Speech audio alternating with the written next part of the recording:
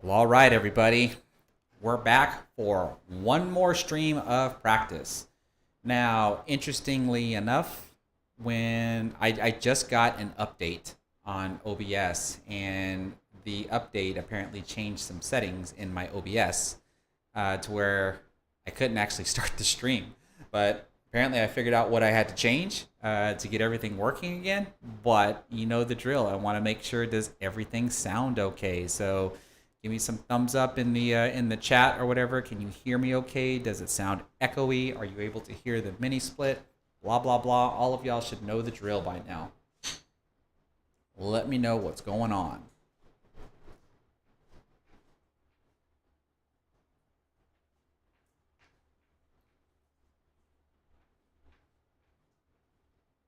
All right. Sounds like everything's good. Sweet. Well, I'm not really going to bore anybody with chatting here this soon. Here, we're going to go ahead and get started. We're starting our stream fairly early, so we're going to be. It's just me and Jesse. I think Joey's probably on his way back to Arizona right now. So we're going to be playing some Race to Nine in 9-ball Texas Open style. So it's 9-ball on the spot. We are not using a break box. We're allowed to break wherever we want. And we are using the 3-point rule. So those who are not familiar with the 3-point rule in 9-ball, when you break, you have to have a combination of 3 separate object balls that either pass the head string or touch the head string or pocketed. So if you break dry, satisfying the 3-point rule doesn't matter. But if you make a ball, then at least 2 balls have to touch the head string. If you make 2 balls on the break, then only 1 ball has to touch the head string. And if you make 3 balls on the break, then you've satisfied the 3-point rule. If the 3-point rule is not satisfied when a ball is pocketed on the break, the opposing player will have the option to come to the table and take the table. But they will not have an option to play a push out, which is something you're normally allowed to do after the break.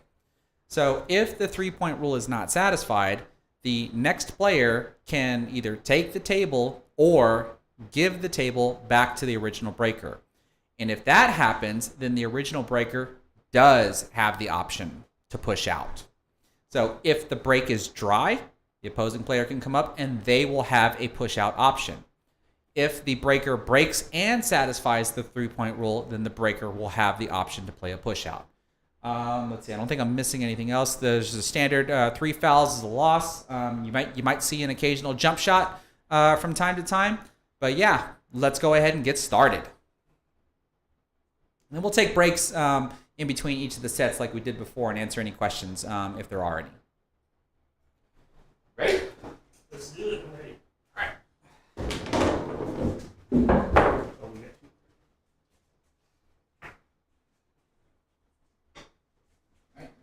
Round 1. Let's see if I can actually lag on my table now.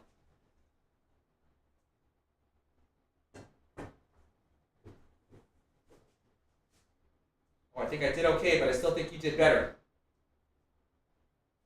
Jeez. Okay, never mind. You did much better than me.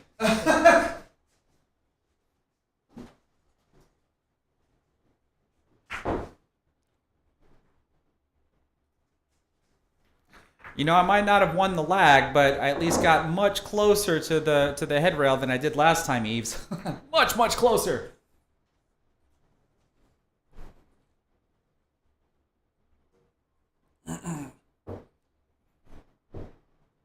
So, and also, everybody should be familiar with this drill. If you're new to the stream, please give the stream a thumbs up, whether you're on Facebook or YouTube. But if you are on Facebook, then please share the stream to your Facebook pages or profiles. And if anything, share them to your favorite pool groups as well. It really does help me out in all of the algorithms, so that way more people can discover the stream while we're live streaming, or hopefully they can discover the stream after the fact. I really would appreciate it.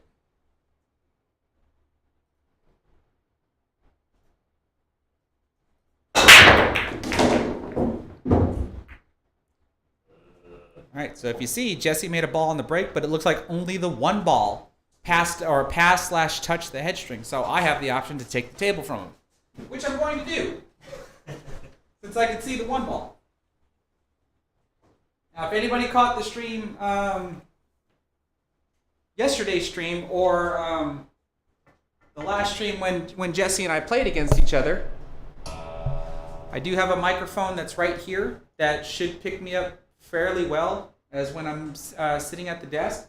But when we're out here by the tables, you're probably going to hear a little bit of a faint echo when we're talking, and I'm still working on trying to improve that.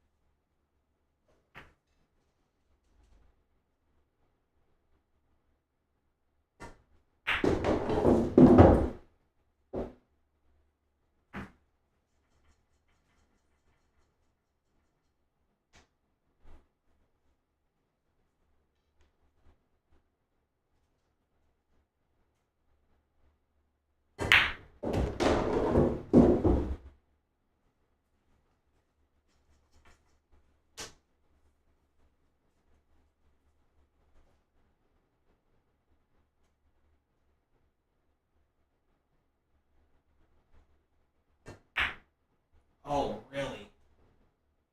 Here I thought I was warmed up.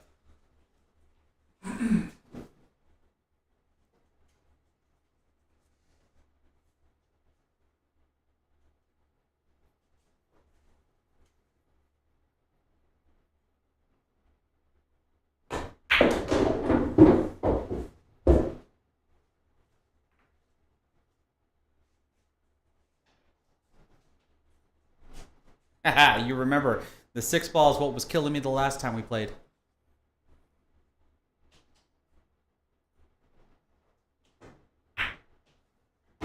Shot.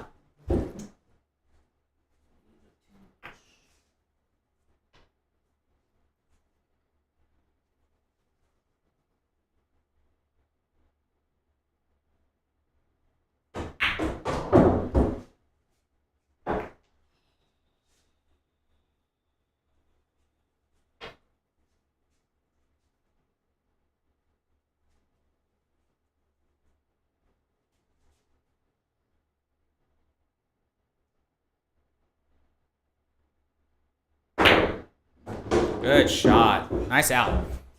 Hit that, what was it, the 8 ball? Hit that way too soft. I come around 3 rails behind the line. I also thought you were a little short on the 6 ball, though, right? Getting position for the 7? Yeah, my speed, like it was something like a little off.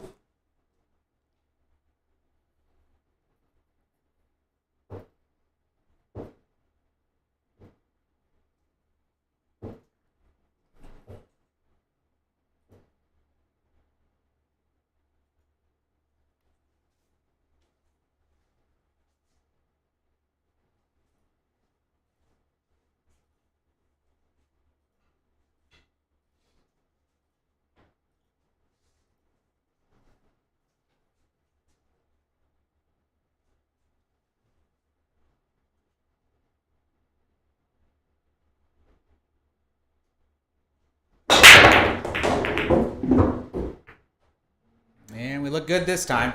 Nice break. At least you're staying at the table. It's always a plus. Yeah.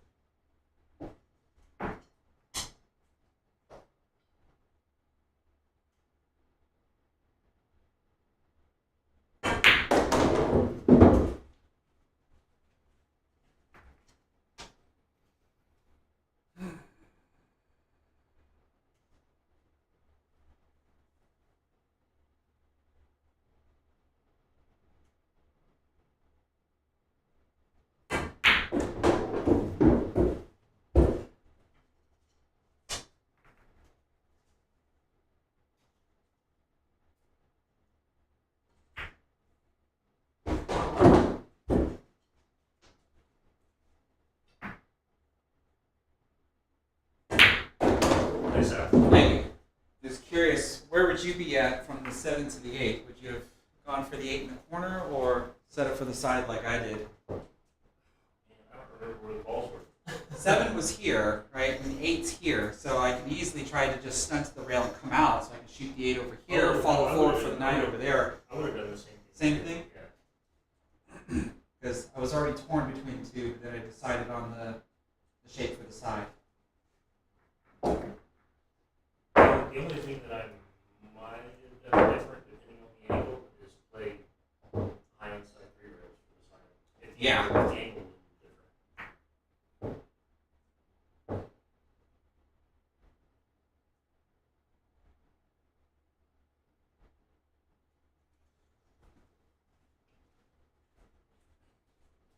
Hey, anybody new to the stream, you're going to notice that Jesse and I have 2 different braking styles.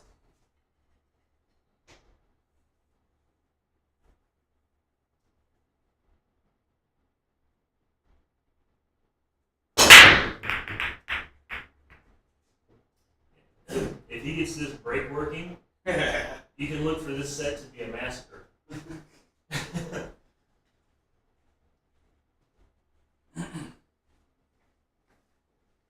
I think we've currently determined that my brake is a little bit more consistent. But my target ball that I was trying to drop got blocked.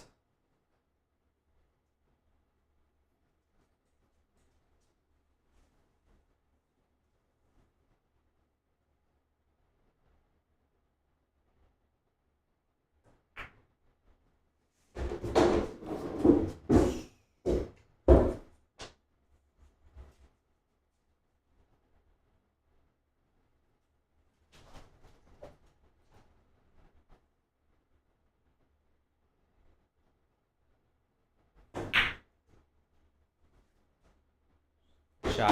Yeah, anybody feel free to answer any questions, but there will be specific times when I try to answer them because I don't want to be a distraction. But Michael Phillips, both Jesse and I would be considered 9s in APA 9 ball. I still play APA, and I would be a 9, but Jesse doesn't play APA. But if he did, he'd also be a skill level 9 because both of our Fargos are fairly close. Last time I checked, I was a 629, and Jesse is a 641.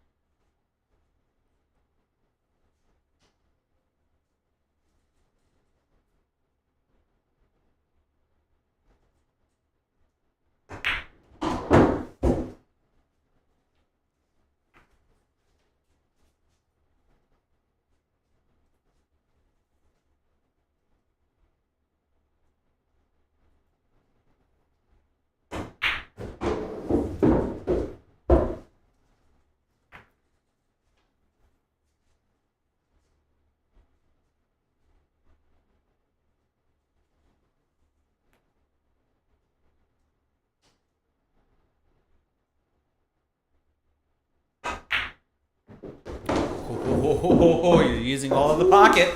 Yeah. Let's scary. If I hit that harder, it would have been gone. You're probably right.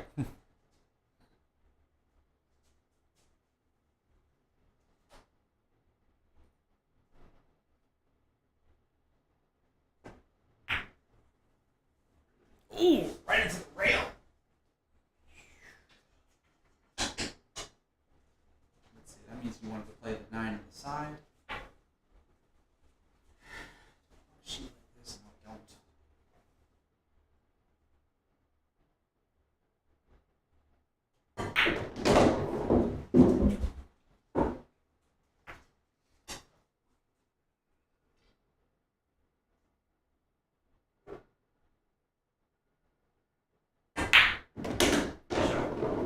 You gave me that one. A good shot.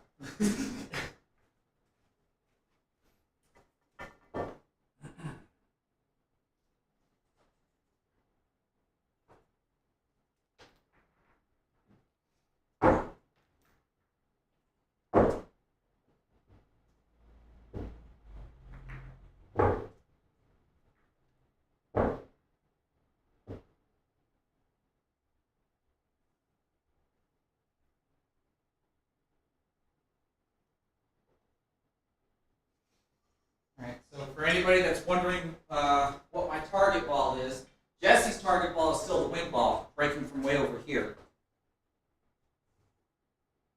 Or the one.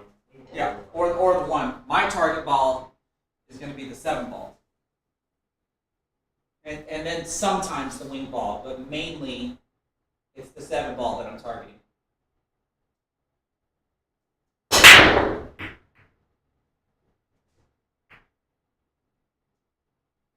As you can see how it crosses over to the cross side. And then I also easily satisfy the 3-point rule.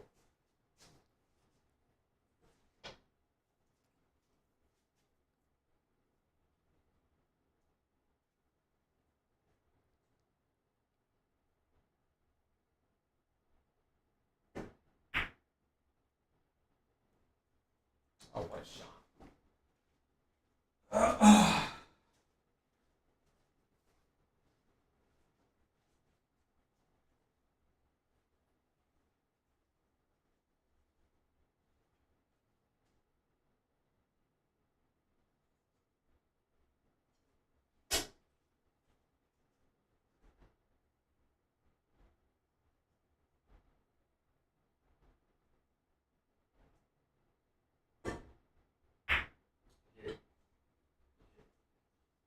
Hey.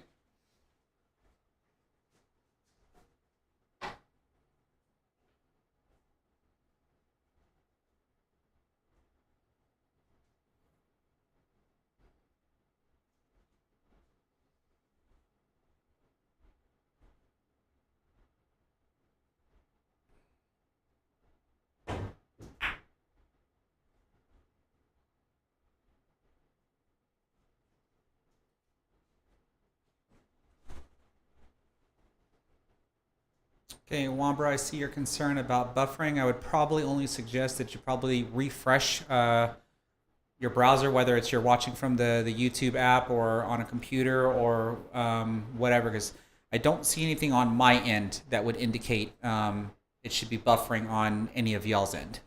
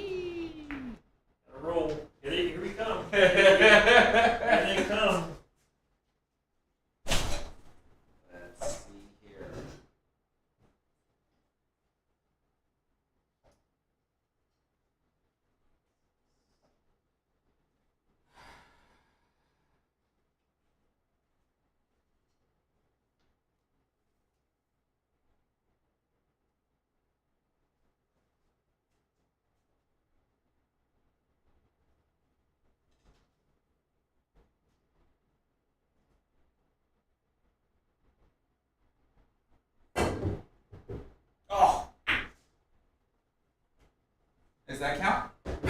Let's see which one. Let's see.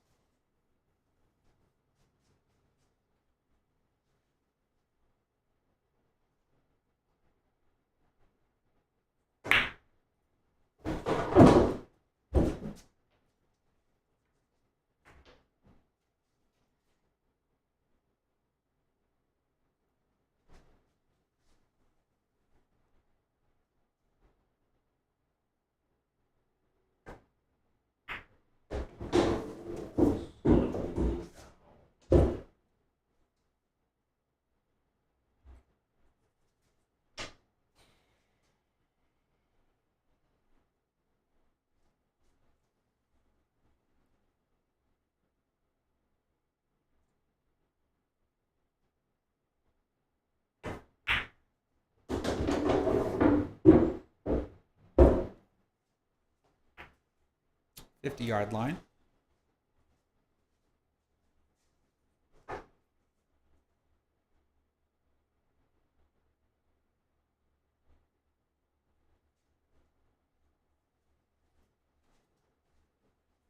So Crazy Taco, I was not in the army. Jesse was. Jesse, what was your MOS?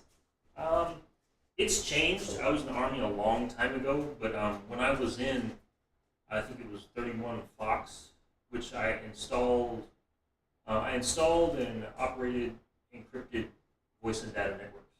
So you said it's changed though. So what would it be called in I today's have no army? idea. It changed everything. Okay. My old unit, pretty much all of my old Signal Corps units have been deactivated. They changed the whole thing to like a modular system. Gotcha. Like I don't even know how it works anymore. But the MOS has changed several times since I've been out. Like the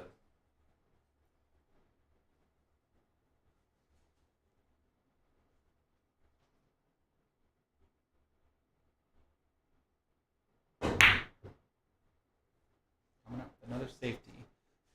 Crazy Taco still thinks it's a 31 series, but the Foxtrot is probably different. yeah.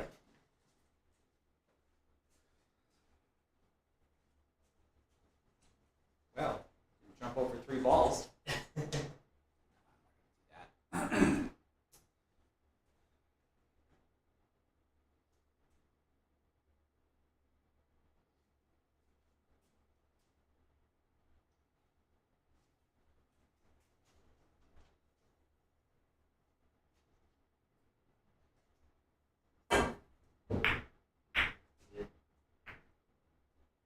it hard, something. Oh, the rat got you. Rat, you would have hooked. I think me. it would have been hooked, yeah. Yeah.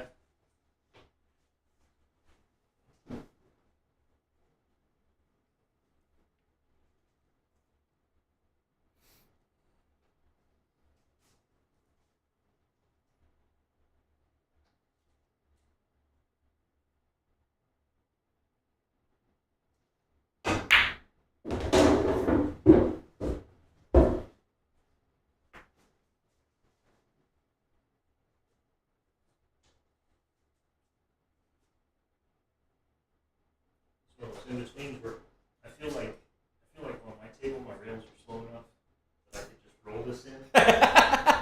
But I know I'm gonna end up like right here if I try to roll it in.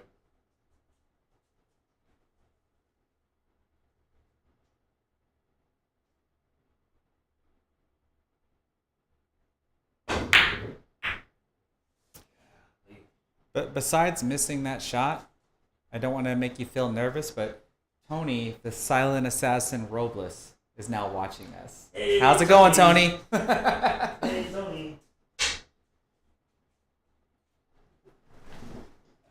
Let's see. Well, I can't blame that on Tony. You should have told me earlier. Could have been, dang, Tony.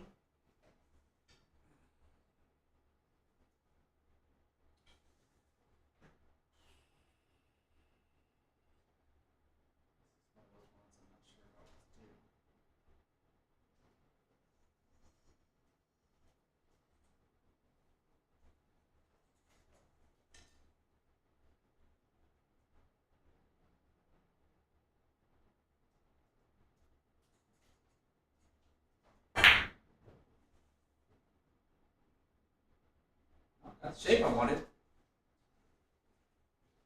And got a roll out of it. Got him. Let's see.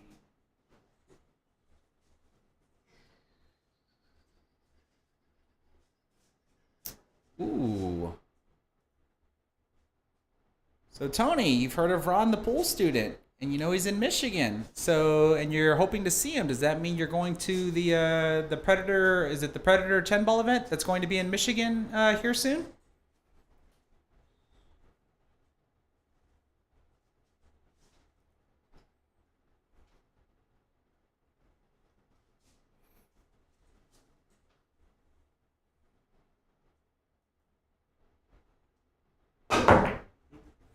Well, there you go, Ron. You ought to try to make an appearance over at the that Predator 10 ball event so you can meet Tony in person. I guarantee you will not regret it.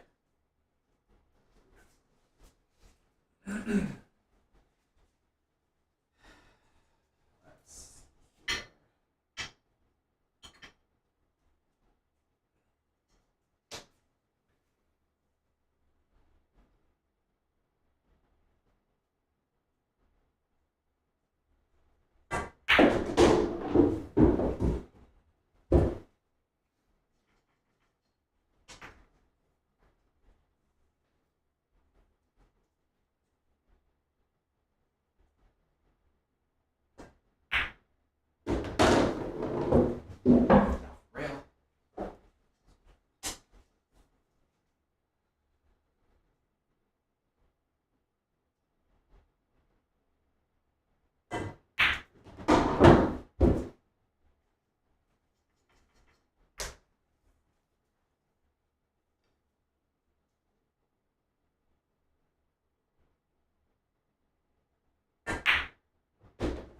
Thank you.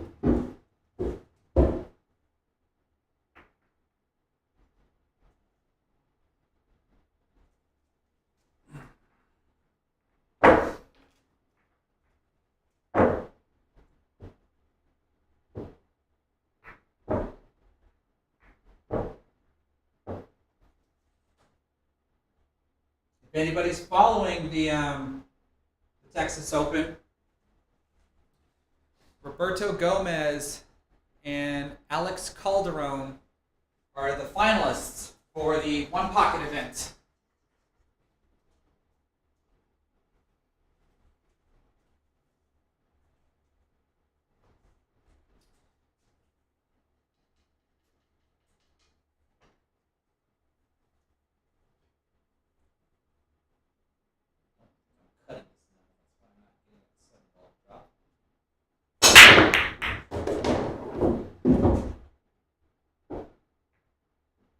Okay. The only time you can make two balls on the break and not satisfy the 3-point rule. That means I cut that one way too much.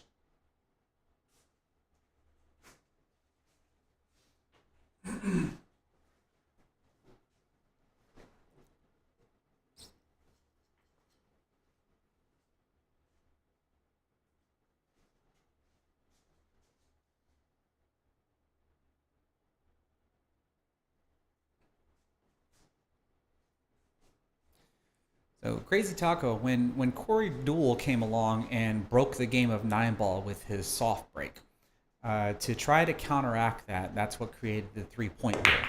And what that basically is that on the break, a combination of 3 separate object balls either have to touch the head string or be pocketed.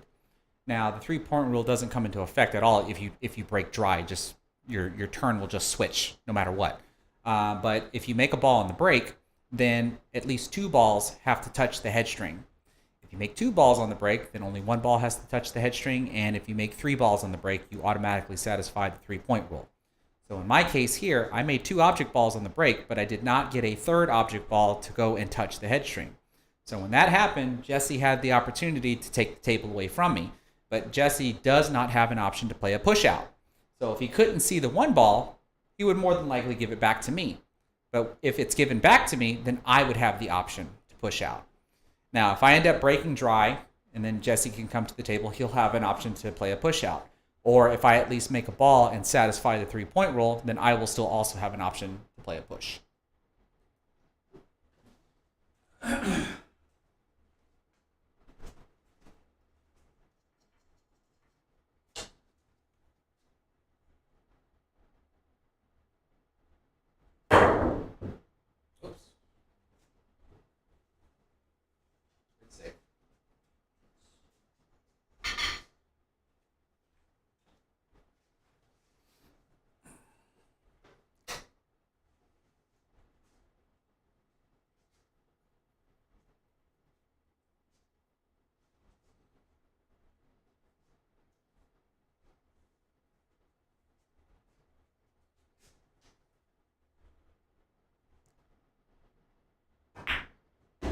So Abdul Muzakir, I hope I said that correctly. You're asking what's the measurement of the shafts for the cues that I play with.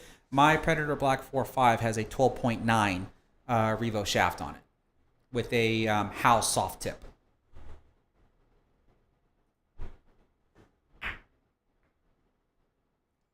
You need to knock this off.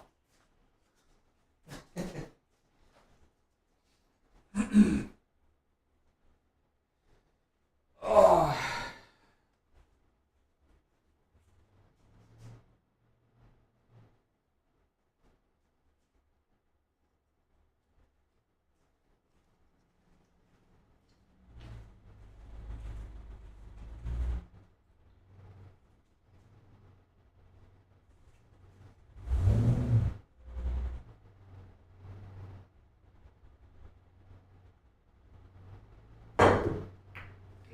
Hey, get in the game, four ball. Got me, I think.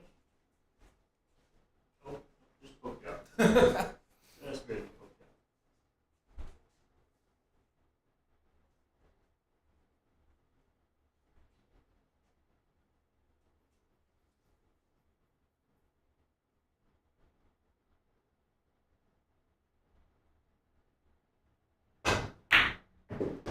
out. Shot.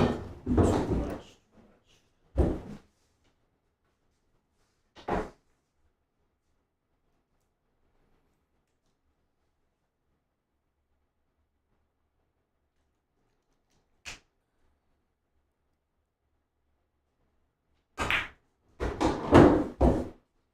Ooh, you checked that pretty hard.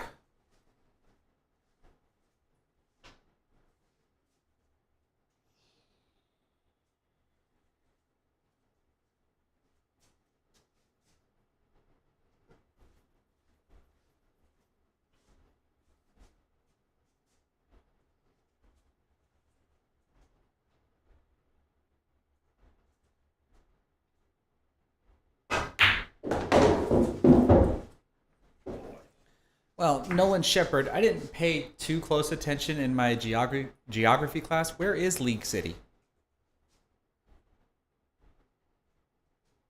And that's what my YouTube channel is for. So that way you can get all the advice you want.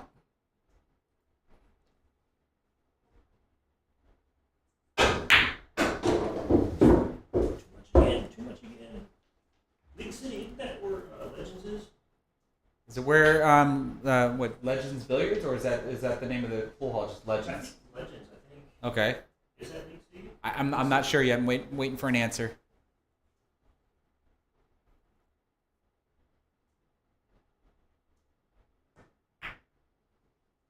Shot.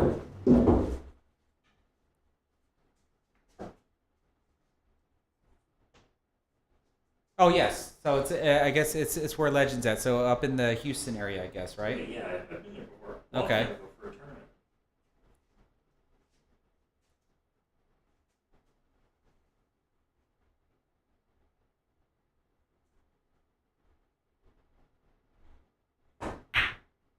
There we go. Now he's catching a gear. Good shot. Nice out. I almost missed that. I almost missed it.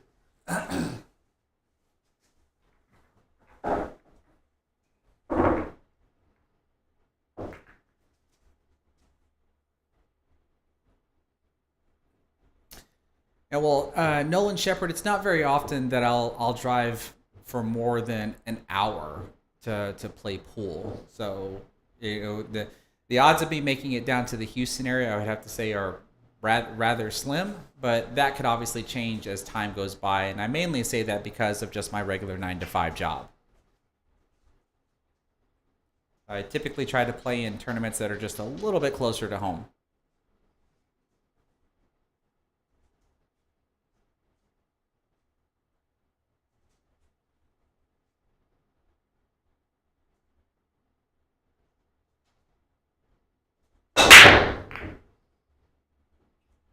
Whoops.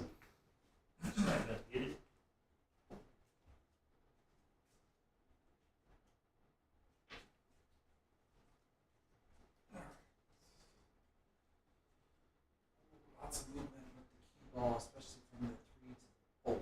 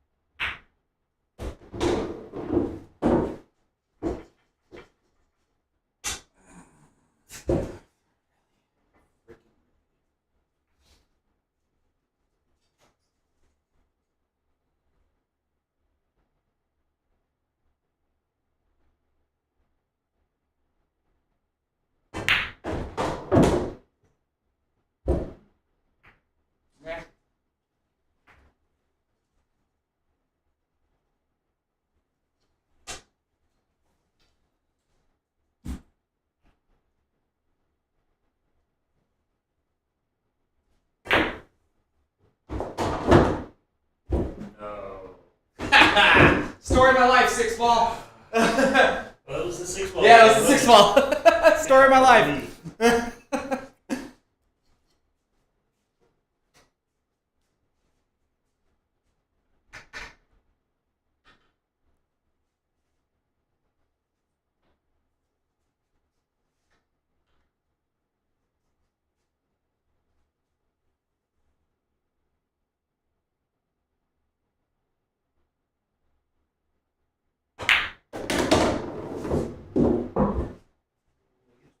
Straight. Yeah. Tony, you have yourself a good night, bud. Thanks for stopping by.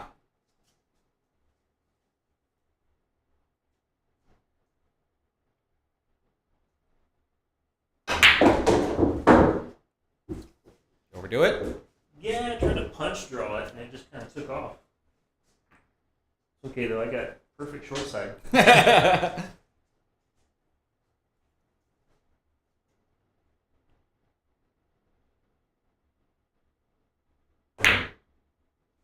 Shot. All tied up. 3-3. Monster Shannon. I do not know a Chris Jones who's a personal trainer in the Fort Worth, Texas area. Maybe Corner 4 Billiards might know who that is. I know Corner 4 Billiards is up there in the North Texas area.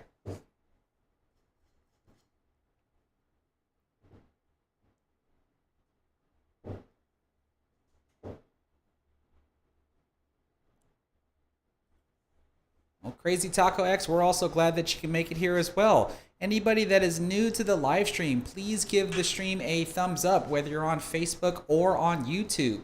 If you're on Facebook, then please consider sharing the stream to your Facebook profile and share it to your favorite pool groups. It really does help me out so that more people can discover me. That way more people can also discover the stream while we're playing. I cut it more that time. Break. Now, under normal circumstances, I would play a push, but we are practicing. Work on your jump shots. Yep. I do want to practice my jump shots.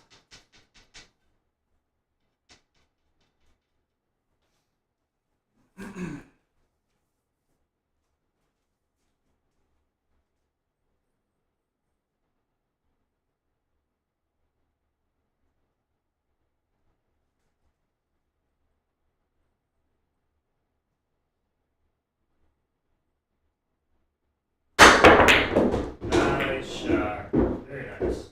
As long as I don't get hooked. There we go. There you go. Now what? I ain't getting back to the 3, that's for darn sure. Oh, maybe I can. I don't know if the 7 ball's going to help me out or hurt me.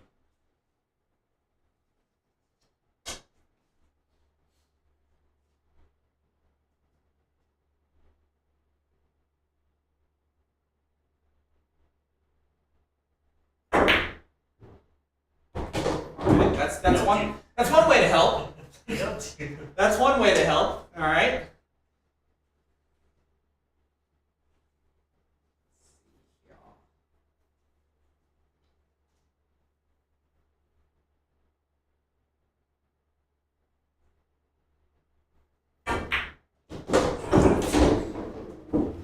Trying to catch that short round, just spin back out.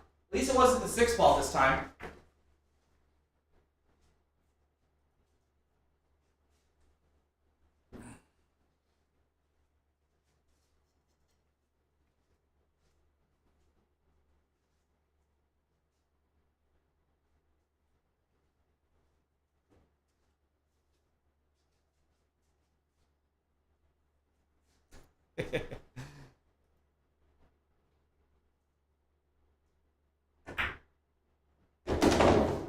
I'm going to try my best, Monte Shannon, to beat the crap out of the 6 ball tonight.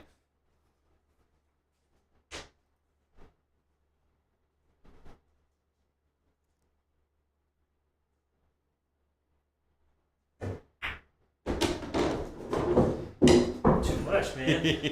Too much. All I had to do was roll it in. All right.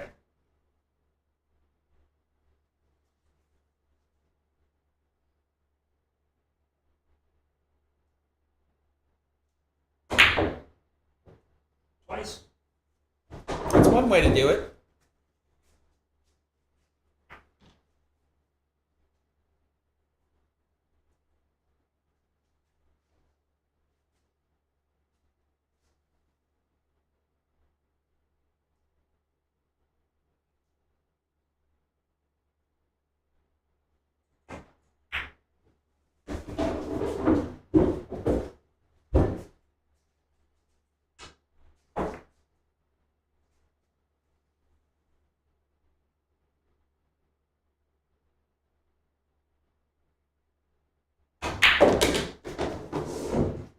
Nice shot.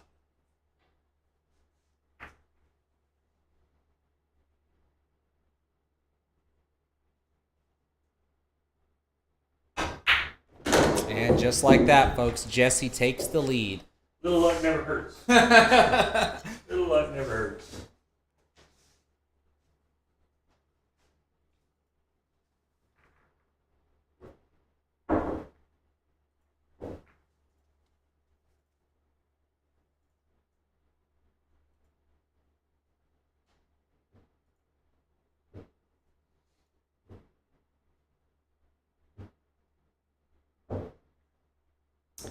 So here's a familiar face for you, Jesse. Who's that? Jacob Warner wants to know how you've been doing. Jacob, what's up, buddy? one of Good, man. one of our fellow locals.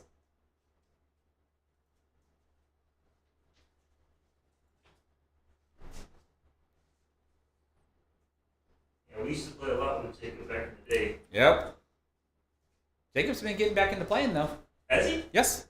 Nice. We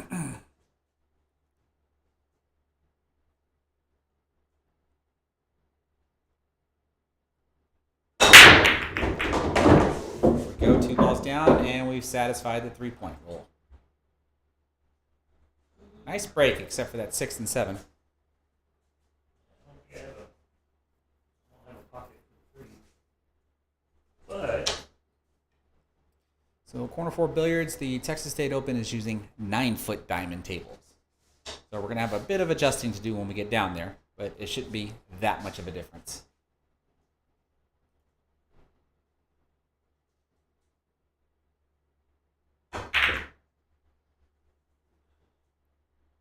Hey, what the heck? Well, I can't jump that.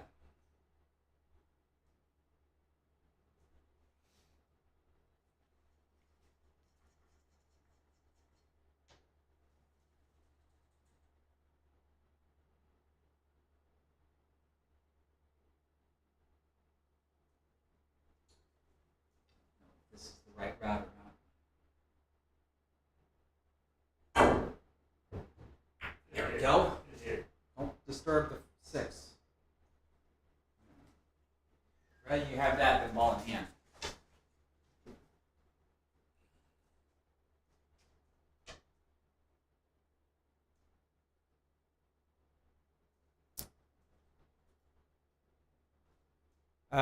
Clinton Kildipstein. I hope I said that correctly. I honestly don't remember what the entry fee was. I think it was 150 if you're on time and 175 if it was a late entry fee, or for the Open? yeah, for the 9-ball Open.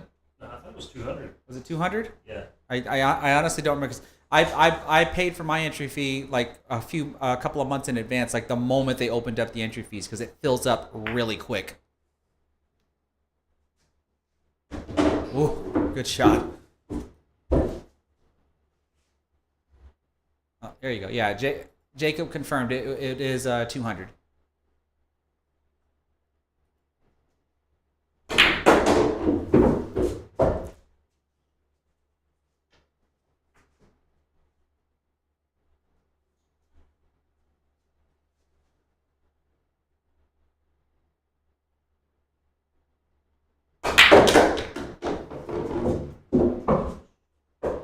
Good breakout.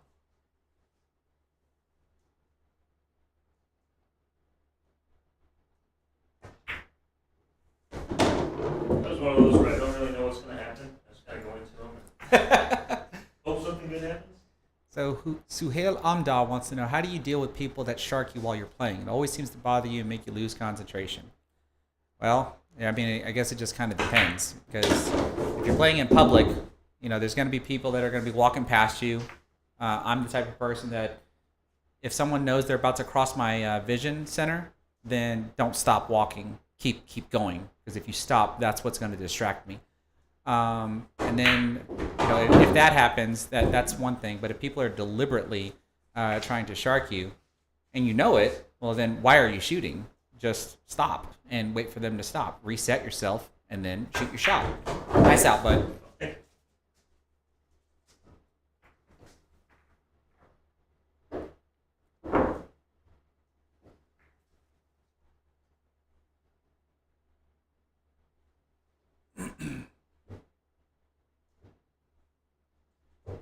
Yeah, because there's a big difference between people just walking around and just not really paying attention and accidentally crossing someone's vision line versus people deliberately trying to shark you.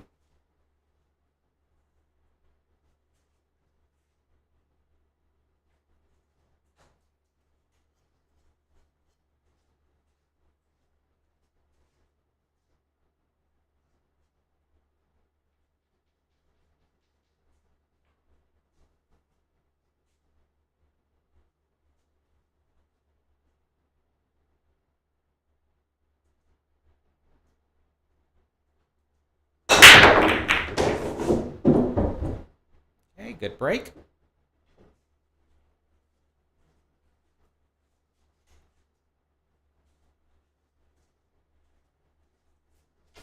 If I can get on the 2 nice, this might be a good one.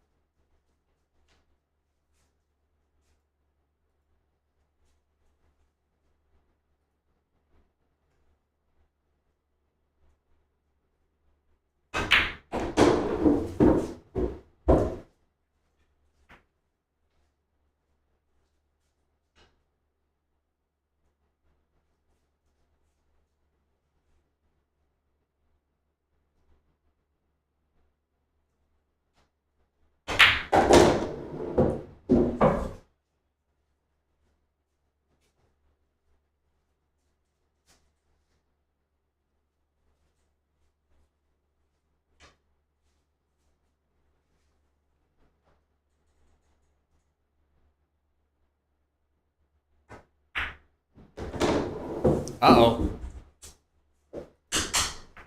George Miracle 1, thank you for wishing us good luck, and you just bought your first professional cue today. What name brand is it?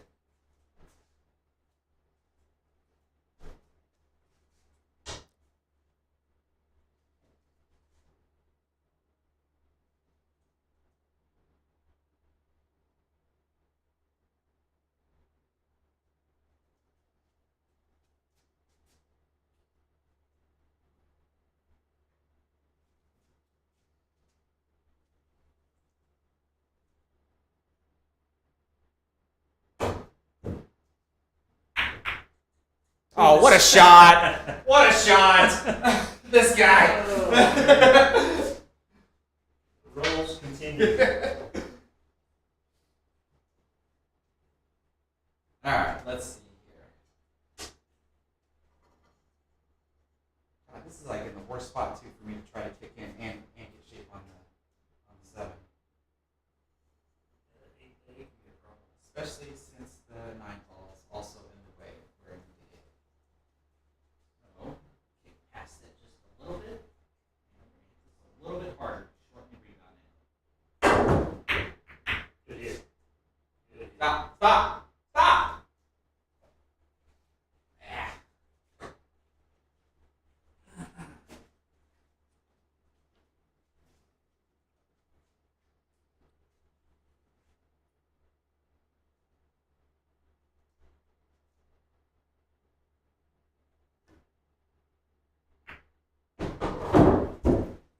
You got yourself a Predator P4. So I'm pretty sure you're not gonna. Is it a P4 or a P3? Does a P4 even exist? I don't think I've ever heard of that.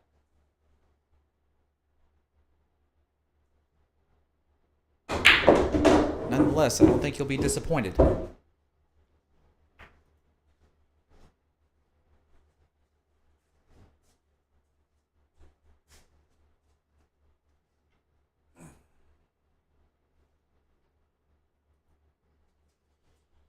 Now, James Owen, I am primarily a backhand English player. There's an occasion where I'll use a little bit of fronthand English. It all really just depends on how much side spin I'm going to throw on the cue ball. So if I'm usually anywhere around 2 tips or more, that's when my bridge hand will be slightly off center, which is where the fronthand English comes into play. But then the rest of the English comes from backhand English.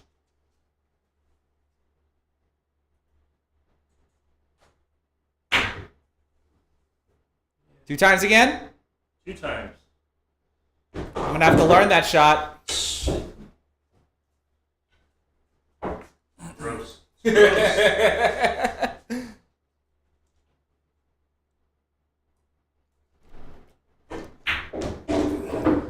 I tell you nice out?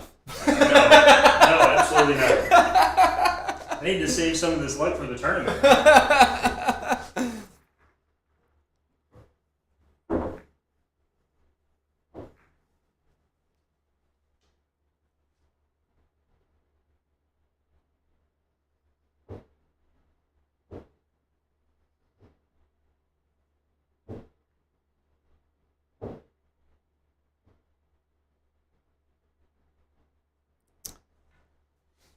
Kyle Kerr, when you mention backyard billiards and you put Lonnie's name, I think you mean backwards billiards.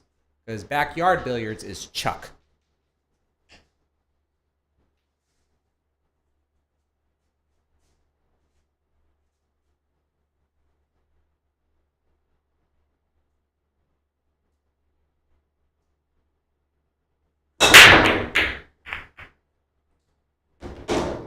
That would be a non-compliant break. Yep. Thomas Gillum, Backwards Billiards is not streaming the Texas Open. The Texas Open is primarily streamed by Pool Action TV, which is done by Ray Hansen. He's been doing that for years. Thank you.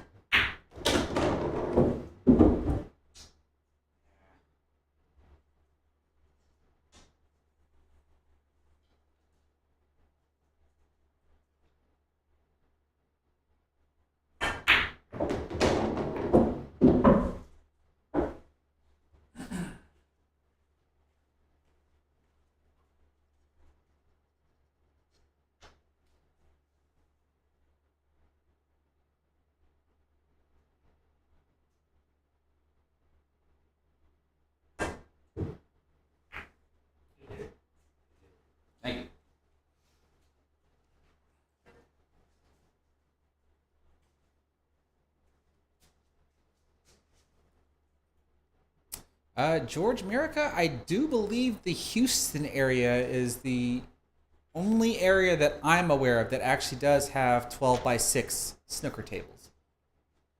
I could be wrong about that, though. About being the only area.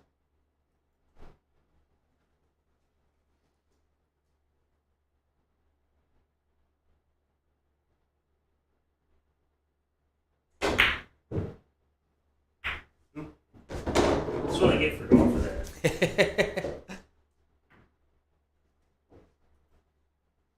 Oh, so he's wanting to update his Backwards Billiards is wanting to update his layout that he uses when he does his streaming. I mean, he probably just maybe have caught wind of some of my live streams and how I have a scoreboard on mine when I'm playing straight pool is all. But there's nothing wrong with that. I mean, we all try to work off of one another and just make slight changes here and there, so we're just not directly copying each other. Ball in hand, right? Yep. All right.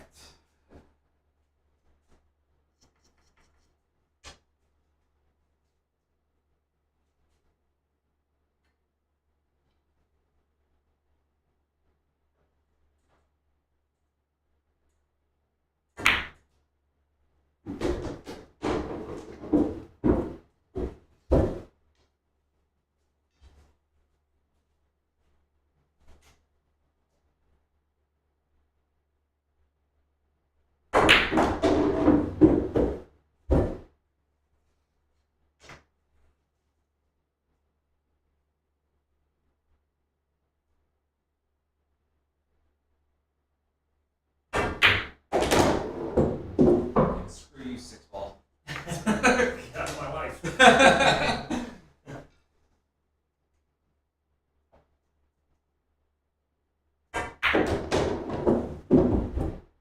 spin, spin, spin. Bump it.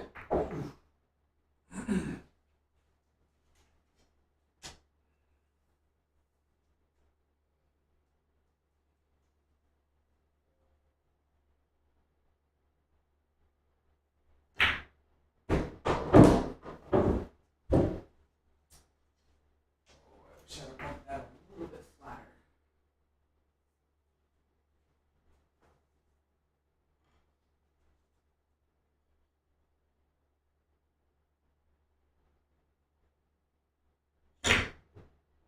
Nice out. Thank you. Alright, fine. Back in gear.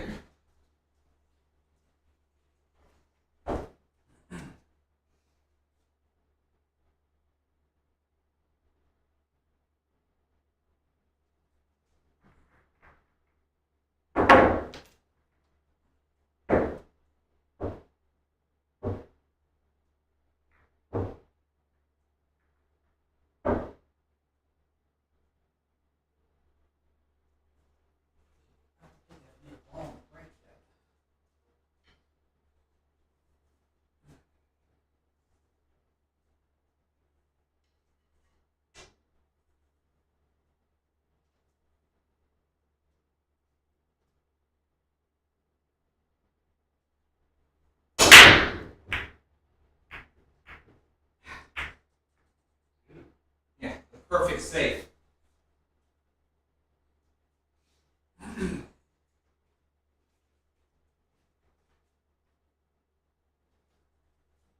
Oh, holy crap. Let's see. Hussein Kasozi, I hope I'm saying that correctly, saying, great games, guys. You're having trouble connecting with 9-ball pool players in the Massachusetts area. Any recommendations? I can't give you any recommendations since I'm not in the Massachusetts area, but I can certainly thank you for the $4.99 super chat. Thank you so much. I really do appreciate it. You know anybody in the Massachusetts area? I don't. Yeah. But I'm sure we might have some people in the chat here that might be able to answer you.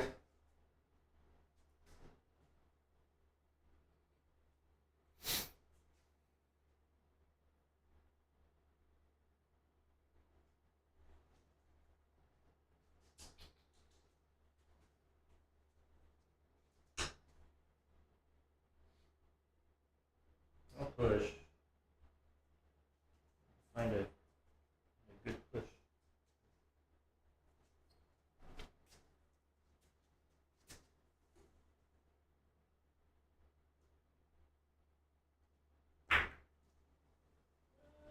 Too hard.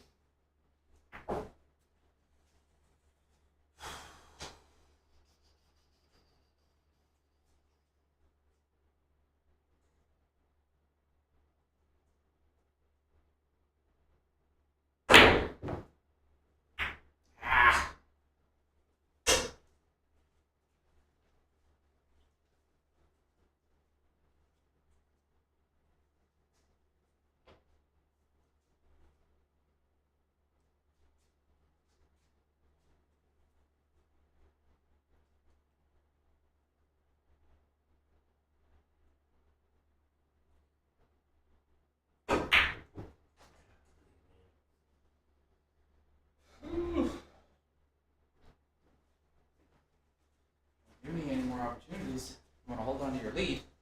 I know.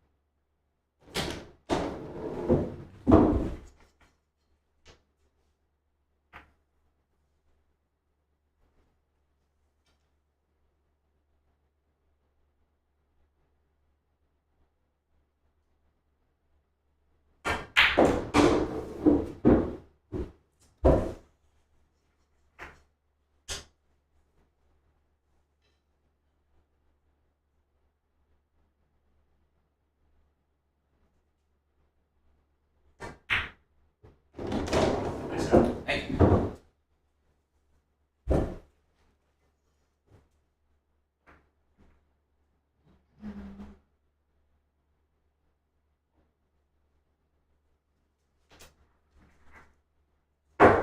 You think there's anybody that you're looking forward to play as an opponent? Whoever. I don't know. Not anybody in particular. Who would I want to play? Yeah. Um, Just because. I mean, 100%. Not I can say 100%. I gotta have some faith in myself, but most likely, the very high probability outcome would be exactly the same. But I'd like to draw Fedor again. I would not mind playing against Fedor.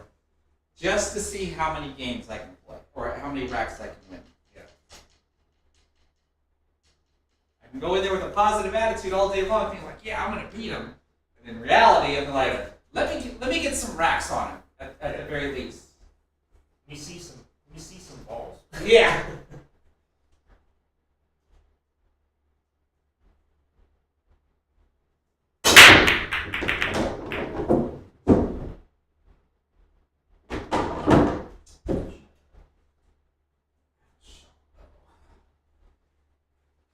I'm having trouble getting that second ball to bank in the cross side today.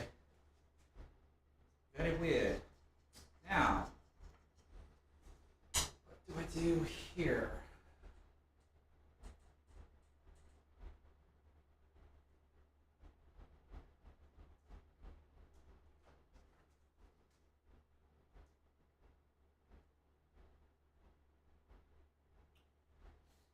I really want to attempt to jump that? I don't think that's the right choice.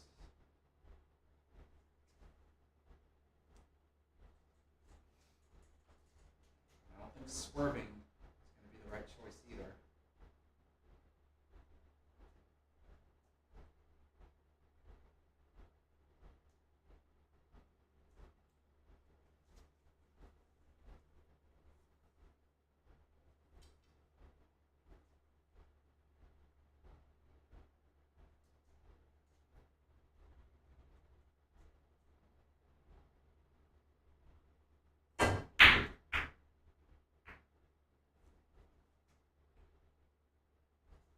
Yeah, not quite. I didn't think the 8 ball was going to come into play.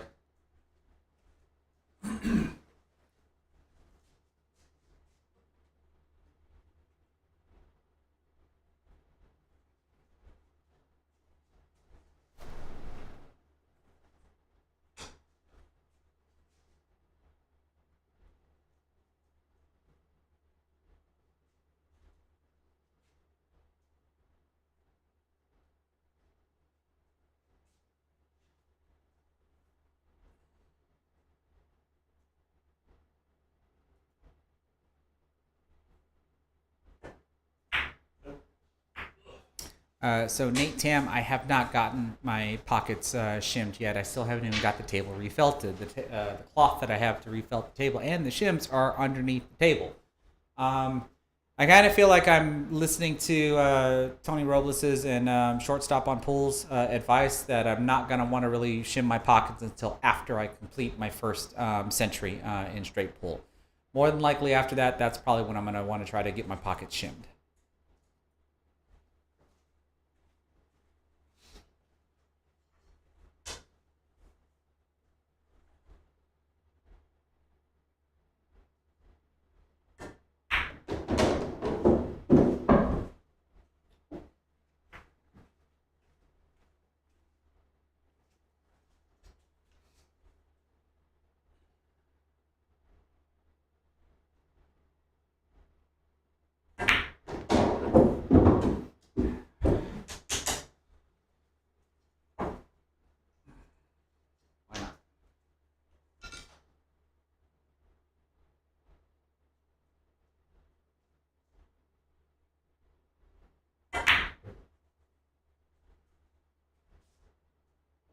Doggone it. Thought I made it.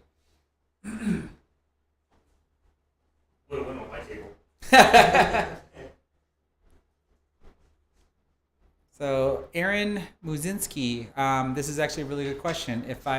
If you sink the 9 ball on the break but don't satisfy the 3-point rule, do you win? You do not. The 9 ball gets spotted, and then you still have to go through the same rules of the opposing player can take the table away or give it back.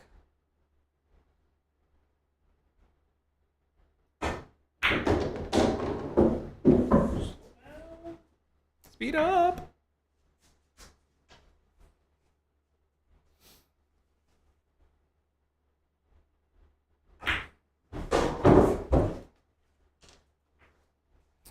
Well, right now, Nate, I have pro cut pockets. So my corners are 4.5 inches, and then my side pockets are 5 inches. So I'm just going to reduce them by a quarter. So it would be 4.25 for the corners, and then 4 3/4 for the side pockets.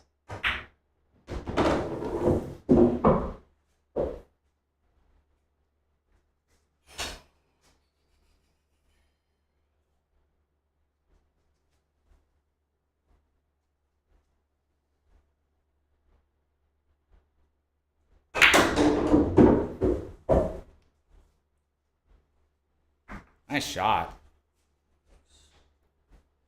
I keep hitting that shot too soft. I think I'm going to overrun it. Like I've been doing it for days now. I think cue balls have stopped like somewhere in here. Right. I was like, forget it. Just hit it hard.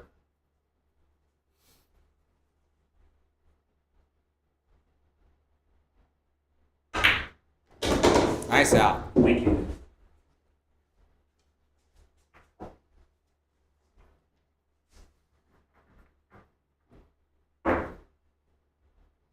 I believe right now the score is Jesse is up 7-5. We are racing to 9.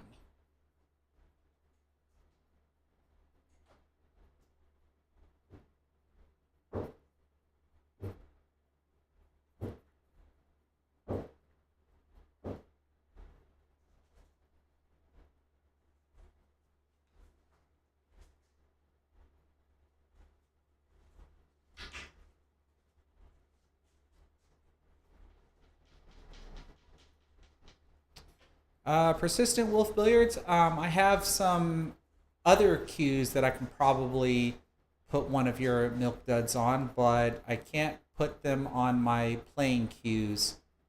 Probably in the near future. I don't know how near. Is the 3-ball touching the head string? Yeah. Then you're good. I am probably going to end up changing my how tip here soon. I just can't confirm just yet. Not because I don't like it, but because I might be obligated to change it. But on my other spare cues that I have, yeah, I can certainly try it out.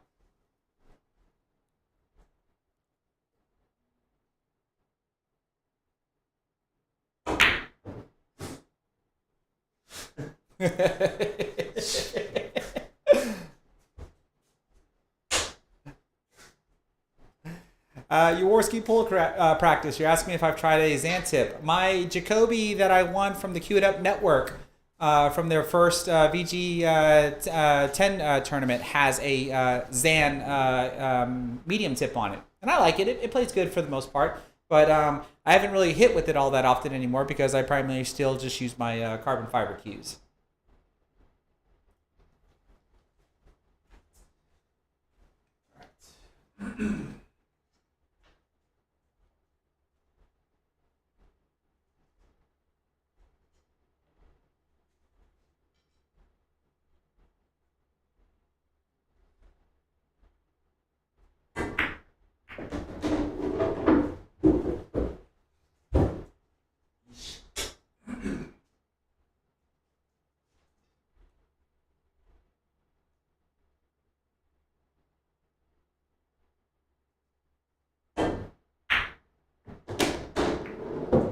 Go ahead. Very nice. Thank you.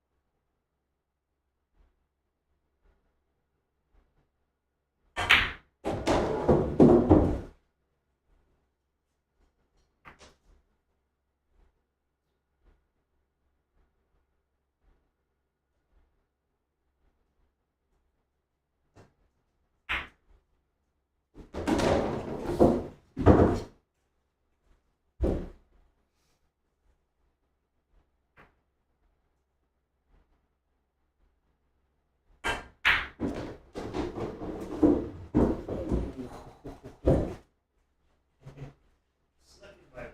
Just barely. Just barely.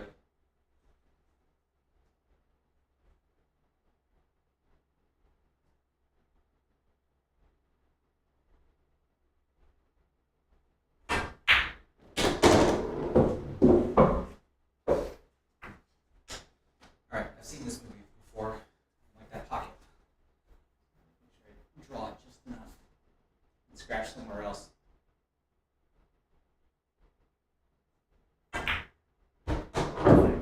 Nice out, Chris. Thank you.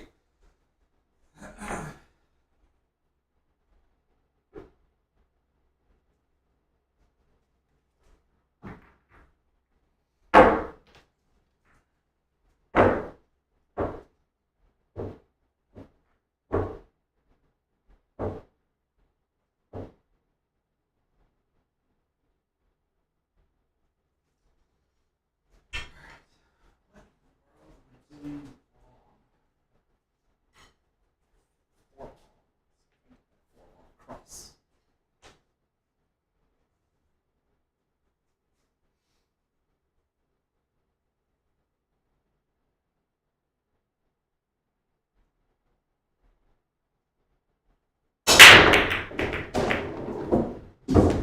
Scratch. Yeesh.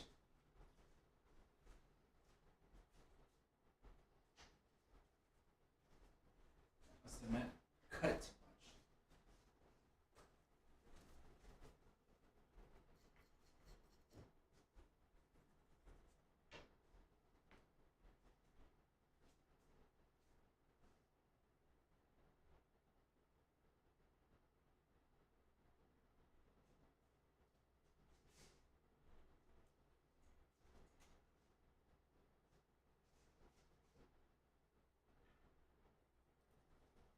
And so, Alex Johnson, there is no break box at the Texas Open.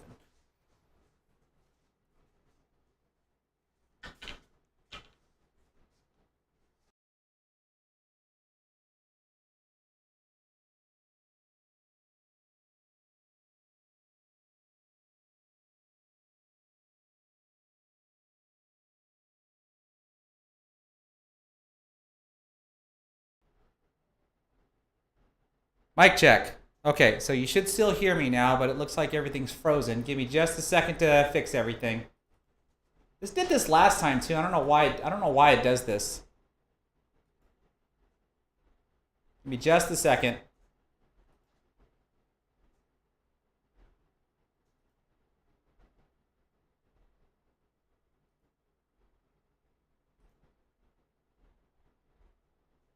Come on. Give me a thumbs up if you can at least still hear me as I try to fix the cameras. Okay, move around. Okay, so it looks like we should be back online there. Give me just a second because I'm pretty sure this camera is probably frozen. And it is.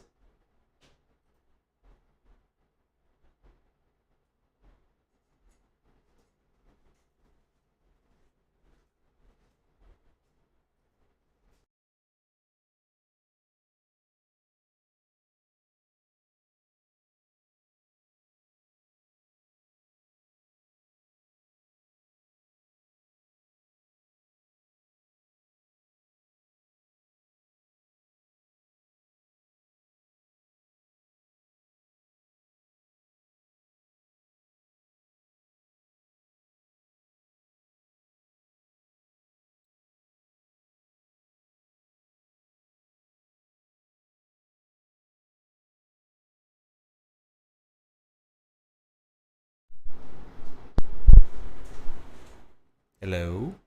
Can everybody hear me now? I got one more camera to fix. And that's going to be this one. You're still sitting down in your chair in the side camera. That's funny. So, sorry for the technical difficulties. I honestly don't know what happened.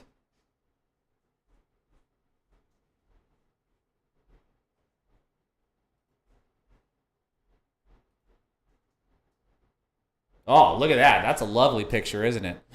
Let's fix that.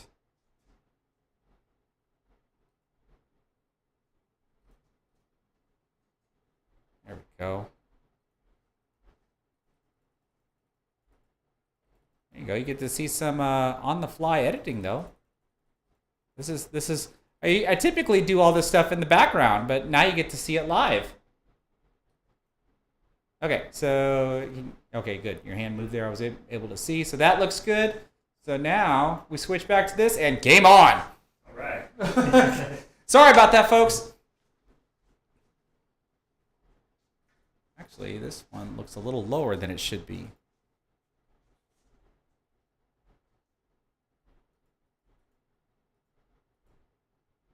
No, you're fine. You can go. Yeah, yeah.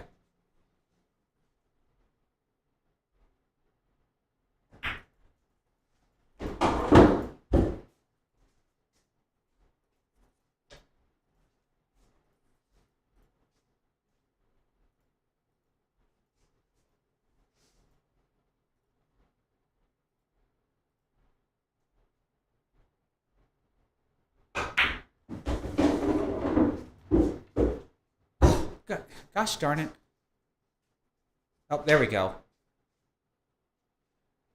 Okay, hopefully everything's fine now. I hope.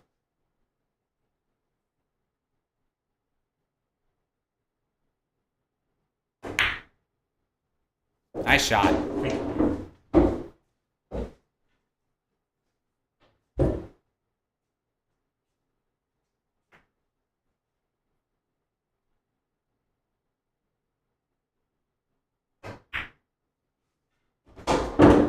Actually, I wouldn't even blame it on the cameras. I would probably think more about how I have OBS set up. I might have stressed it to a point to where it kind of crashed there a little bit.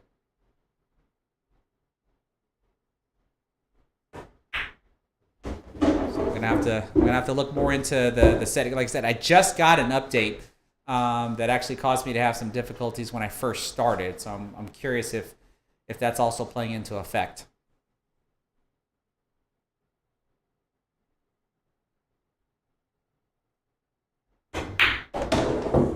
Uh-oh. Uh-oh.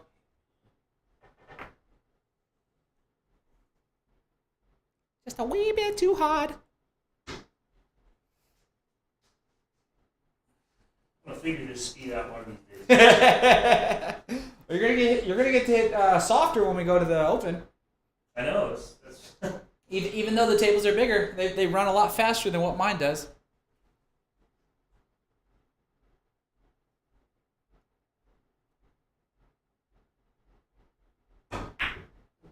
Goes for this. He goes for the cut.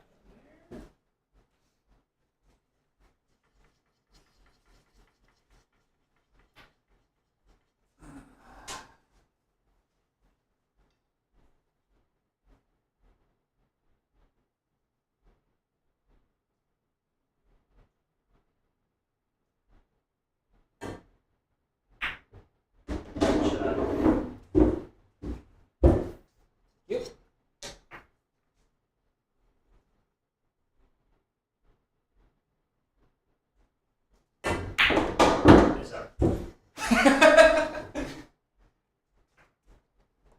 We're all tied up. Everything, yes. Looks like everything's looking okay.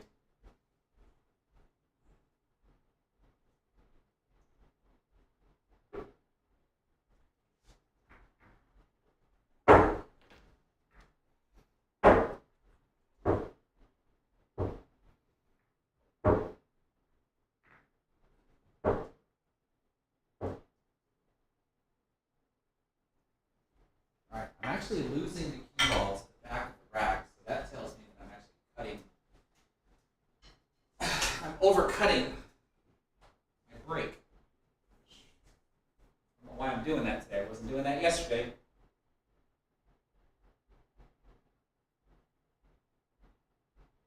That's better.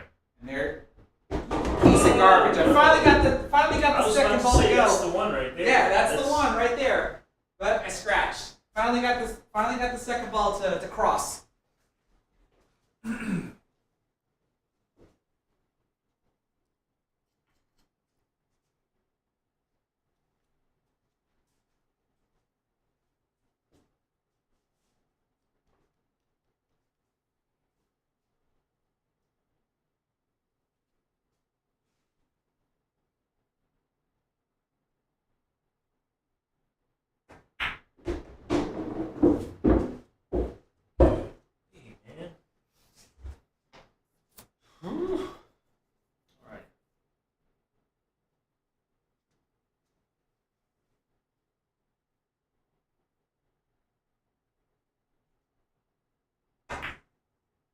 What a shot.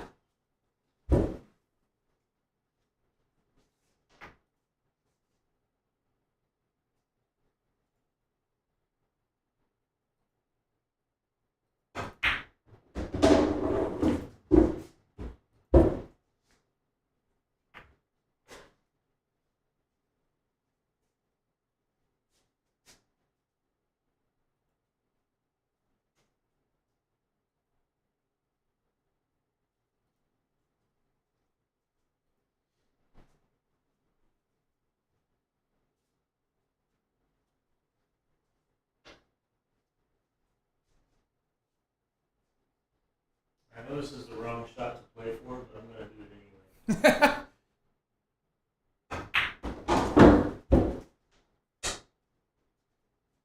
Because I don't have any sense.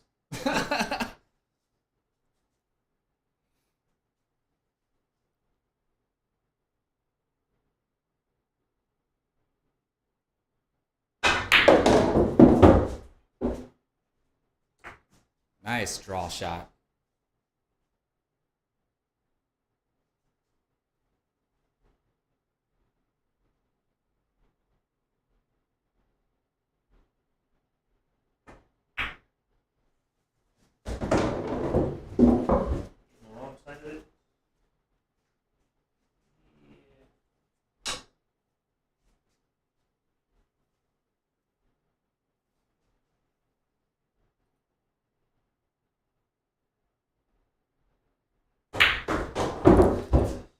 Robin Barnes, I will do my best to make it to day 2. I know you were trying to meet me the last time I was in the open, but I got eliminated before you showed up. But I will certainly try my best. Can't make any guarantees, though.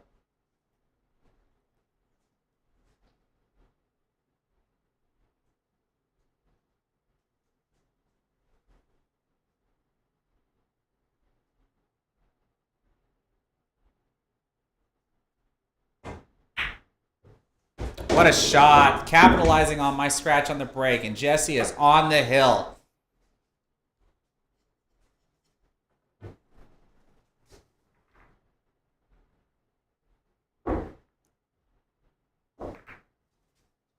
At least our games haven't changed. Like we're still keeping it close. Yeah. Yeah.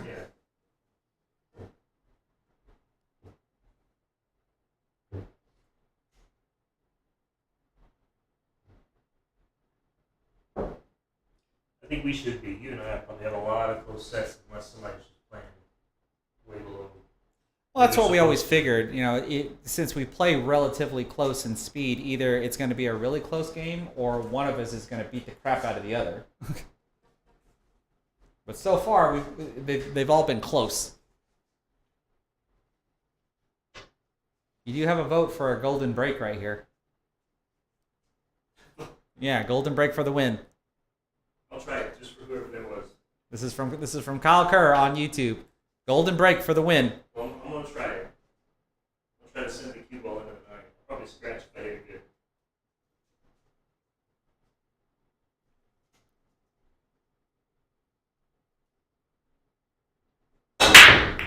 Oh, I hit it too thin. I scratched anyway.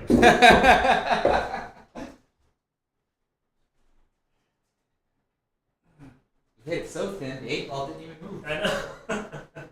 The heck? Take that.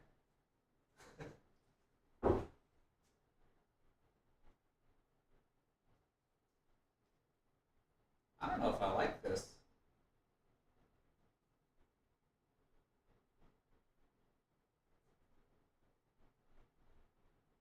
I can't break out the 8 from the 4 because I can't get a good angle and maintain it.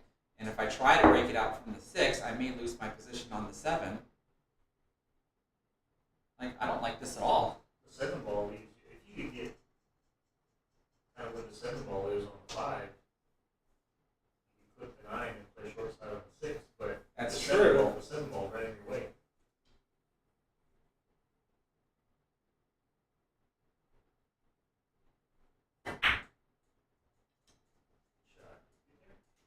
I don't think so. I didn't hit the rail. If I would have hit the rail, you'd have been tucked right behind the 2. I think you're wide out in the open. You just want me to do something with this.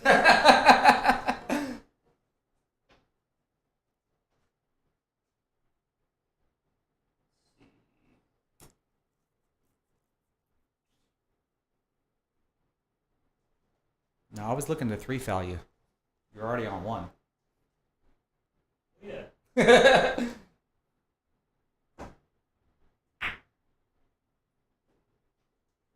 Oh, I didn't get there. Didn't get there.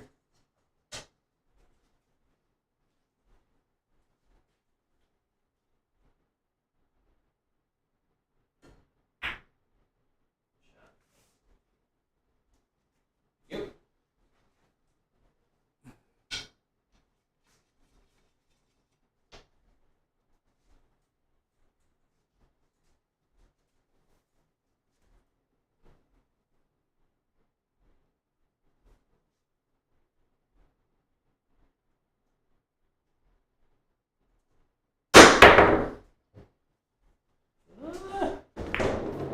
Okay.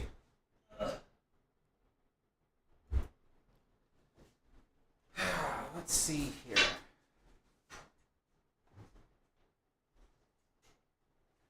I still don't like this. Let's get you over by the 2 ball.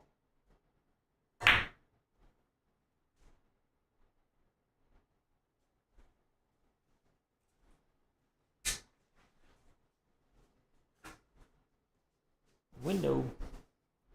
Did I leave you in the window? Yeah. I wasn't supposed to draw it back. You're supposed to be tucked right behind the 4. I don't know if it was available, but I was looking at, might not have been available. Could you have played the 2 off the 8 and frozen you to the 4? Like, clip that cluster open with the 2? With the 2 or with the 1? Oh, the 1, I mean, the 1. Was that available? No, I didn't. Oh, I didn't okay. want to risk that.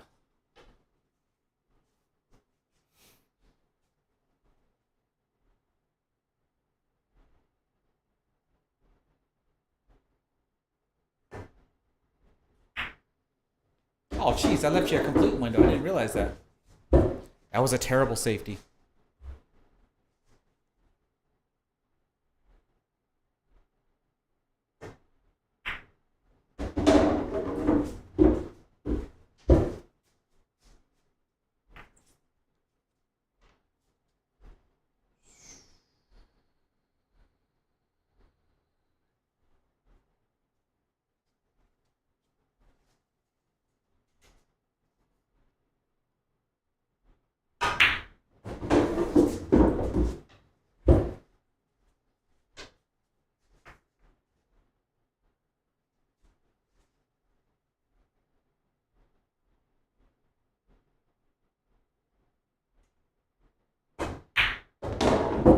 He tried it. He tried it. And see, that's what I didn't want to try to do with the 4-ball.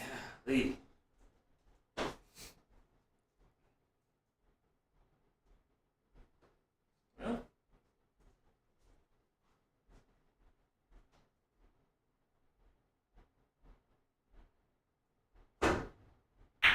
Good shot.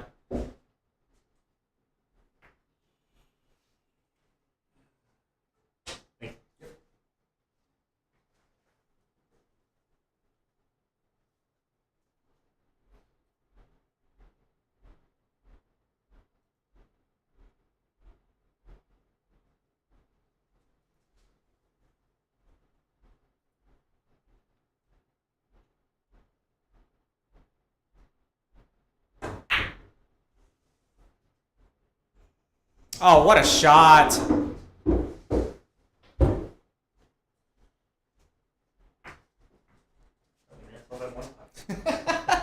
Well, you were two railing all your one pocket shots earlier. Yeah, there's no shoot balls on the side.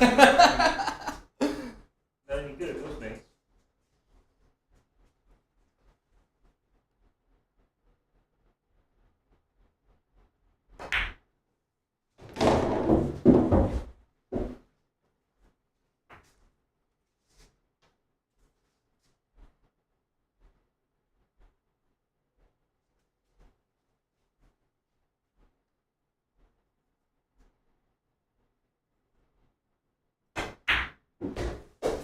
Nice shot.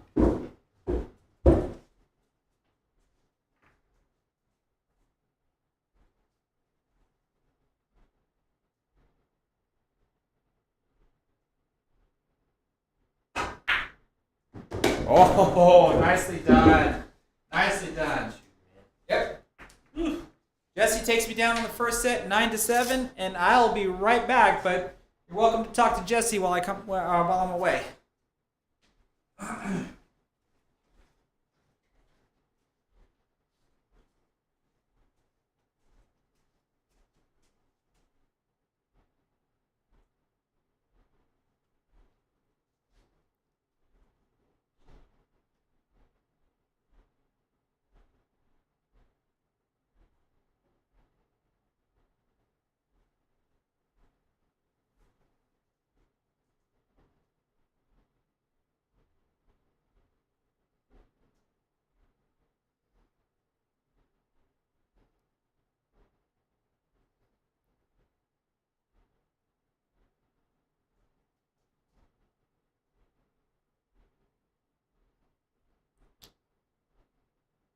Kevin Hewlick. I hope I said that right. Jesse, do you have a day job? Yes, I do. I work in the hospital. I'm a respiratory therapist.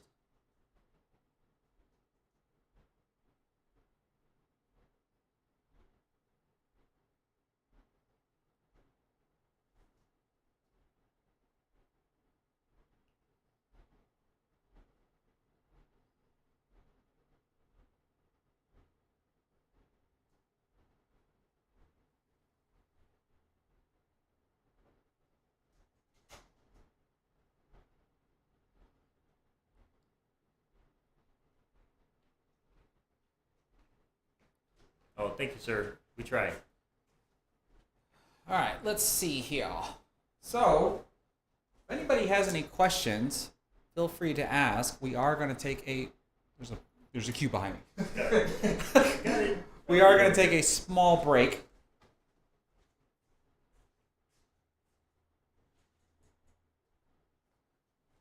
And of course, lo and behold, I took off right there at the beginning when I was up like 3-1, and then you jumped all the way up to like 5 or 6 before I finally caught another gear.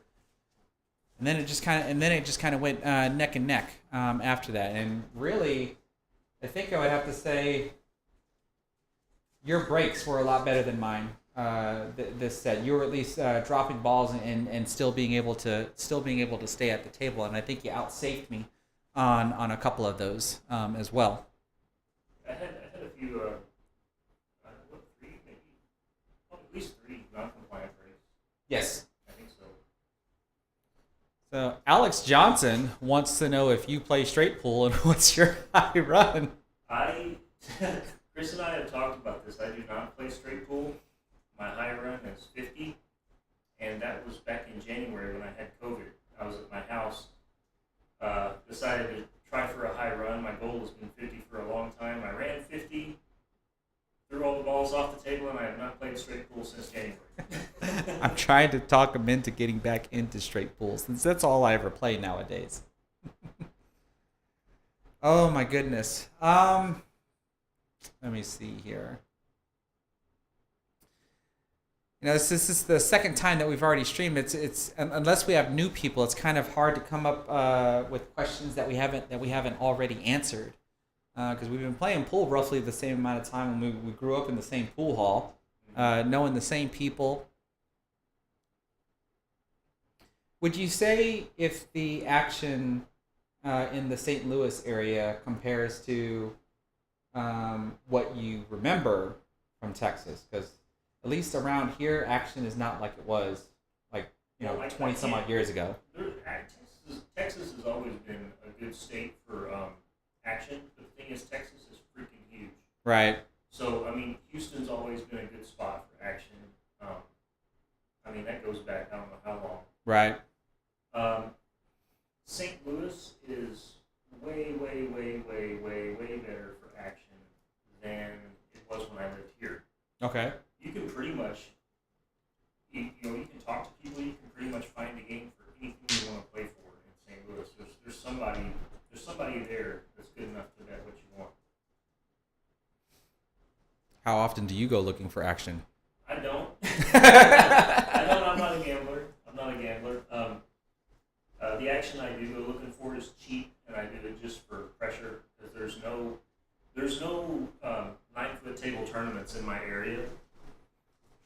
So usually when I go looking for action, I prefer to play on the 9-footer, so I go looking for cheap sets on the 9-footer just for pressure. Oh, there you go. Okay, so I've seen this question multiple times, and I thought you were actually asking like people in the chat and not specifically me.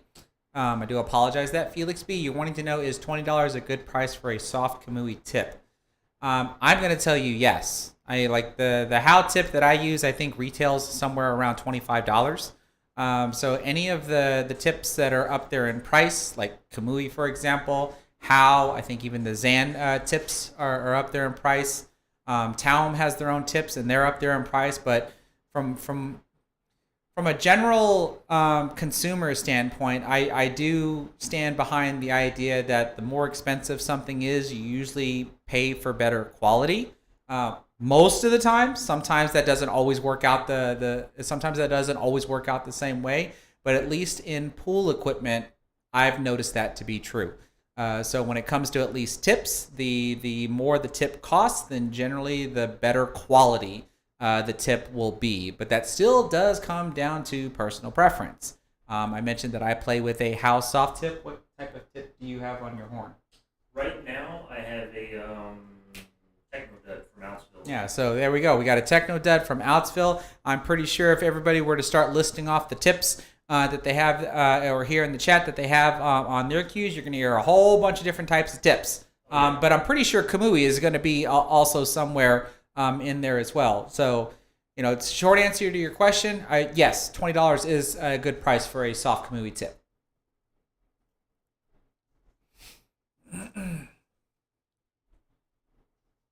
And there you go. You already see it there. We have a How medium. We have an unknown medium tip. That's funny.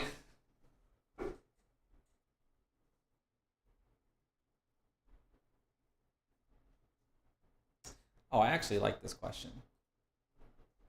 Kevin Hulick, you're wanting to know that since I seem to have a fun time playing pool, I never get too frustrated when things aren't going well. Do you think that my disposition is an asset or a liability? You're seeing me have fun because I'm live streaming. I'm trying to be as professional as I can be when I'm live streaming. If you actually saw me play live, I still tend to be as professional as you see me here in a live stream, but then you also get to see a colorful side of me. I can probably honestly say you will never see the colorful side of me, at least on a live stream. Again, I try to be as professional as I can be, but I'm not always as level-headed as I appear to be in my videos, and even when I'm even when I'm live streaming. I can be a little bit on the colorful side. But at least for my YouTube channel, I try to be as professional as I can be. But I don't think you're not much of a colorful person, right?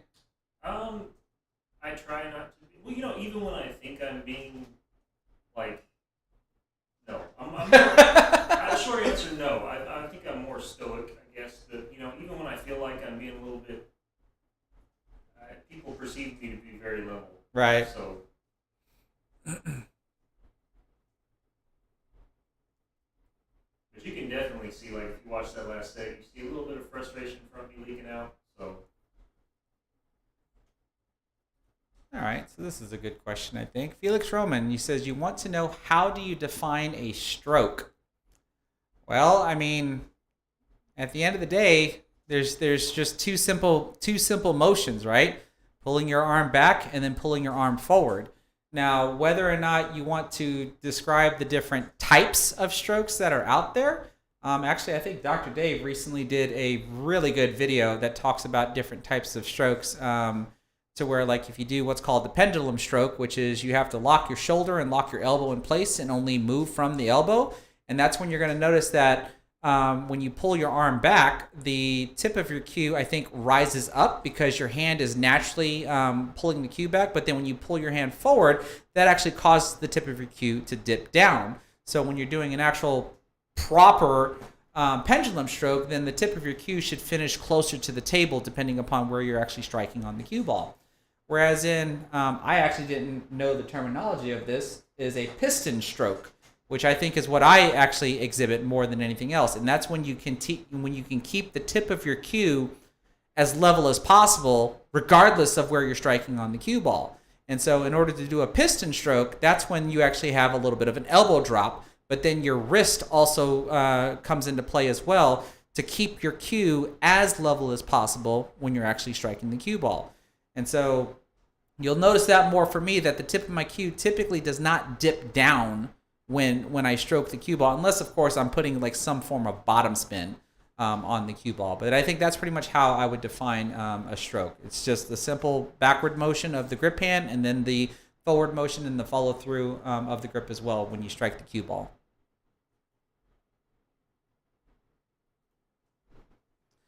Ryan Rep, why no brake cloth? It's because I didn't have them at the time, and I didn't really think it was that much of a big deal at the time.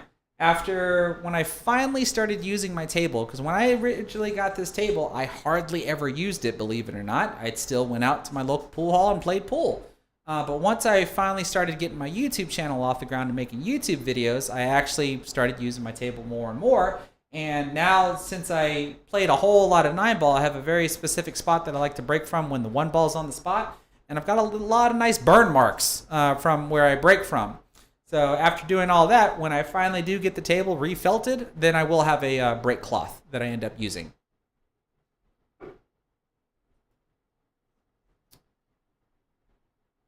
This is a question I see all the time. Does playing on a larger table actually make it easier on bar boxes? I'm going to vote yes. Simply because playing on a bigger table, I always say that an angle is an angle is an angle. A 10-degree cut shot on a 7-foot table is a 10-degree cut shot on an 8-foot table is a 10-degree cut shot on a 9-foot table. But there is a caveat to that, because the ball has to travel farther, even though it's 10 degrees. So therefore, you still have to be a whole lot more accurate if the ball has to travel farther in order to make that 10-degree cut shot. So if you're able to nail those types of shots when you have to be more accurate than when you get on smaller tables, it's not like the cut shot changes. It's still the same. You just don't have to be as accurate because there's less distance to travel. Would you agree with that? Yeah, and I'd add, I mean, this is anecdotal just for me, but I grew up basically playing on 9-footers almost exclusively. Same. And when I started playing more on bar tables, the problem I was having was cue ball control. I would overrun position, underrun position. I could never stay in line. And part of that was me just not being used to the speed of the smaller table. And also, especially playing 8-ball, you really have to change your patterns to minimize cue ball movement since you're playing in such tight spots. But that was a big learning curve for me. Yeah, but I think if you start practicing more on bigger tables, as you switch to smaller tables from the bigger tables, you'll notice that a smaller table is actually a little bit easier to play on. It does take some adjusting, like Jesse was talking about, because you know that because really the only thing you're changing is how hard you're going to hit the cue ball to account for the distances. Either you're traveling farther because you're on a bigger table, or you're traveling shorter because you're on a smaller table. So that's really the only thing that you really have to account for. At least that's what I've seen in my lifetime.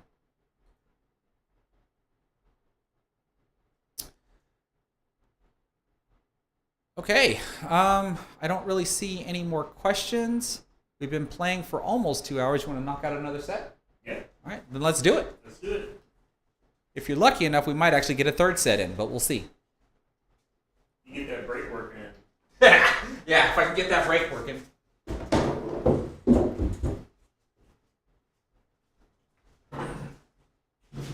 How about if I get my lag working first? Yeah. Be a bloodbath if you can get that break working though. Chalk.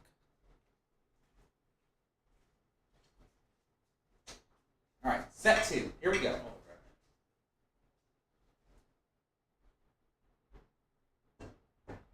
Oh my. It is good enough.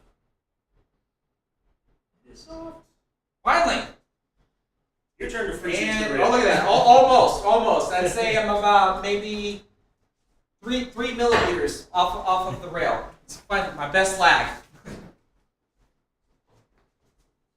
All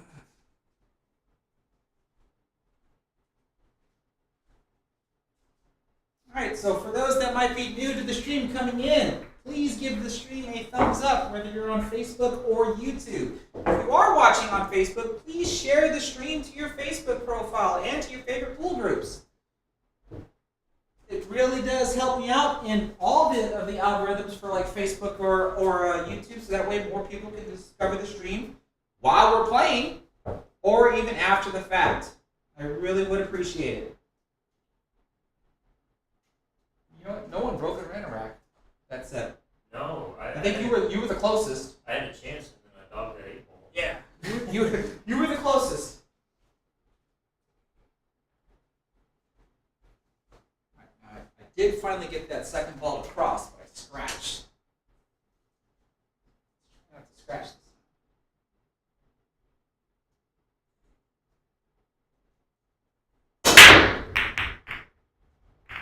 Ooh, that one was going that time. Okay, I think I might have it dialed in. We'll find out here as the set goes on.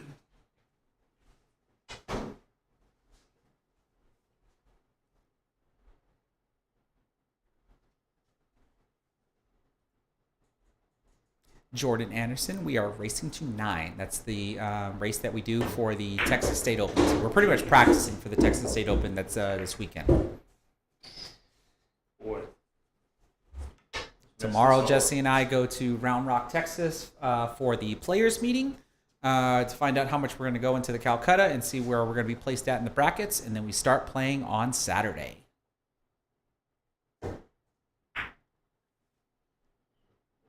My pockets aren't that big. It's one of those I knew as soon as I hit it. Right? Saw it going out. What? You left it good.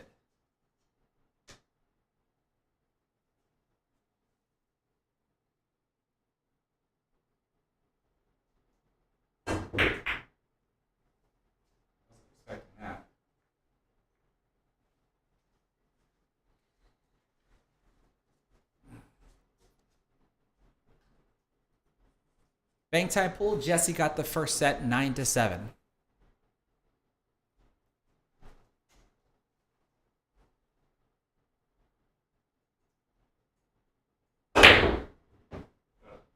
Ooh, what an attempt.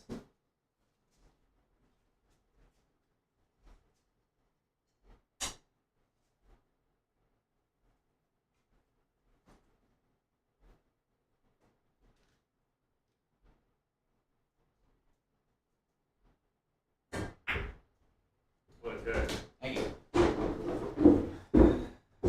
All those times that I play straight pull, for shots like this. Let's see, how am I gonna? I gotta hit the 7, clip the 9, and then the AccuRec's gonna make the cue ball roll off. and then I might have a shot at the 4.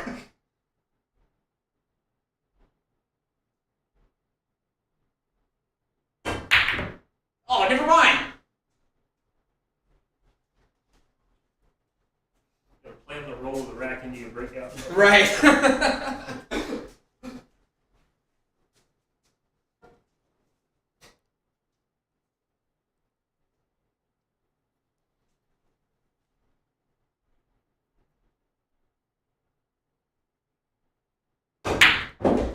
Good shot. Let's see. Kyle Kerr, you're asking if a zigzag draw shot is easier to control than the high inside for shape. I think that's just a seriously it depends type of scenario. I know there's times where I will attempt to do zigzags versus inside 3-railers, and then there's times I'll attempt to do inside 3-railers versus zigzags.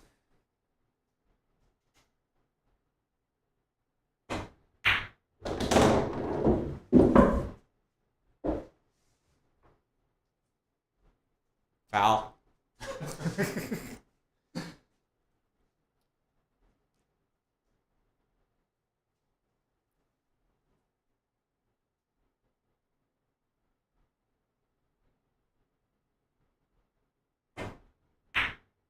Nice shot. I just can't. It's overrunning everything. Now what? Do you draw? What do you do, Chris? Do you draw off the point across the table? Yes. Alex Johnson, you want to know if there's a lot of one pocket or bank pool tournaments in my area. Now, I do know that bank pool is very popular at Skinny Bob's for a lot of the local players. And I do believe there are a lot of players that go to Skinny Bob's regularly that also prefer to play one pocket. Now, I do believe one pocket is very, very popular in the Arizona area. But I would have to say collectively, like in my local area, more around the Central Texas area, outside of Round Rock, one pocket and bank aren't very popular. We're pretty much, this area is pretty much dominated by leagues, which is going to be more of your 8-ball and 9-ball with the 1-ball on the spot on 7-foot tables. I actually tried that shot. Ball in hand, right? Yeah. I actually tried that shot. Which one? I was trying to draw off the point. Oh.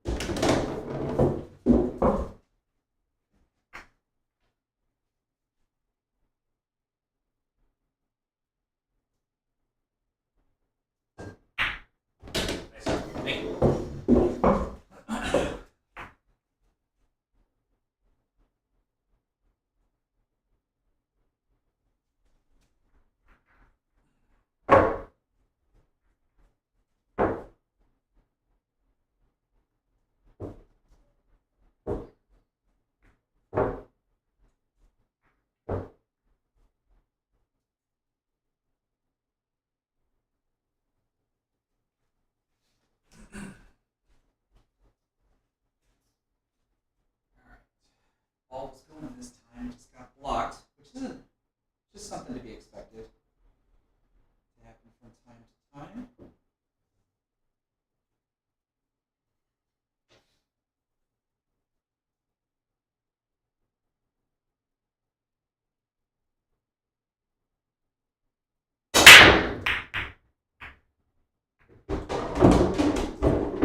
That's twice.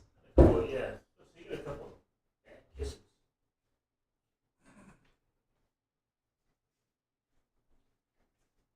I didn't put that much spin on the ball either.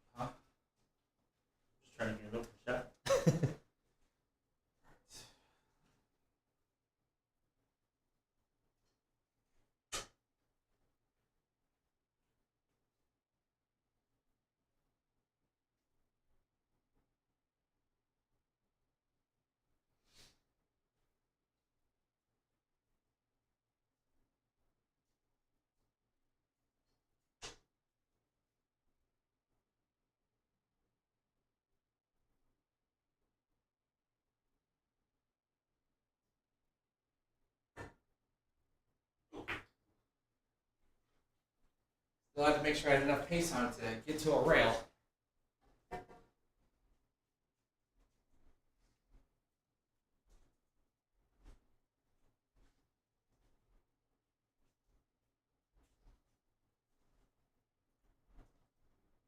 Adam Noonan, your question is already answered correctly. The 3-point rule was designed to stop soft breaking when Corey Deuel broke 9-ball when the 1 ball was on the spot. So it was just a rule that they came up with to make sure that you start breaking hard. I know a lot of people don't typically like it, especially if you make a ball on the break. And I know like Matchroom, says don't break softly either, but they don't clearly define what a soft break is.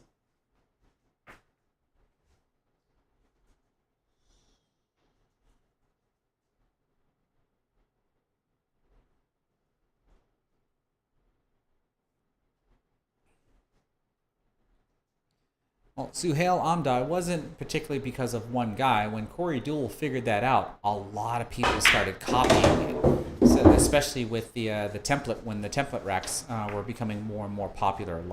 Once they saw that you can make the wing ball pretty much 99% of the time with very to little to no effort, and then you can also rack a certain way to where you're setting up for a 2-9 combination or a 3-9 combination or whatever. That was the reason why they changed the rule, or they came up with that rule. It wasn't exactly because of one guy, but one guy did start it, and then a lot of people started following through with it.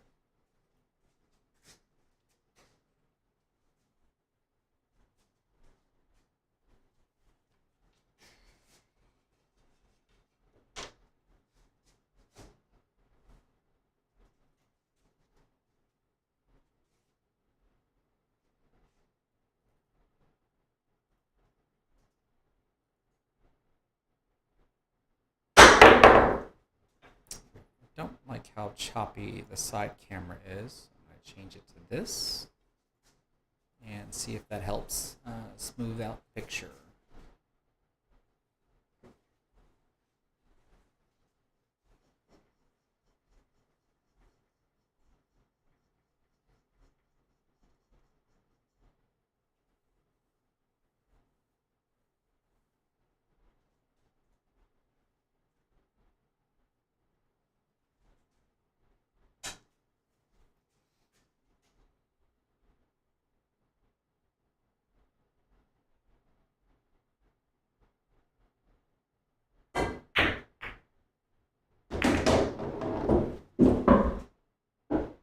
I gotta roll.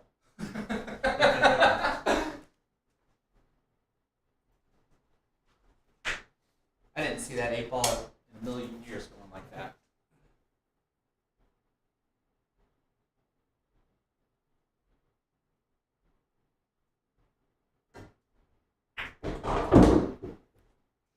Thank you.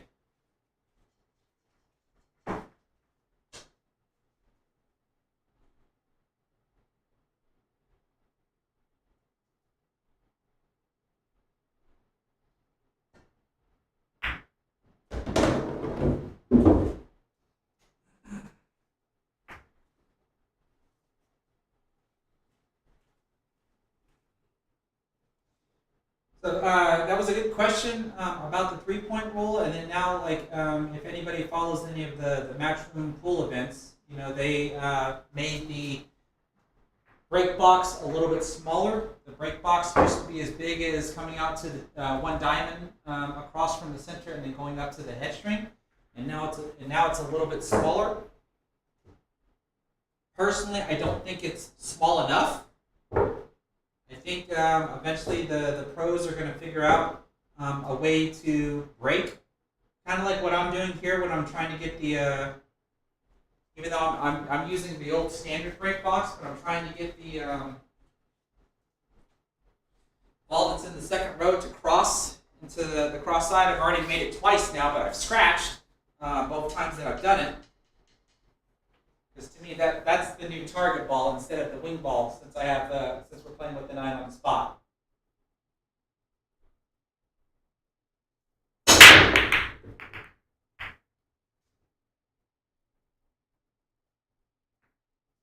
Yuck. I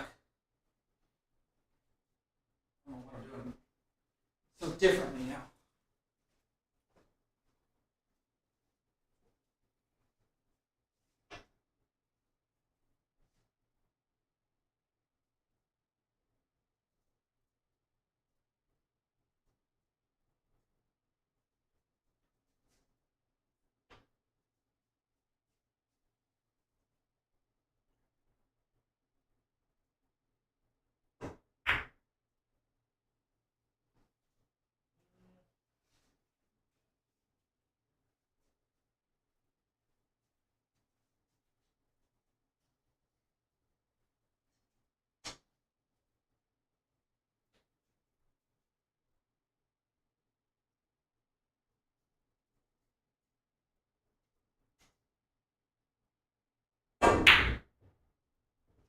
Wow, way overbanked it.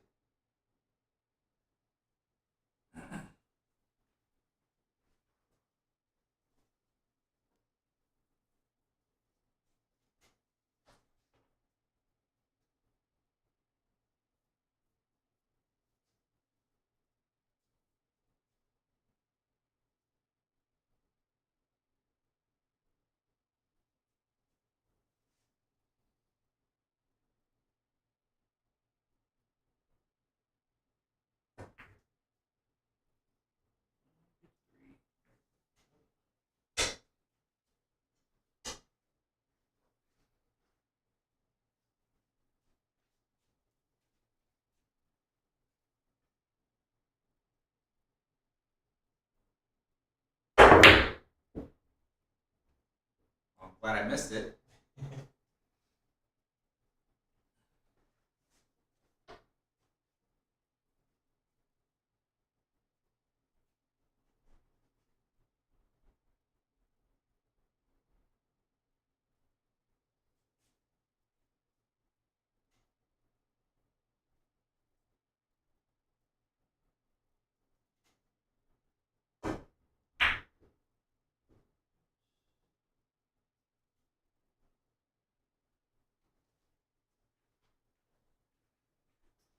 Okay, this is my third bank in a row. See if I can make this one.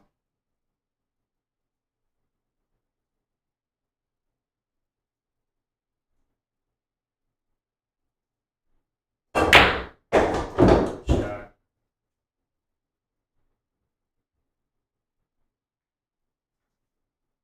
Oh, jeez, are you kidding me? No way. No way. Yep, I'm hooked. Oh my gosh. And all three of my banks, I played them as hard as I can to make sure I get shape here on the two, but I'm actually hooked on this one. Let's see if I can get that 5 to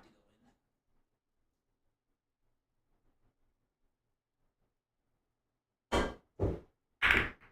Or the 2. Two worse.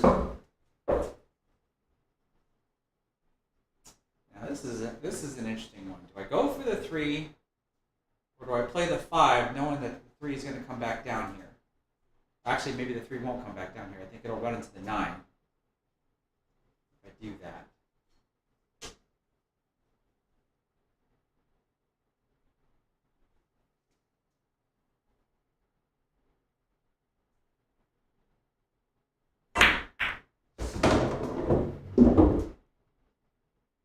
There we go.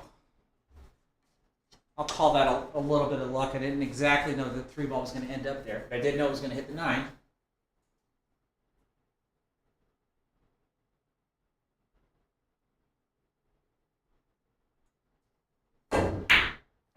Ah, come on!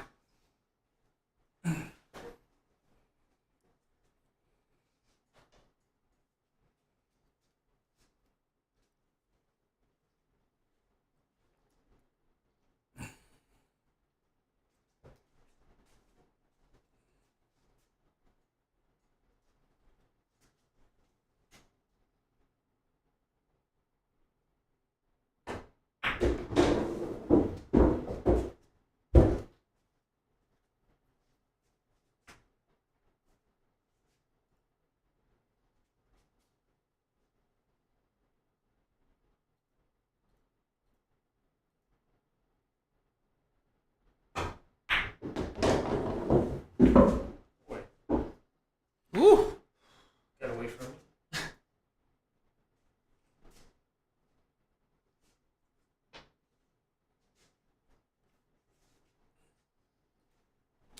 This is actually a good question. Loping CFS or CSF, you're talking about how it's difficult for you to play shape off of pocket hangers.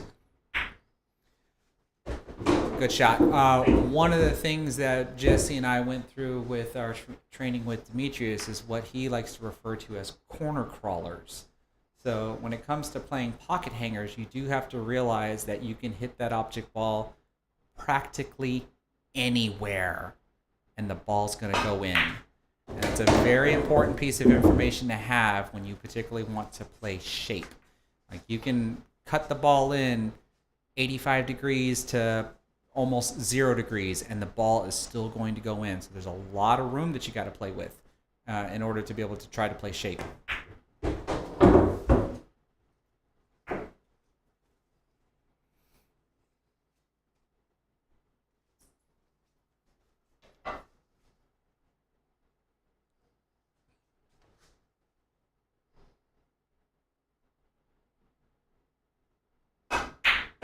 Nice out. And that ball, I think it was the 4 ball, Huh? was in the pocket. That's actually what I was looking at when I went to look at it, because it was frozen, and I wanted to make sure it wasn't frozen around that point. Right. Because if it's frozen around that point, I can't cut it. But where it was, I could cut it basically as much as I wanted. Yeah. Right, exactly. So Ken Clifford, you're saying that you find the side pocket pretty easily off of pocket hangers? Well, there's a rule of thumb that actually follows that aspect there, and that is if your cue ball is along the side rail when you're doing a corner pocket pocket hanger, if you play a rolling cue ball with a half ball hit on that pocket hanger, then typically your cue ball is going to scratch in the opposite cross side. That is no different than if you have a pocket hanger in the side pocket and your cue ball is in the center of the table. If you try to half ball hit to cheat the side pocket, then the cue ball, with a rolling cue ball, then the cue ball will most likely track towards a corner pocket. So it's a very known path that actually happens with pocket hangers. And so that's why you want to usually try to incorporate some sort of side spin to avoid those types of scratches.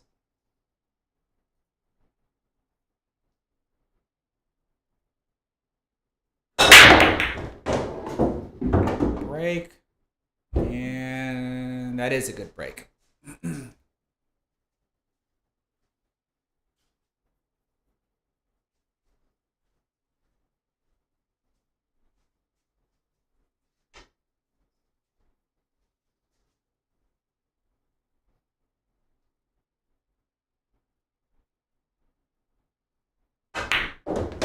Whoops. You raise your cue up?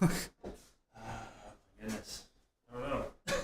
You didn't get the draw action you were looking for. I did something bad. I did something wrong. Boy. That's actually a really good question, Ken Clifford. After this rack is over, I'll show you what I'm talking about.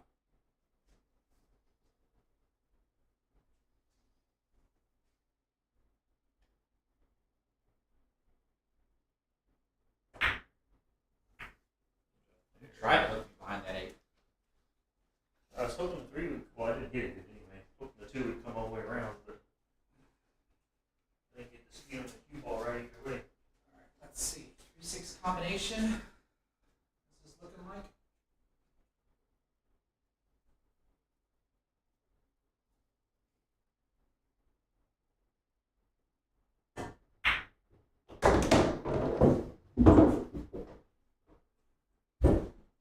Fairly flat hit. If I can nail this, the ball shouldn't go anywhere.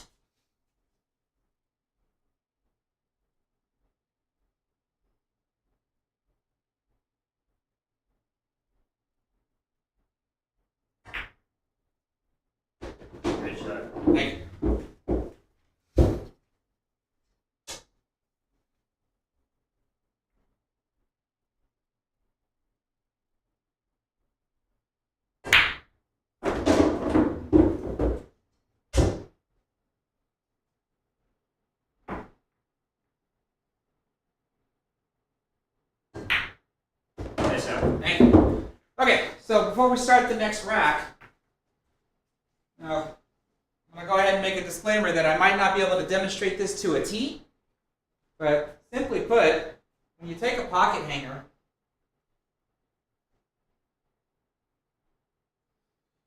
everybody knows that you wouldn't want to shoot this ball straight in the face because you're just going to scratch. So they normally would say, let's go ahead and cut it. And so what you don't realize is that if you cut this with what's referred to as a half ball hit, and you just roll the cue ball, watch where it goes all by itself.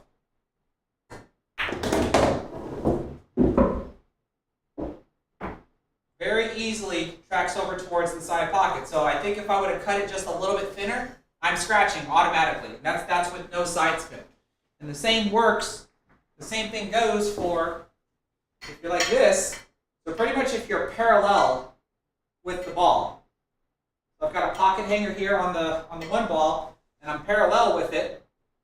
So if I try to half ball hit it on either side, then I'm bringing these pockets into play with just a rolling cue ball. And so when I say half ball hit, what I'm actually doing is I'm aiming the center of the cue ball to the outer edge of whatever side that I'm trying to hit. So I'm going to try to cut it over here, so I'm going to bring this corner pocket into play with a rolling cue ball.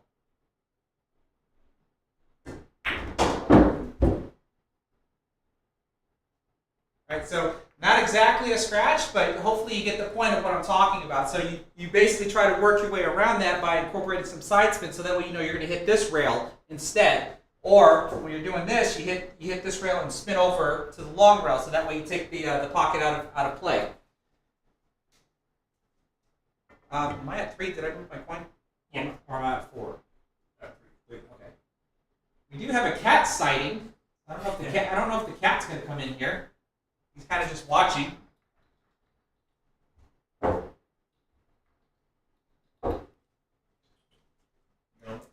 Oh yeah, you said I'm out. And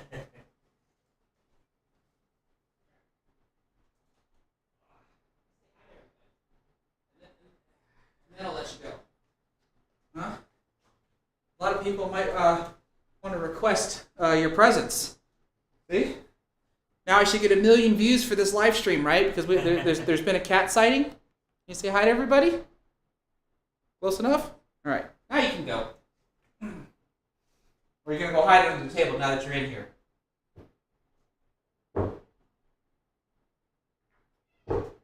Yep, he's under the table now. But I bet after a couple of hard breaks, you might see him actually just scurry off.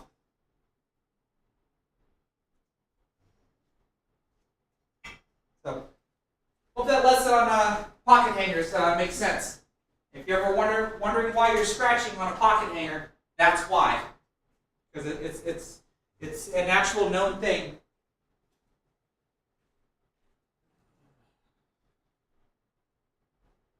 Oh, you have your chalk. Oh, yeah. Mine.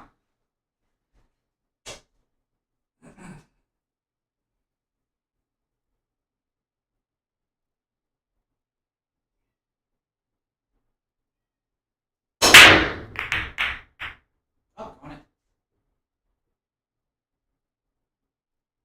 There's 2 balls. Yeah.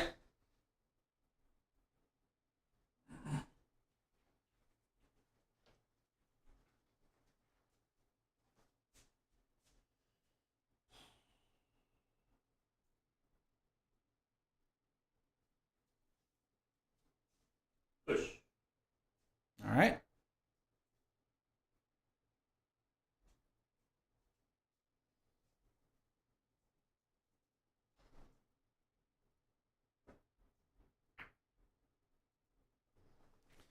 So Hector Montalvo, I think I know the trick that you're referring to, but I think I would have to go back to the live stream where he talked about frozen rail cut shots and what you're supposed to do with them, because I don't exactly remember what it was off the top of my head.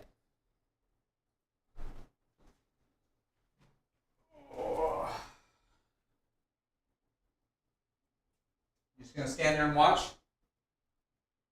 Would you like stand where everybody can see you, like right over there by the table?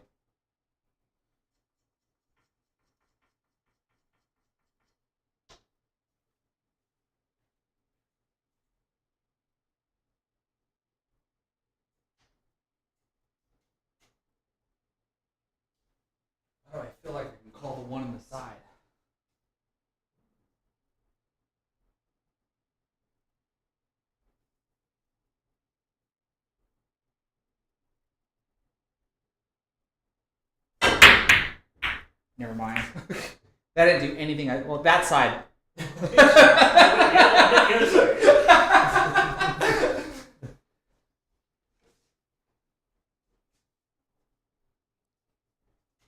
Oh, I'm hooked too. I'm hooked too. Okay, and you're hooked. I got to roll. Zaid. Is it Bojani? I hope I'm saying that correctly. Look up Pull Action TV if you want to watch the Texas State Open. It is unfortunately not a free stream. It is a pay-per-view stream.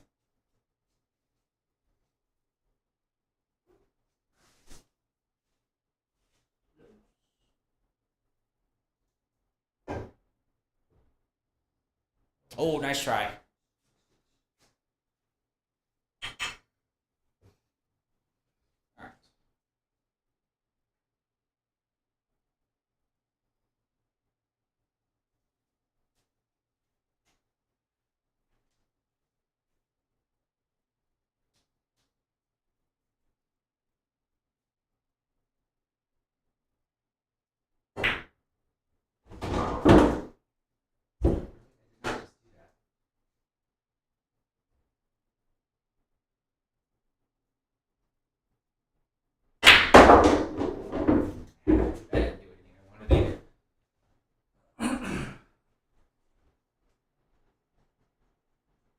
I've been playing rather aggressive. Let's switch to conservative mode.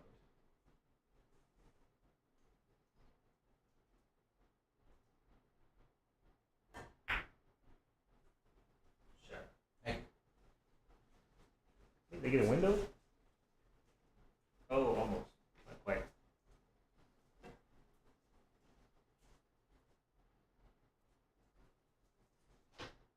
I might actually still be able to twirl this though. It's that close.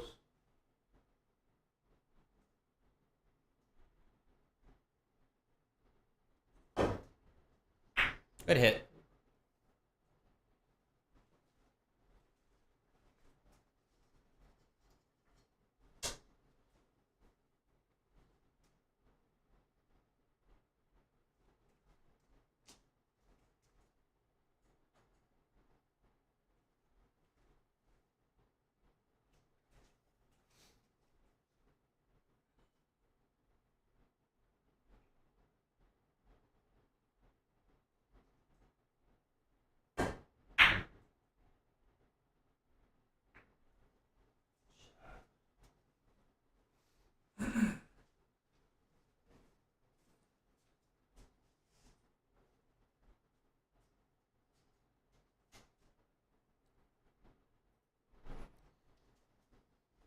Yes, I am allowed to record my games. I've done it before, and I've posted them on my channel before. And oh, nice hit! I do have recorded games from the last time I played in the Texas Open. I just never bothered to edit them up and post them. But this year, I'm not going to be recording any of my matches. I want to focus strictly on the match and try to perform my best. Nice hit.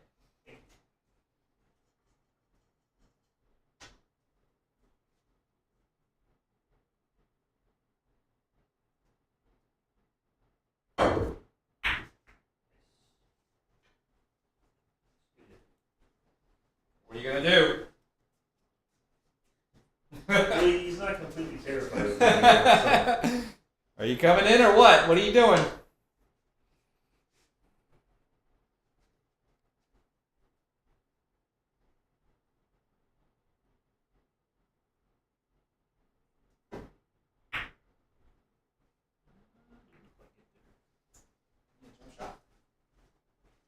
Yeah.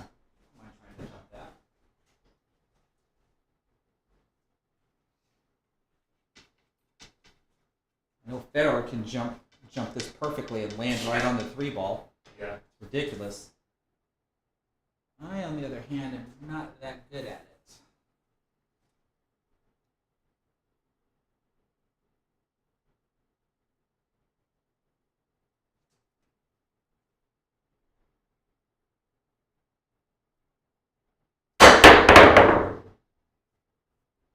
But I can at least hit the ball. Stop, cue ball! Stop. Ugh. so close. I saw like Yeah, it looked like it was going to roll in, but like then rocked a it little slightly bit. tipped back out. So a little bit of a lucky roll Actually, there. that's not as close as it looked like it was. Oh. Still got a good quarter inch.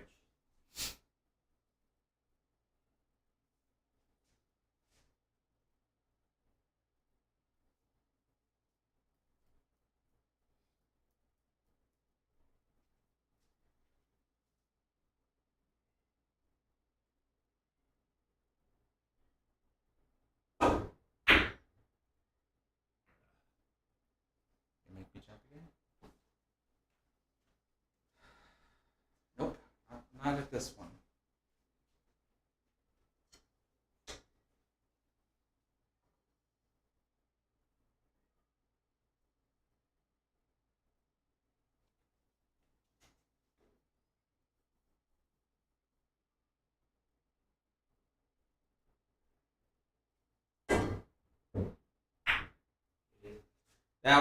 That was lucky of me not to scratch though, since I hit it on that. I was trying to kick it in.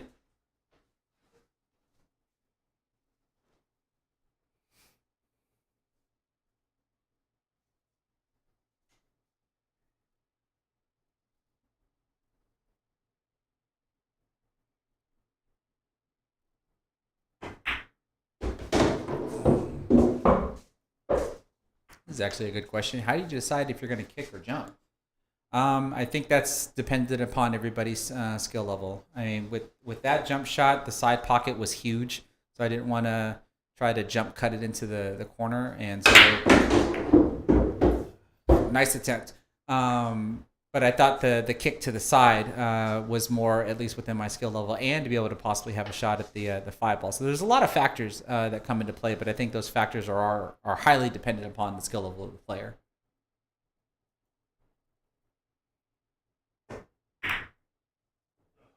Good try. Sold it. Sold out.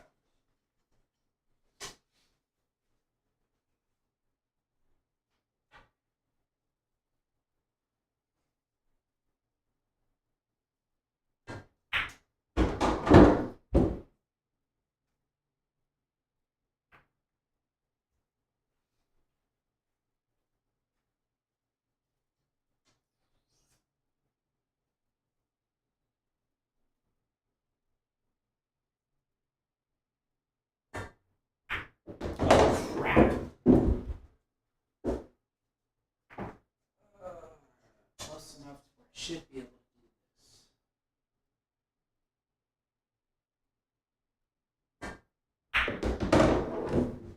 Spin, spin, spin.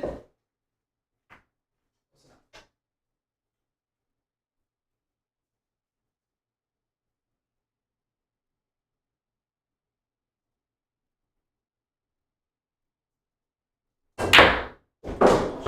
Thank you.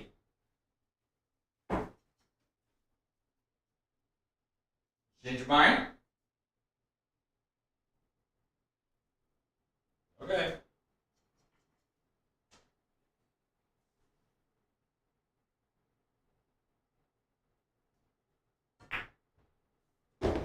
Thank you. Bad transition on that 7 ball though, going from the 6 to the 7.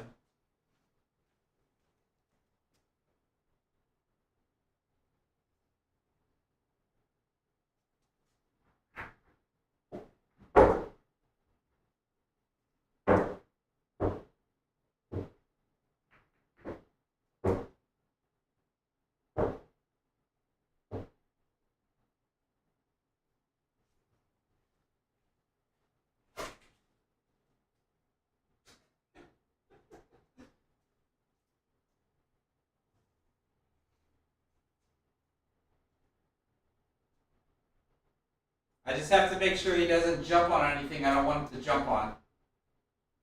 Don't you even think about it. Just sit there and enjoy yourself.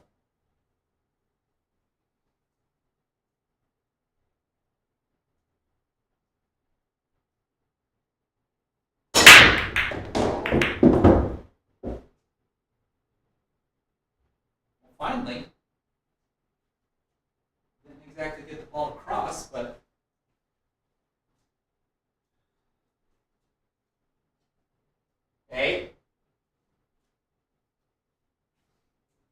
not a distraction at all. You know that?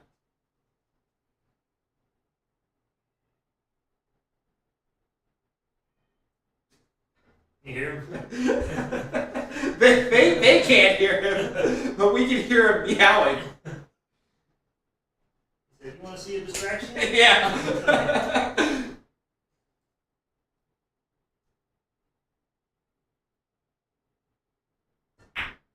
Good shot. Thank you.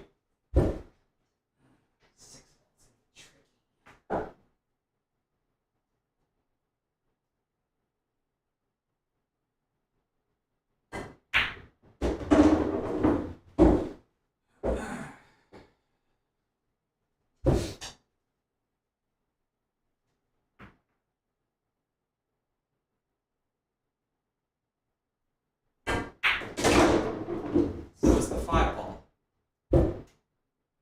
Oh, jeez. Did not mean to play it that close.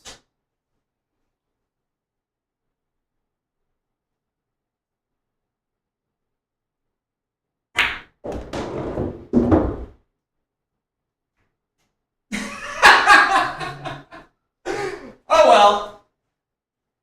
That's why you're supposed to not use the magic or the AccuRack. Switch back to the regular rack.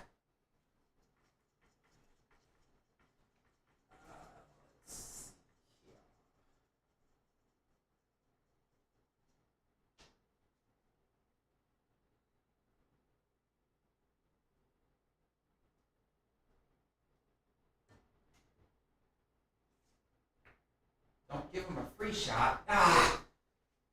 Go by. Yeah, it goes by. I was hoping that I'd put the 6 in a spot where the 8 is still blocking you.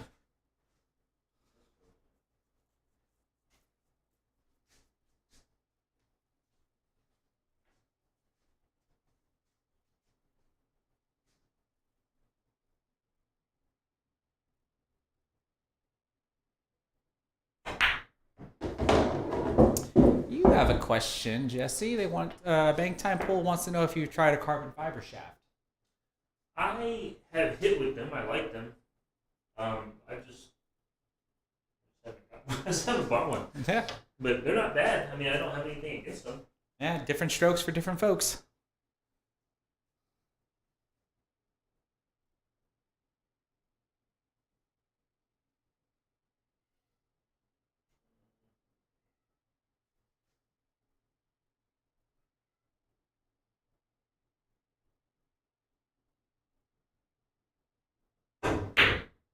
Short.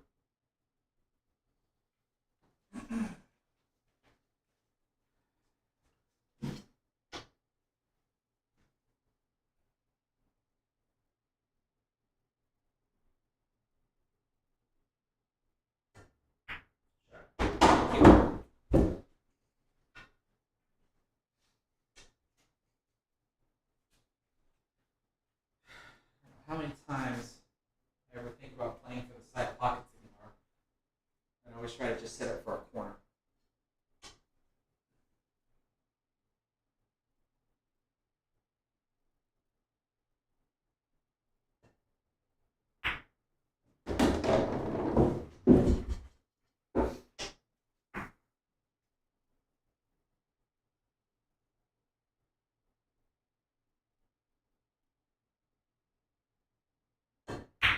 Oh, the point! Ah, there's my first good miss. Like I said, I should have set it for a corner.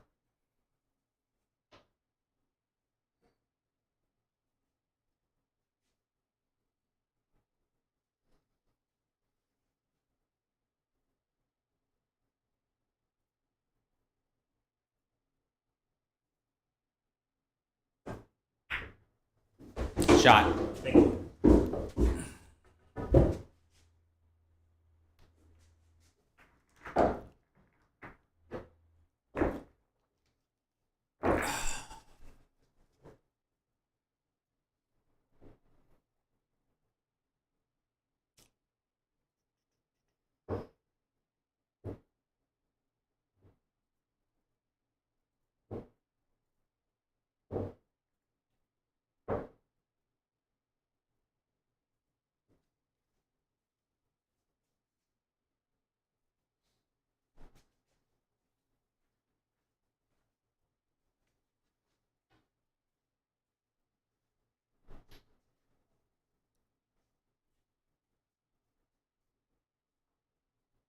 Don't forget to move the coin.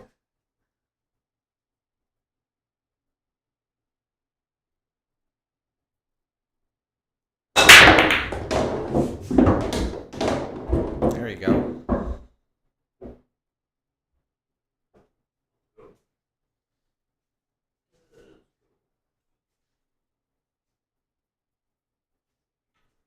Well, on that side pocket shot, Kyle, I made one last adjustment right before I shot, and I'm pretty sure that's what caused me to miss since I ran straight into the point.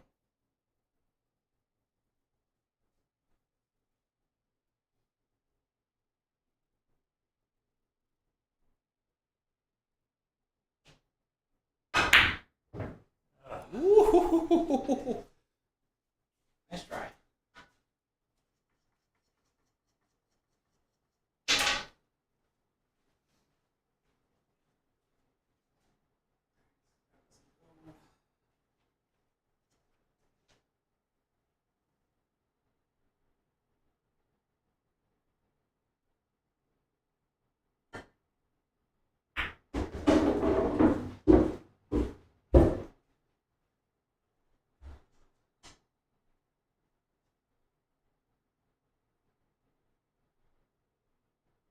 You need to make up your mind.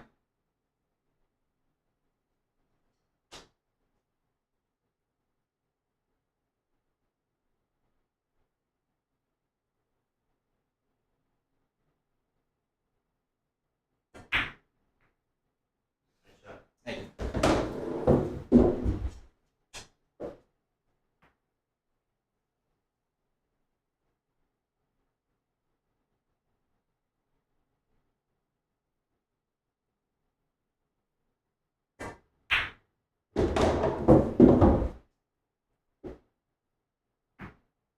That's gonna get jacked up on 8.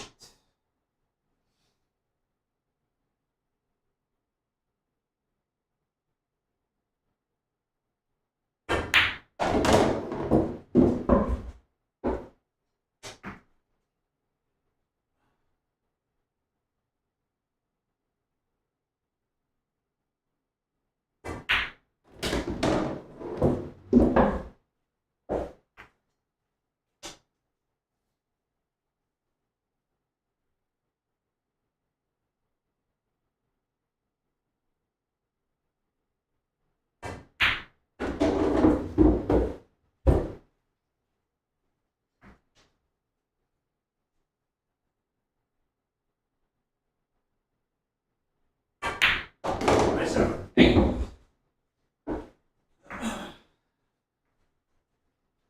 Zelda just chilling down Yeah, usually a loud break or a jump shot will scare the crap out of him.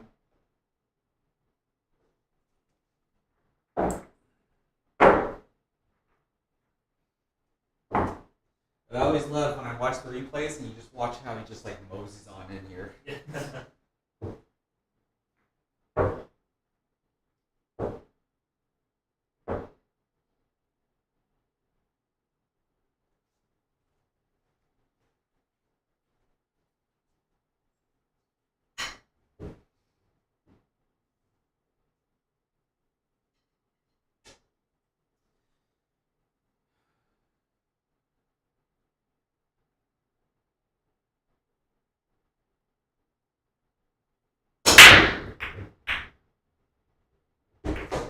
Finally, That's the one.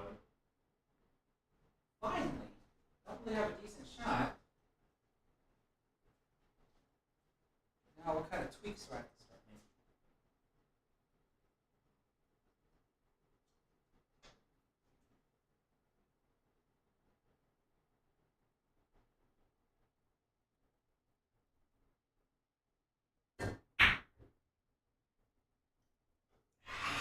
Supposed to be over here.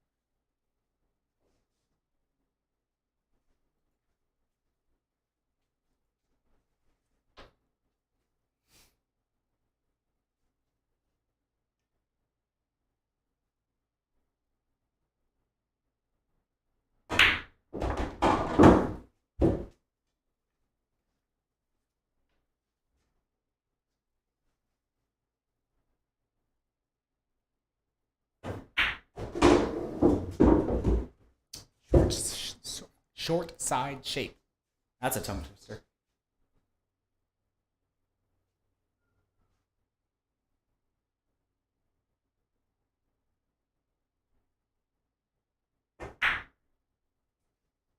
What a shot.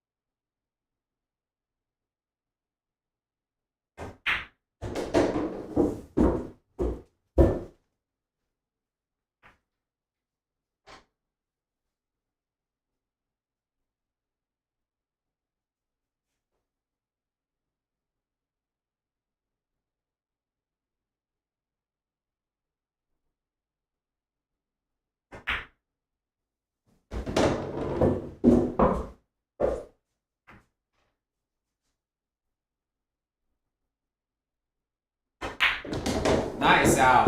Thank you.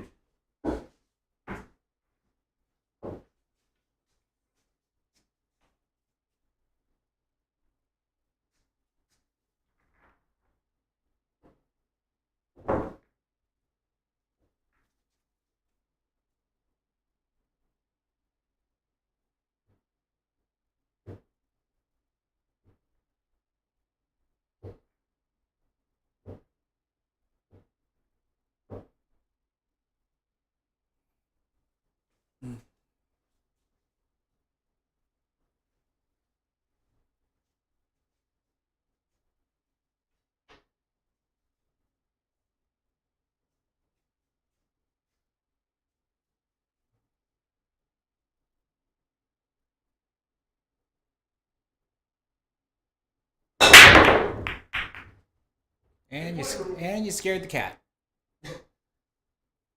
Sorry, Zelda.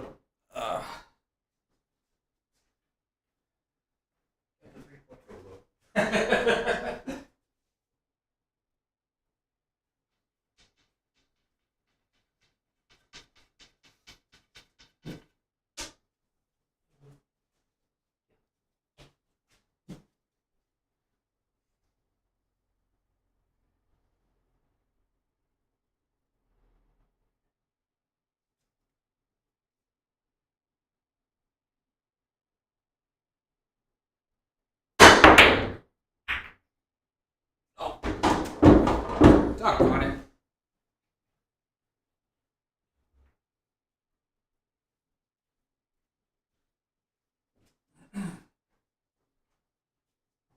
Maybe I should have pushed.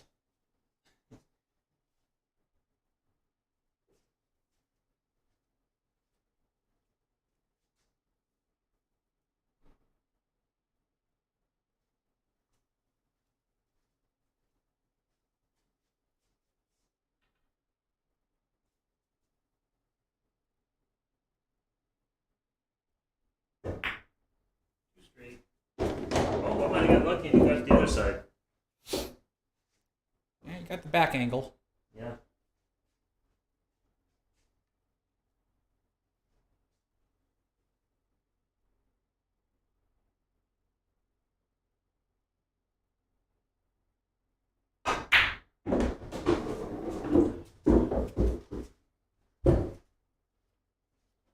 So Suhail Amda, I'm sure they probably exist somewhere, but I'm not aware of any English 8-ball that's played over here in the States.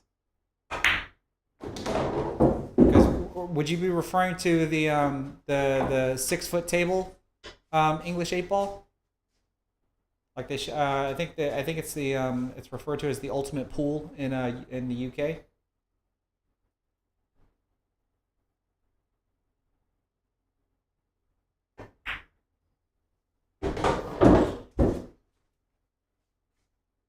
Yeah, I'm sure there might be some places around here that probably play it, but I just don't think it's well known like it is overseas.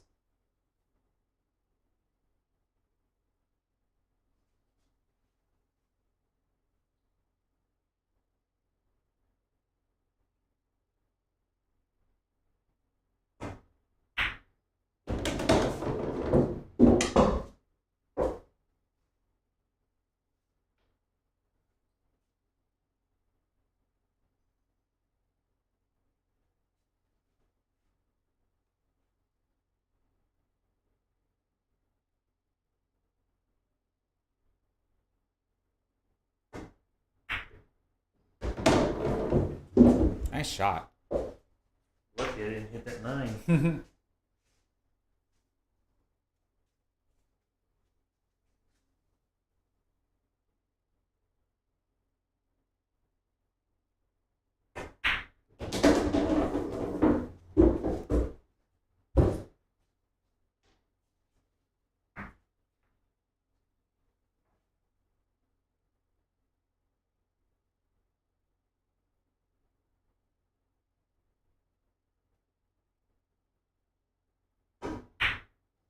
Nice out. Thank you. And just like that, from my mistake of trying to jump for the one ball off of his dry break, and that cost me the rack.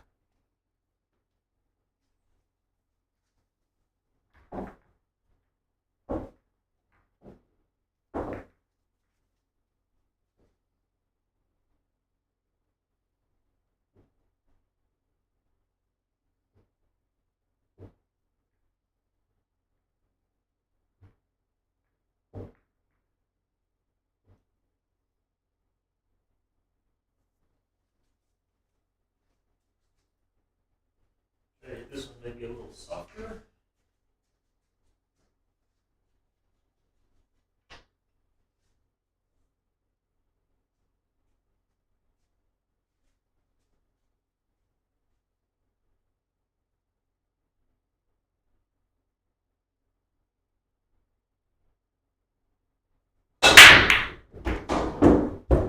One ball down.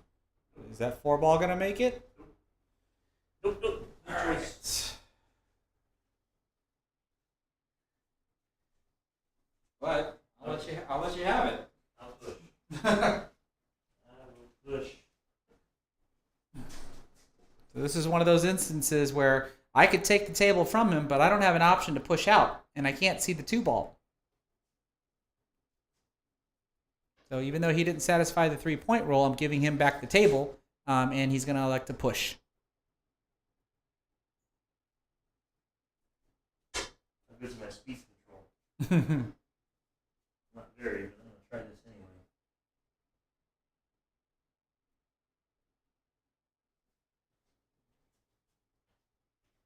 Window? Especially the window. A little thinner than I would have liked.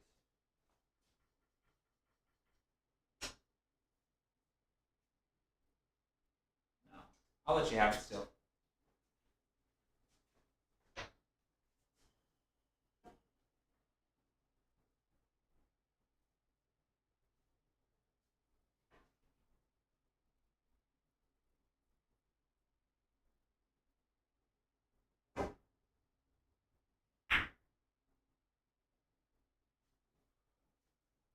Good shot.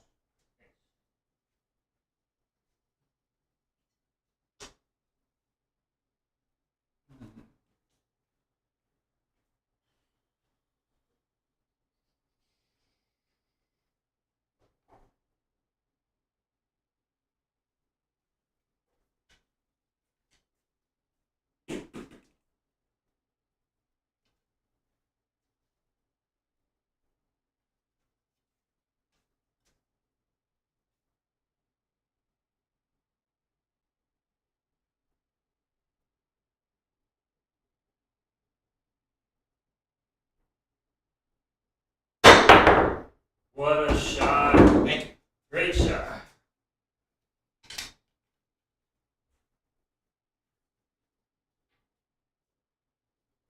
Maybe not as good as a double jump that Jesus Atencio did at that freaking 10 ball tournament. Hey, did you see the video where I don't know what tournament it was at, but someone had brought that up, and he was on a practice table, and he set it up and did it again first try.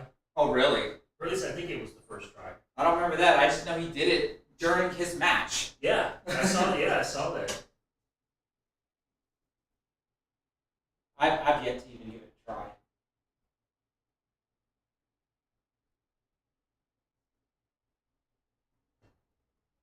Oh, I hit that too thick. Make the hard ones, but miss the easy ones. Two ball was a highlight reel. A highlight reel shot.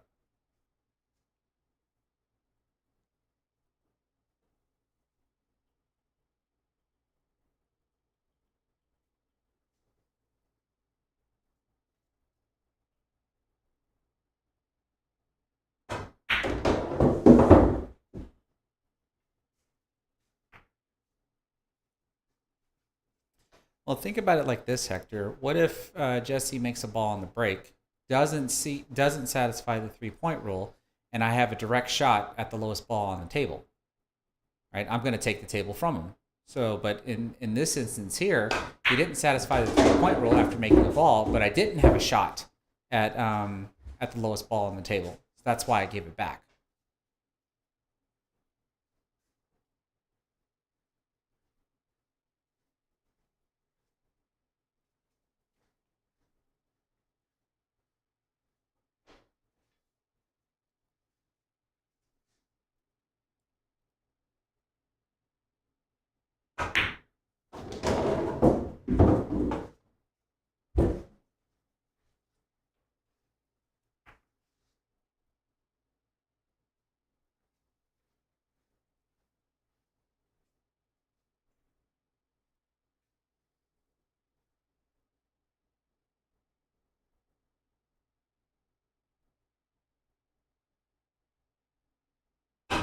That was too much. Right up on it. Did I get lucky? I don't know. Does the 8 ball block you?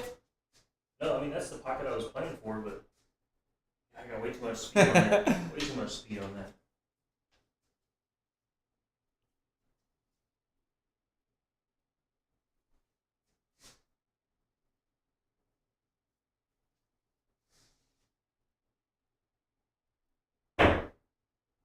Oh, nice shot.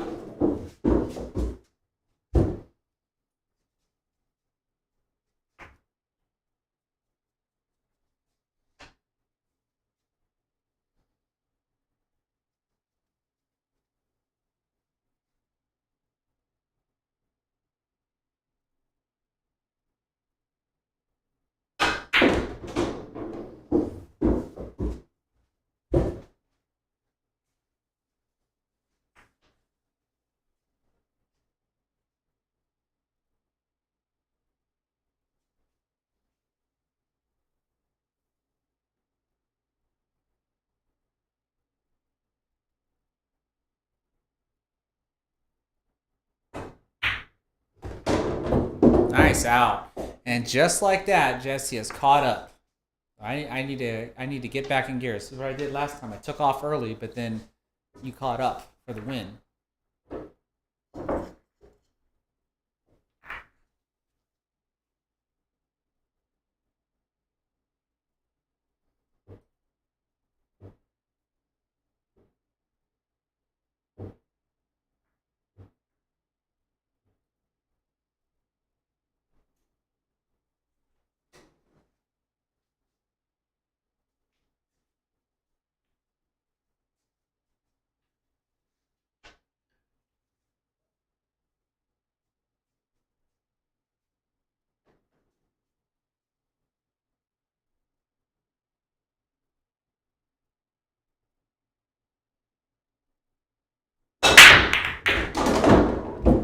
Come on, 5 ball.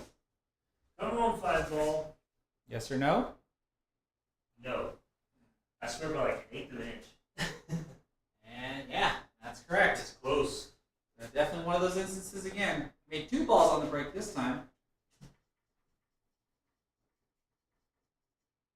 And again, I don't have a shot at the 3 ball. I don't know whether to give this back or not.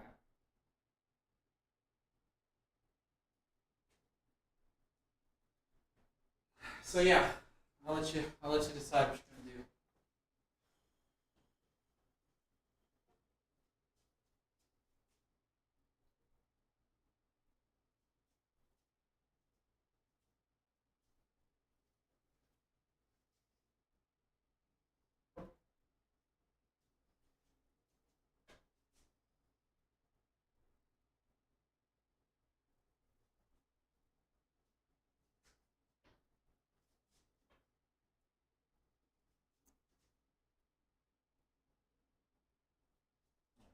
Push.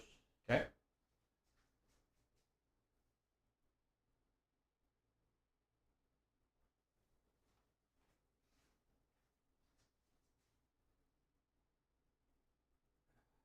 Try not to leave you enough to make it. You don't think I know this shot too?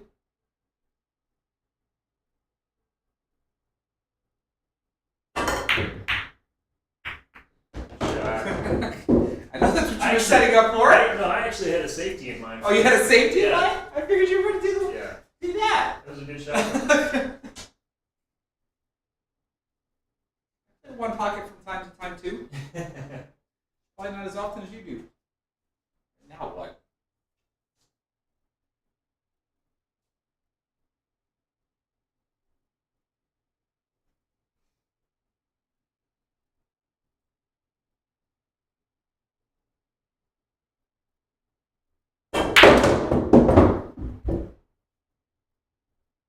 It hit hard enough.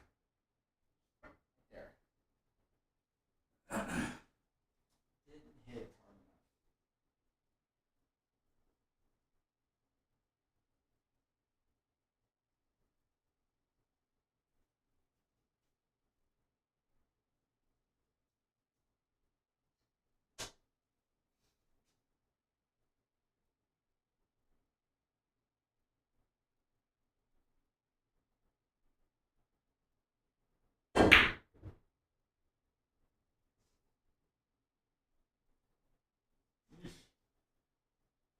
enough. And backbank that for crap.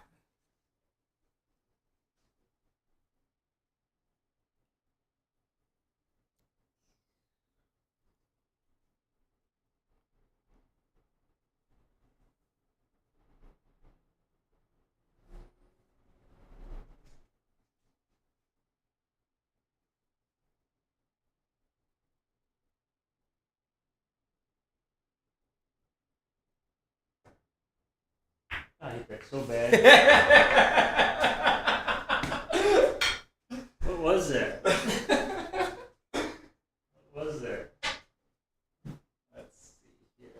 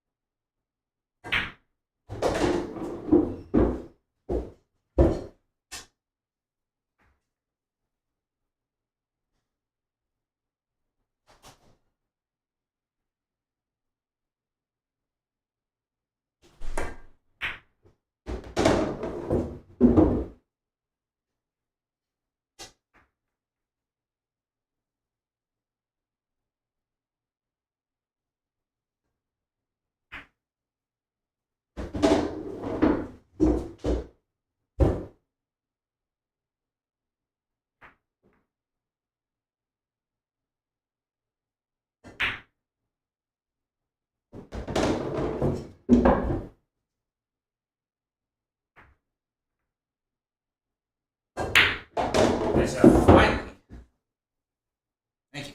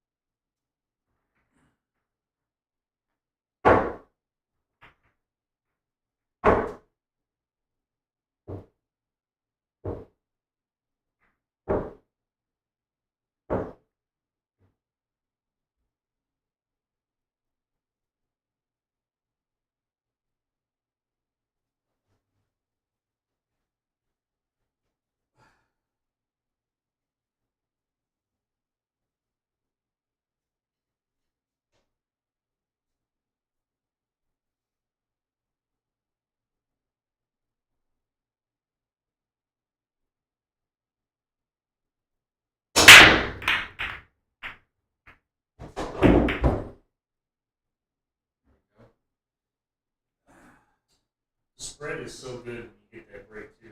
Yep. I just gotta figure out how to perfect it. This is an issue though.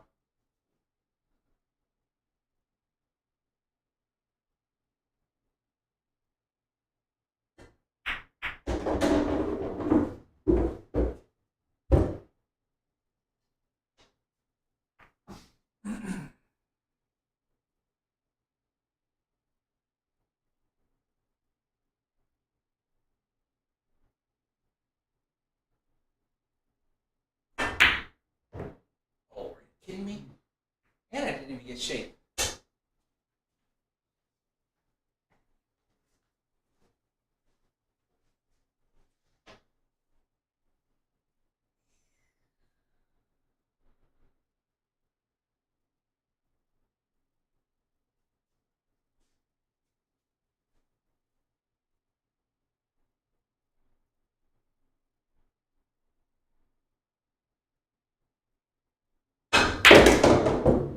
Killed it. Killed it. A fortunate roll there. Yeah. Only drew it like 3 feet too far.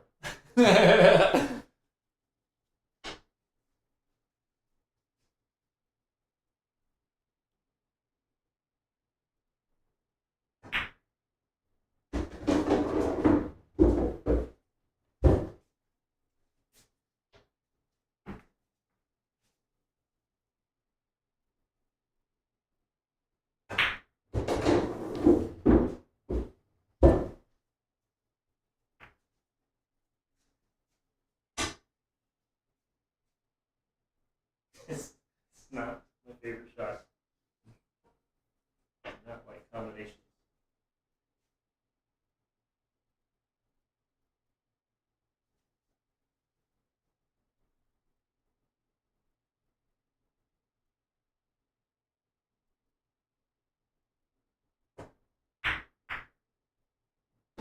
Good shot.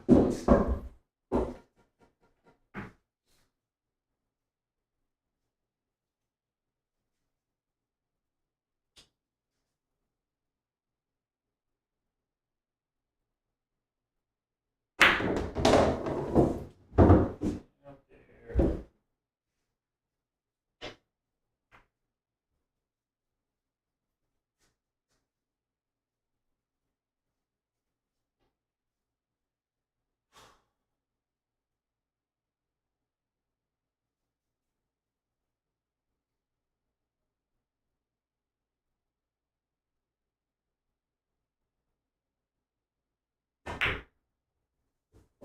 Nice shot. Good cue ball control. That little favorite. Can't say that too loud. Nicely done.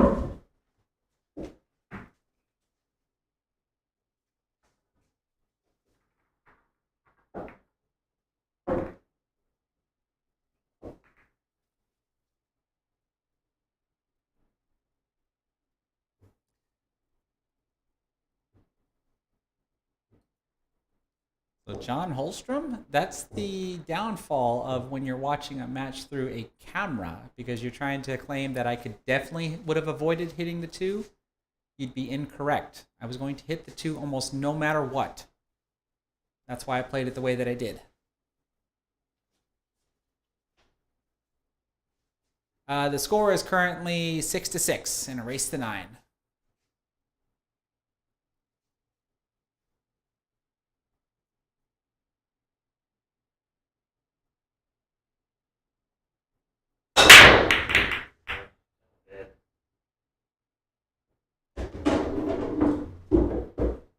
Yeah, go ahead. I don't blame you.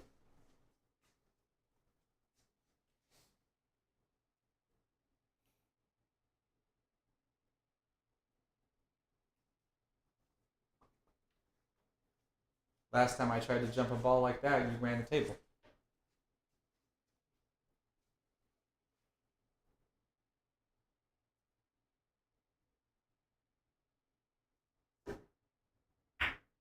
I'm assuming that was a push. Yeah. Yeah.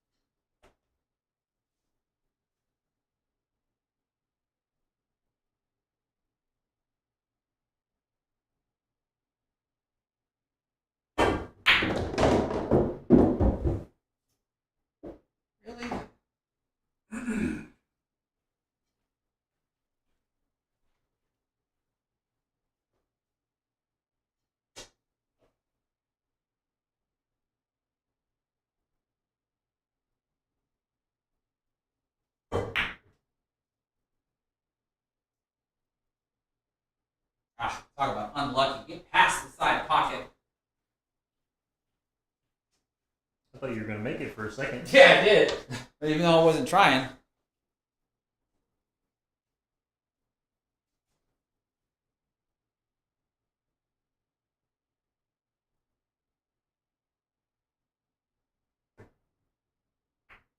Don't do it. Don't do it. Huge corner pocket. All right. I need to capitalize on this one. Let's see here.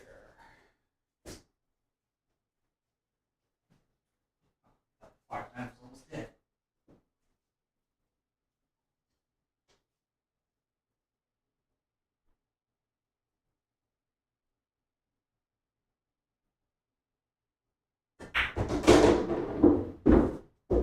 That's so soft.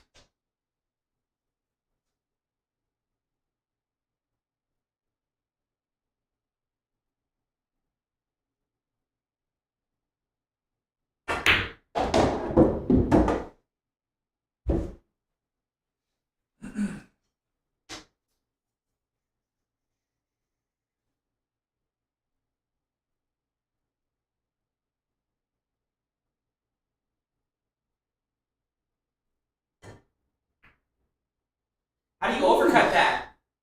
You're a little Chris. That's how you overcut. That's how you overcut. Golly, are you kidding me? How do you overcut that? With perfect shape.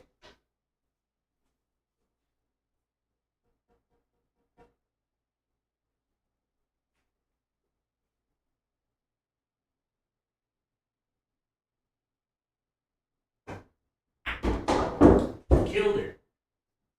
Killed it. Go on the side. I hope it goes on the side. Yeah, you got plenty of room for that one.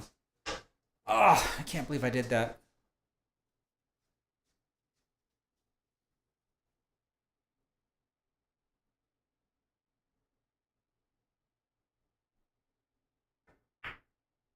Shot.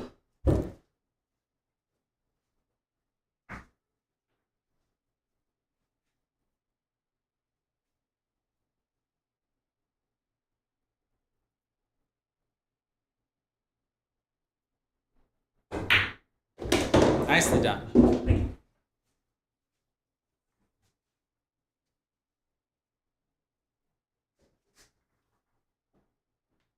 I still can't believe I overcut that six ball. I'm back cutting it, and I overcut it.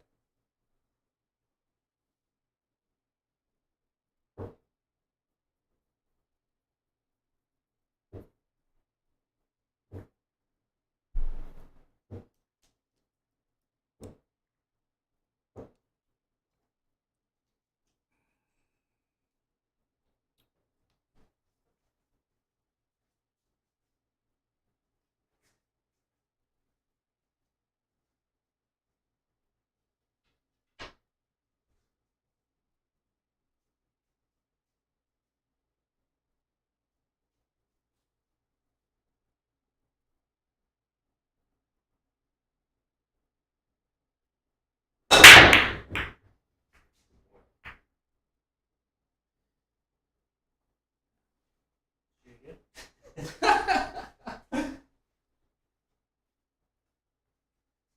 Oh, I almost want to say yes.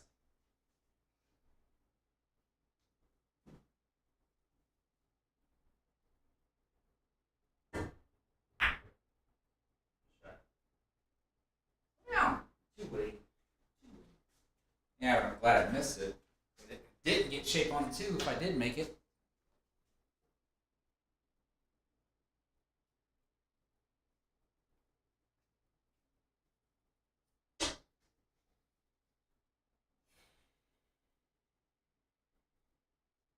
Try this.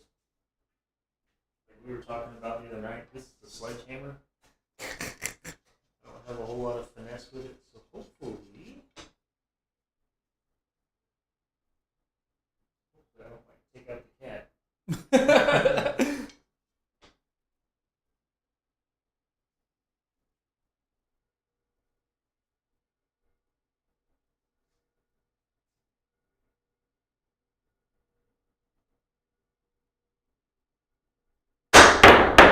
Good hit. Lucky. With the lead. That's lucky.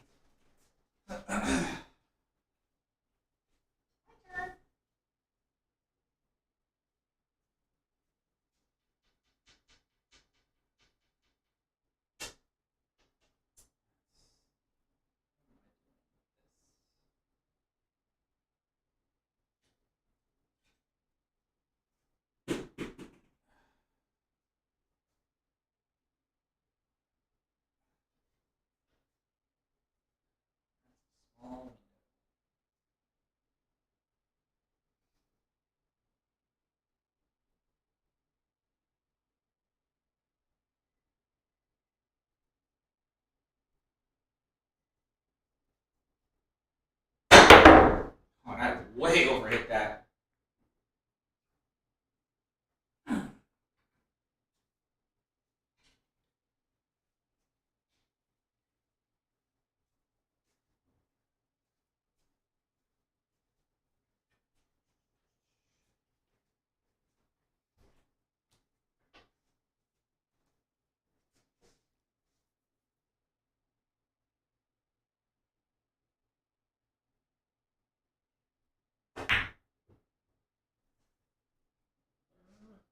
Again?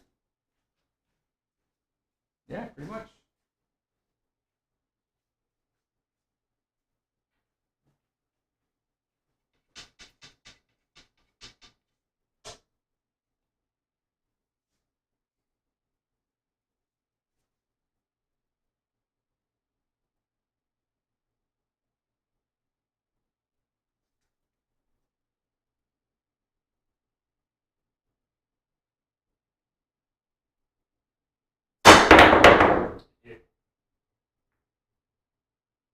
A little bit closer that time.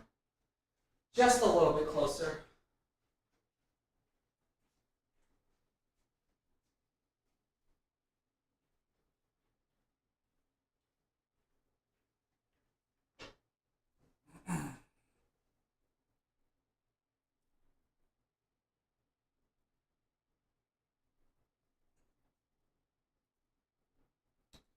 Eves, you're wanting to know when did I get the air rush? I got it when I was in Las Vegas for the APA Nationals when my 8-ball team finally got there. There was a booth, and they had one. Oh, this guy. What a shot.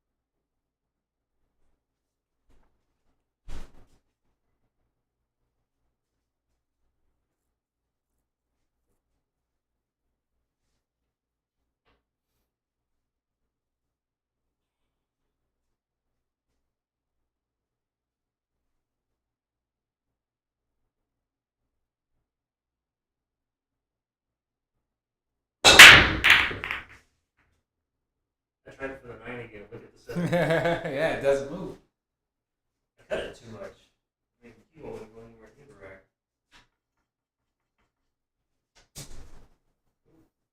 I don't know what that was.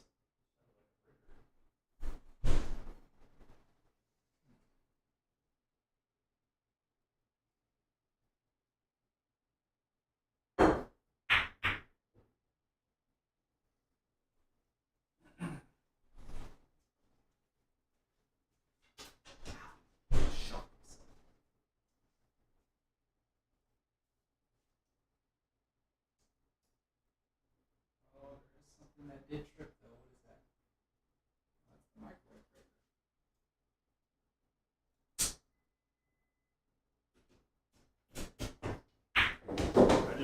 I heard the microwave. Yeah, they turned it back on.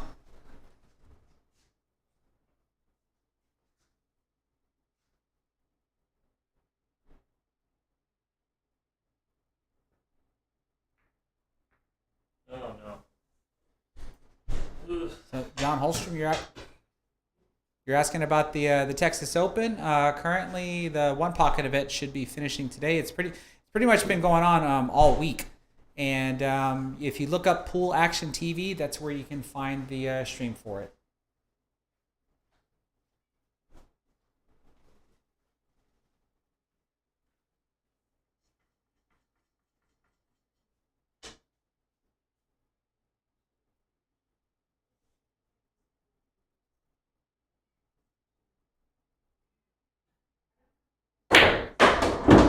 Just kind of hoping to pump 3 out.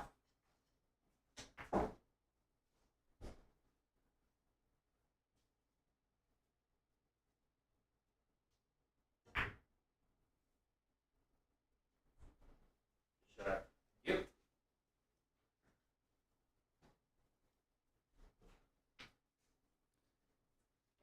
Well, if only SVB was here. He's actually not playing this year in the Texas Open.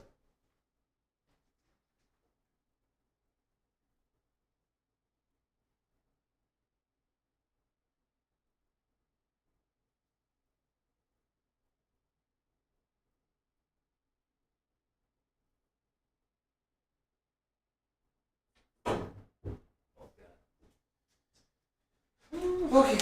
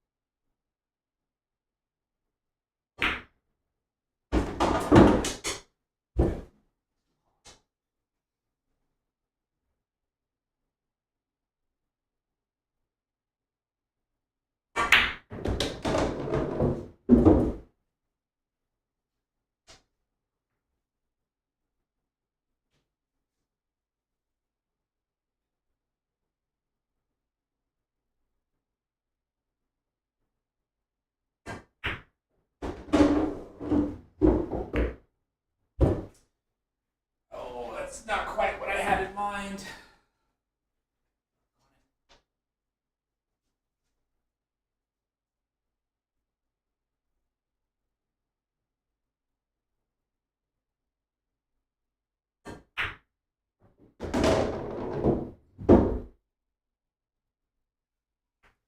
That doesn't make it any better. Yeah.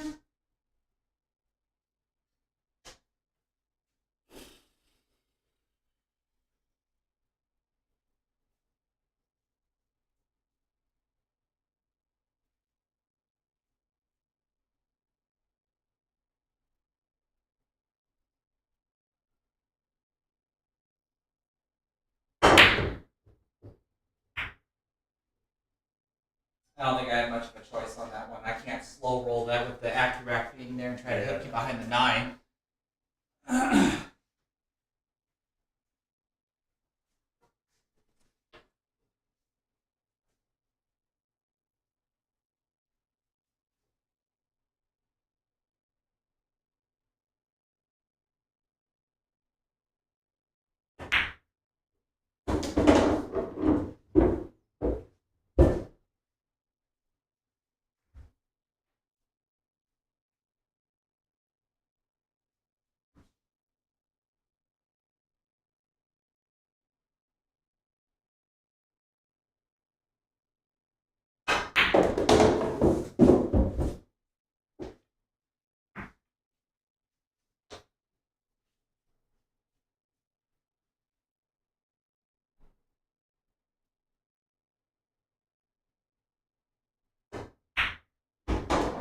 Uh-oh. Cue ball. What? Oh, you lucky dog.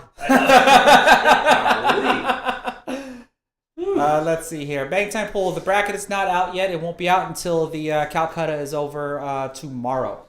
Good set. Dude, man. You got room for one more? Yeah. Okay. Let's see here. How many people do we have left? We're still hovering over just 100. Thanks everybody for Nice. being here. All right, so I lost that set again, 9-6. And I think this just goes to show because, like, if you looked at our first stream that we did, I won the first match 9-7, but then we did a short race to 7, and you won hill to hill. But then when Joey from the Pool Player Podcast was here, I managed to beat Joey 9-4, and I think you struggled against him 9 to. He beat me pretty good. I think it was 9-5 or 9-6. I thought. I think 9-5. Did I even get to 5? I thought you did. Because I know he commented before about being not getting past the pocket when you were ahead, and then he took the lead, yeah. And then today Jesse's beating me right now, so this goes to show you at least how even we can possibly be. But I'm about to try to freaking change that.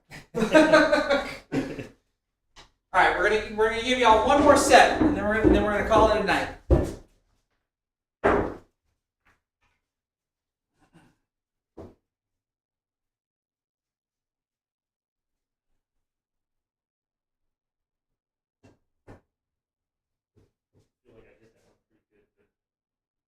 I thought I hit mine pretty good, but I guess not.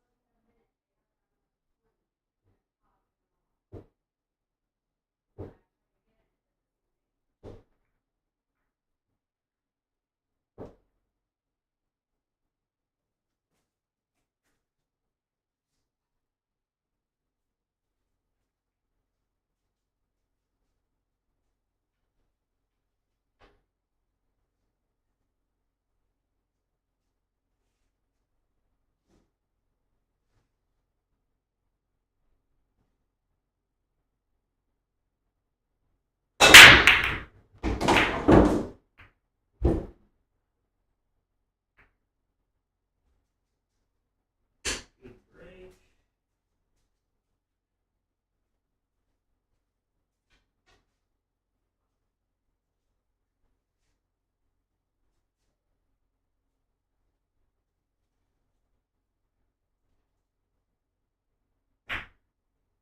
Nope.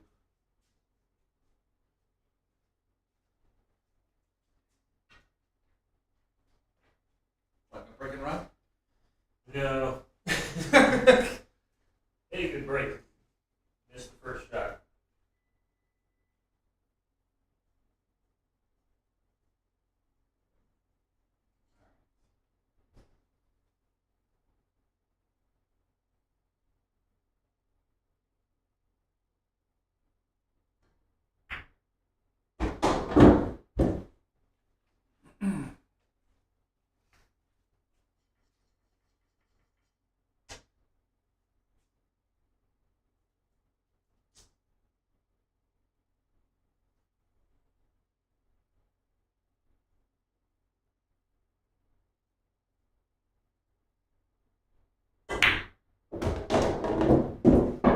Good shot.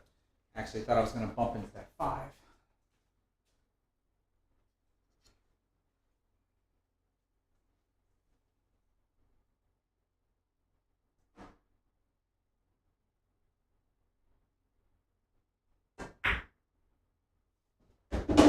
Thank you.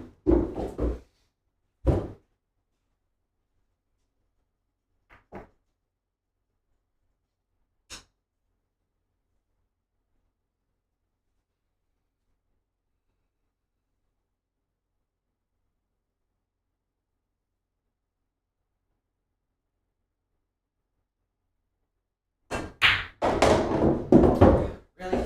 Come around then. All right.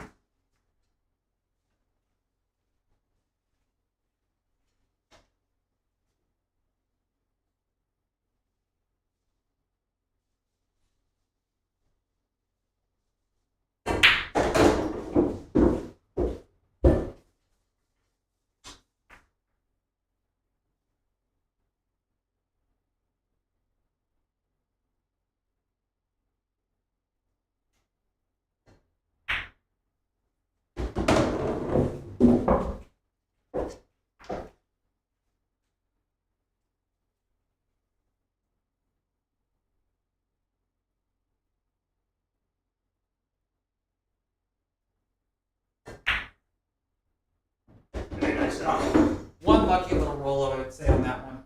Thank you. Going around that 9 ball for shape on the 6 was not what I intended on. You put yourself right back in line, though.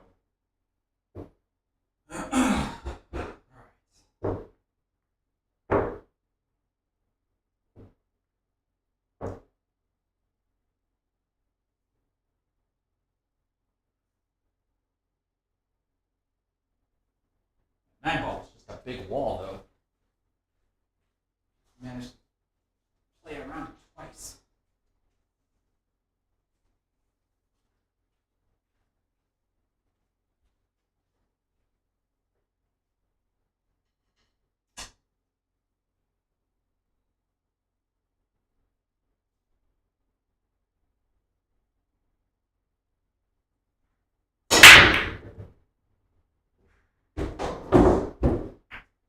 There's the breaker. Right, For that's all night. That's the best one you did all night.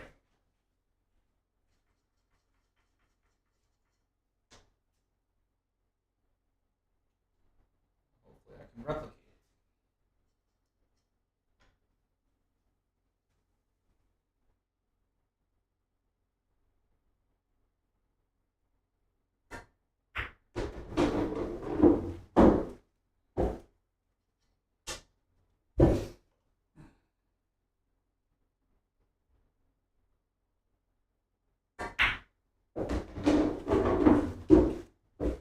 Don't really like the transition from the 7 to the 8, though.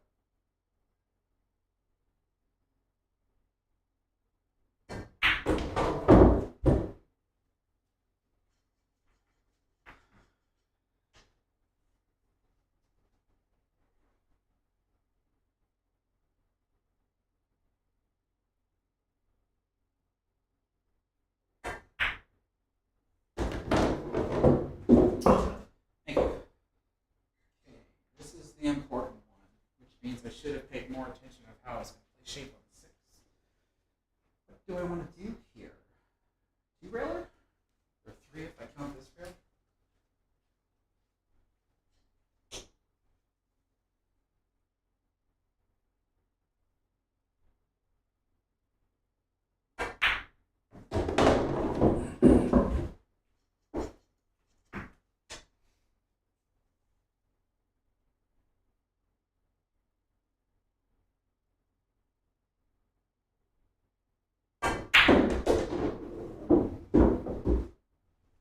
Great shot.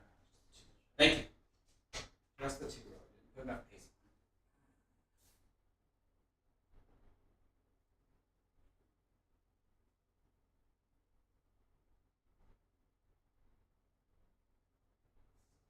on it. Oh, are you kidding me? Gosh. Oh, it's not the 6 ball this time. Right. Good lord. Well, I left it good, though.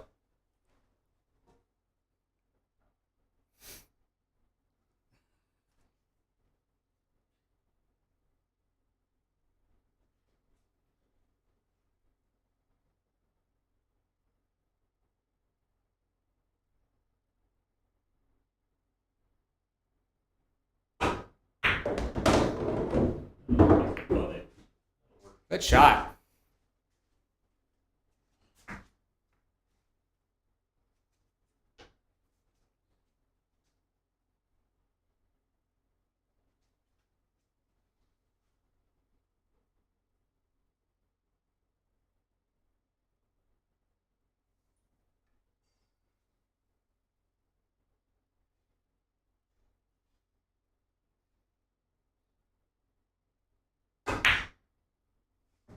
Nice shot.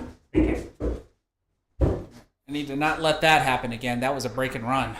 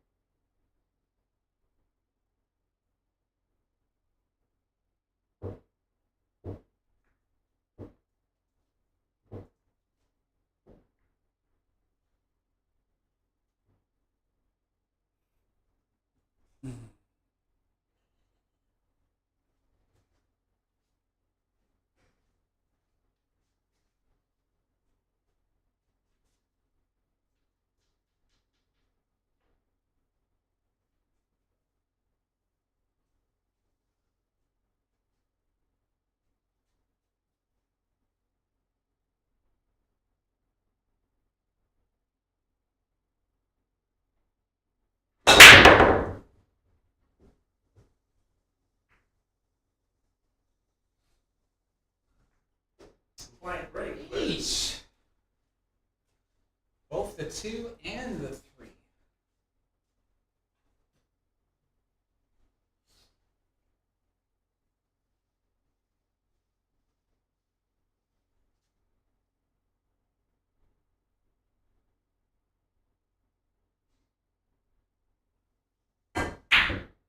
Oh, I must be getting tired now if I missed that.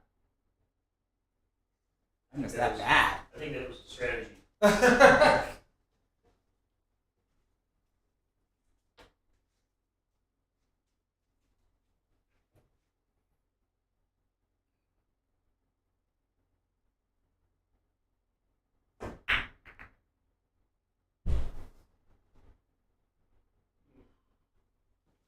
one else. Yeah, but still, the 3 ball, even if I clip the 3 ball after the 1, no guarantee I'm going to have something on the 2.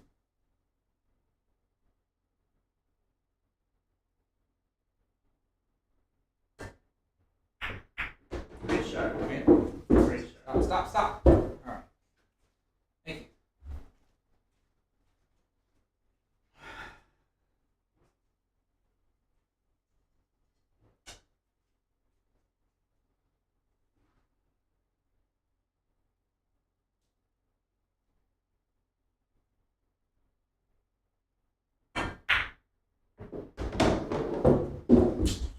Seriously? Whatever.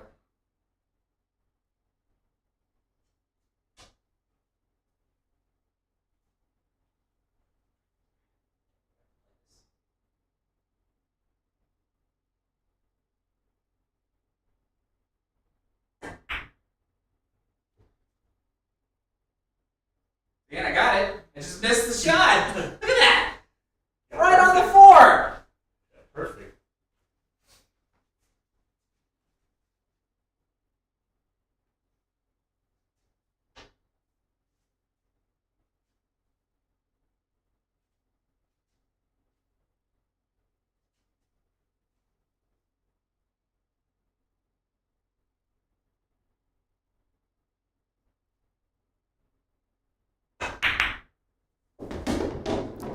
I don't like combos. I've made a few of them though. I don't like them, but Good shot.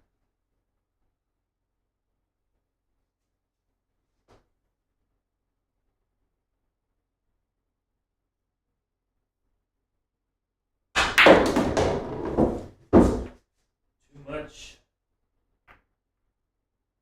Oh, crap. I didn't see that. I thought you were just going to catch the short rail.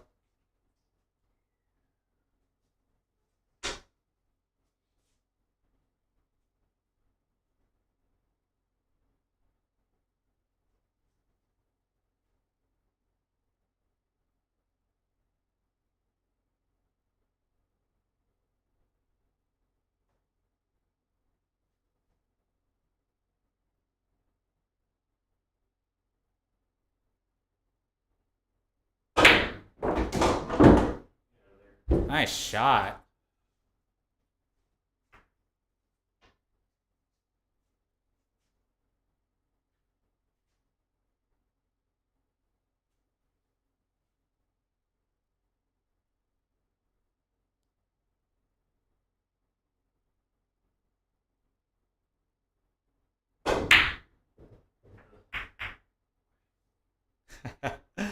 So Ryan Rep wants to know if people ever tell me that or do you ever hear that you sound like Seth Rogan?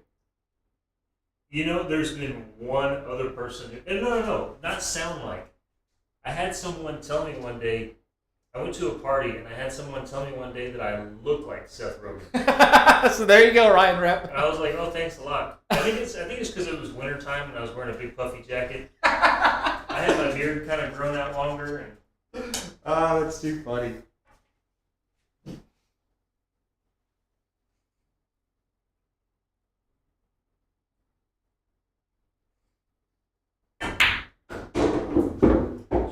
Thank you.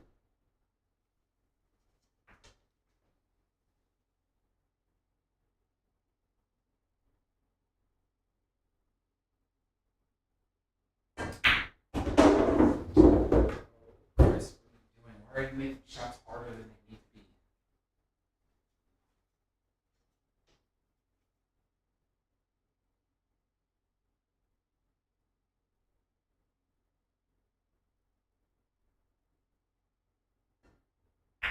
And I hit that too thick. Yep. Oh.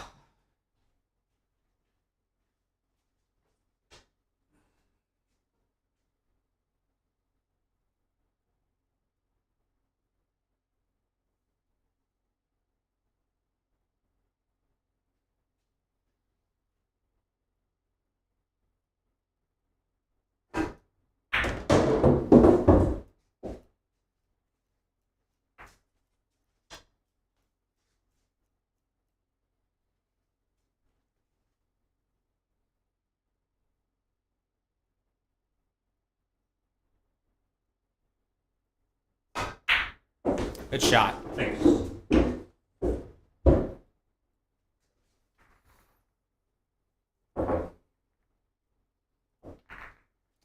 So a team rate, I actually have the perma rack. You should be able to see it actually kind of near the left middle of the screen, just underneath the trophy, that little white shelf that you see there. That's actually the perma rack that's underneath it. But what you see on the table here is not done with the perma rack. It's actually done with what's called the alpha tight rack. It's a little bit more of an accurate template for me to be able to place the donut holes onto the table. And if I wanted to be able to place more donut holes for 9 on the spot 9 ball, I can. It'd be rather simple with the template that I do have. But it's not something that I typically play, so I don't really see the need to do it. So just using an AccuRack on top of that just seems easier.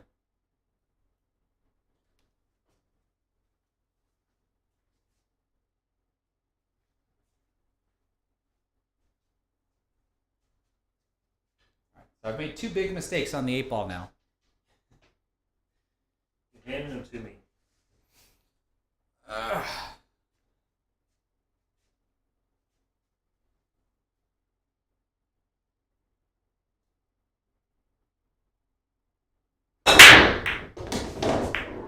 A good break. Even the 1 with shape on the 2. Look at that. You know, it's not controlled though. You know what I mean? Yeah. That's completely random. Like your break when it's working,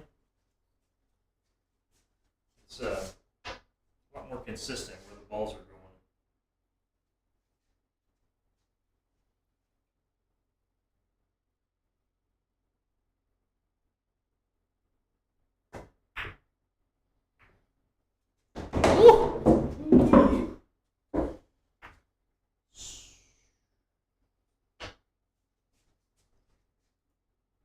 So, and this is correct, Eves. I've been streaming a lot of straight pool, but as soon as the Texas Open is over, I'm going right back to playing straight pool.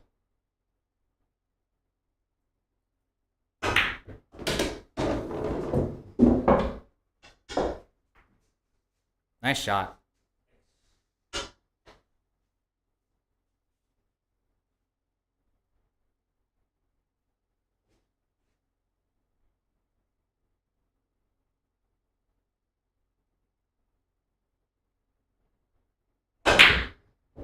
Twice. You're gonna leave me. Boy.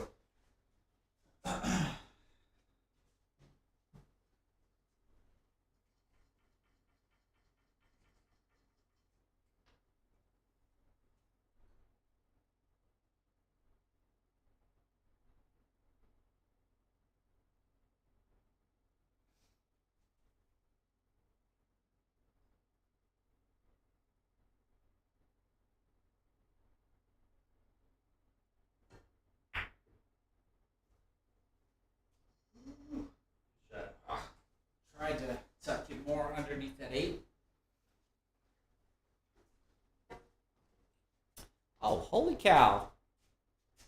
Eves, thank you so much for the $7.70 Canadian super chat. I really do appreciate it, bud.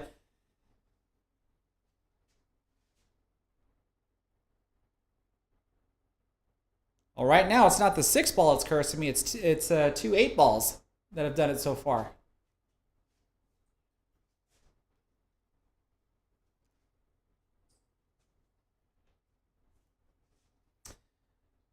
Alex Johnson, I'm not entirely sure, but I think after the Texas Open, the next big one's probably going to be the U.S. Open. Don't quote me on that. Good hit.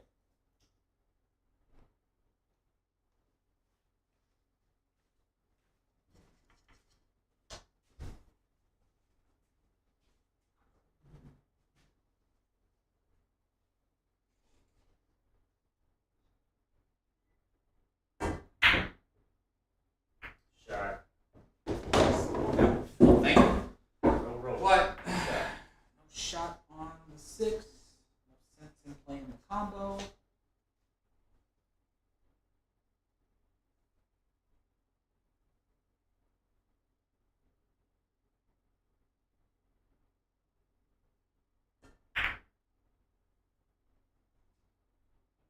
Oh, come on. A little bit harder. Okay, right behind the 9 where I wanted it.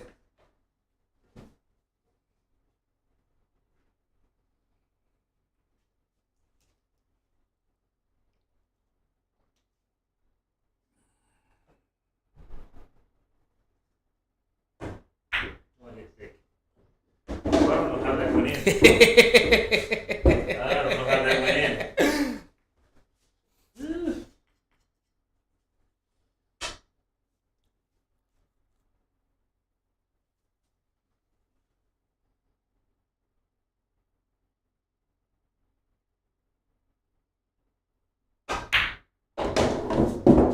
Oh, what a shot.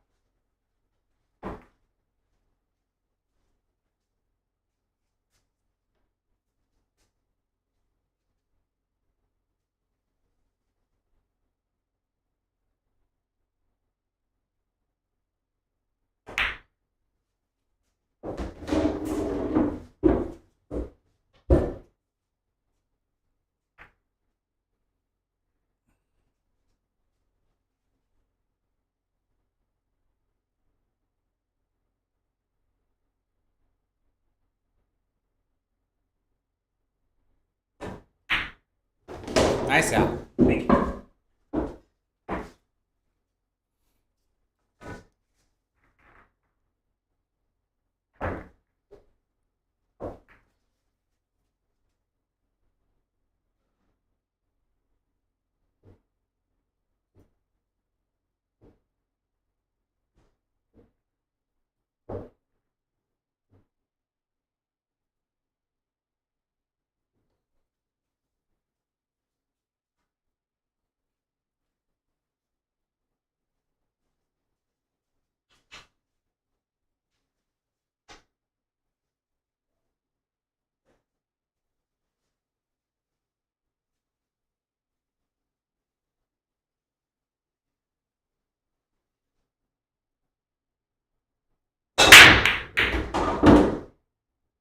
Okay, good break.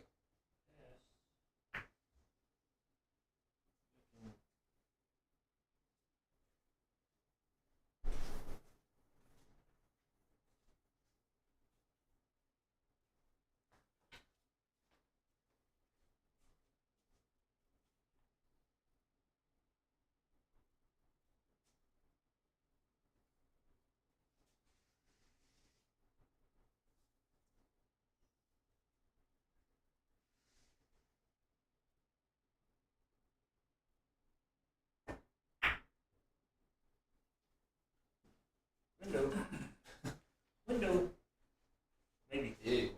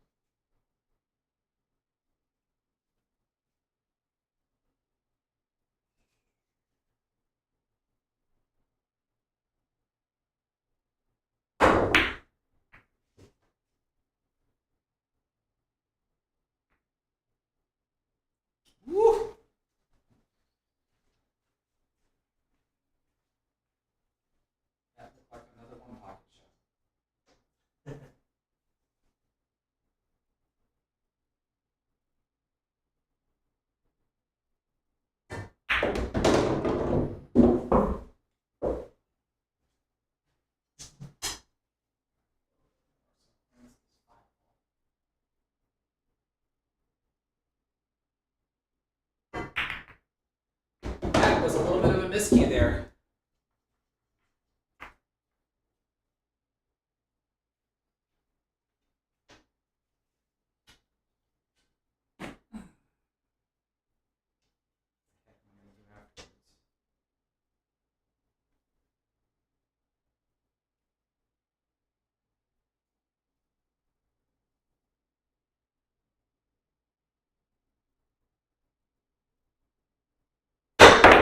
That's what I figured.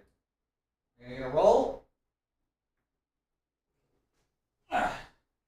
Can I see it? Can I see it? Looks like you can skin it, but the kick is a definite hit. Yeah. I'm letting you leave the city.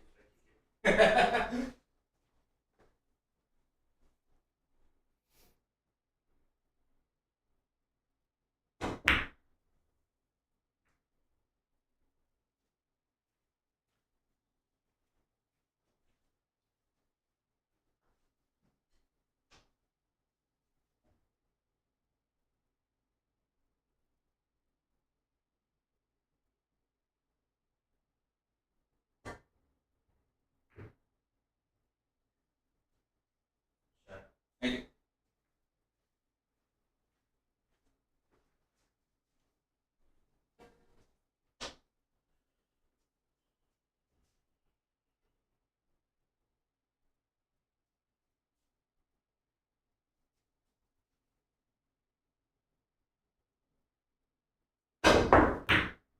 Oh ho ho ho! Ooh, I got a roll. I got a big roll. Nice hit though. Thank you.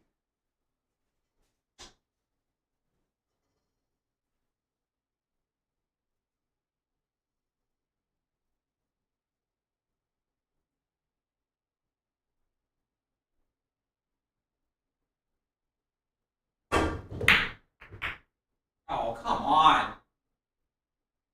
Well, I guess that's a decent roll.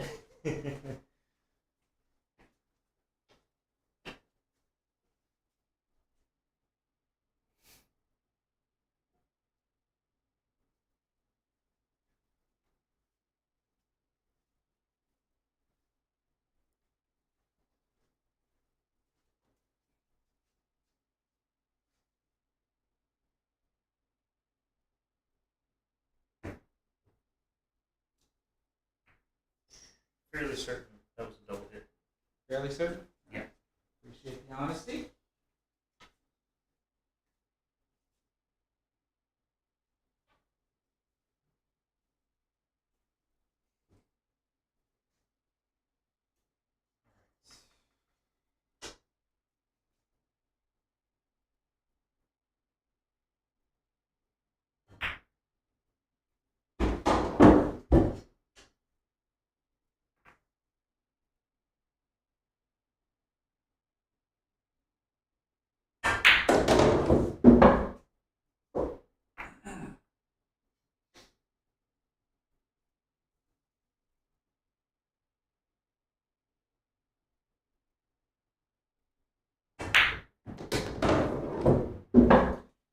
Tell me favor the. That's what I just did. Alright.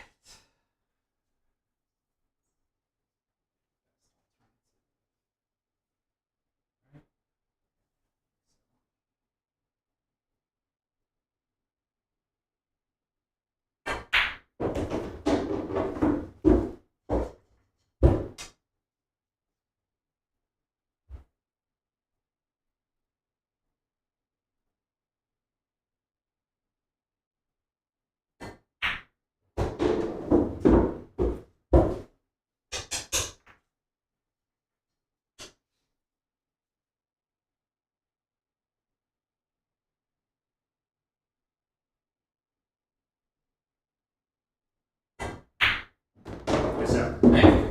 Sheesh.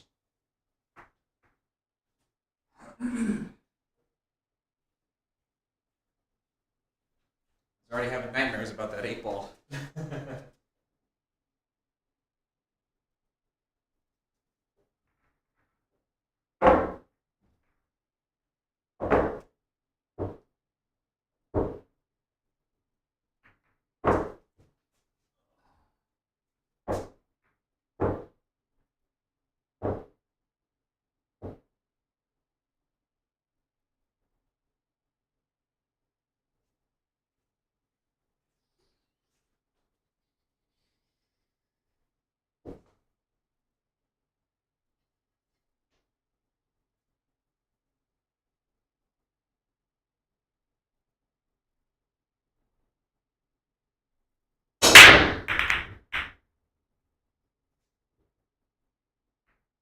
Almost.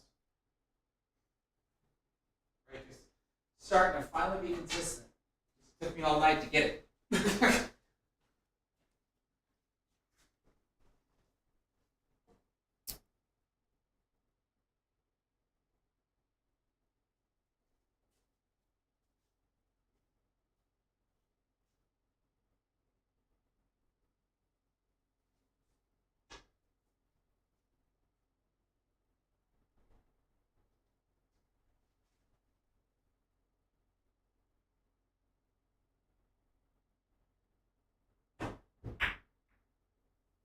Good hit.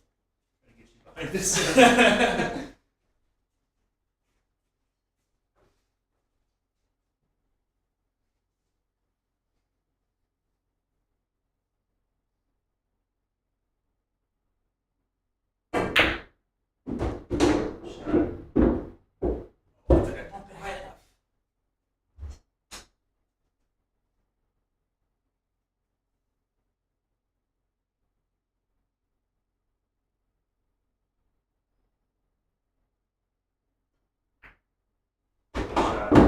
Yep.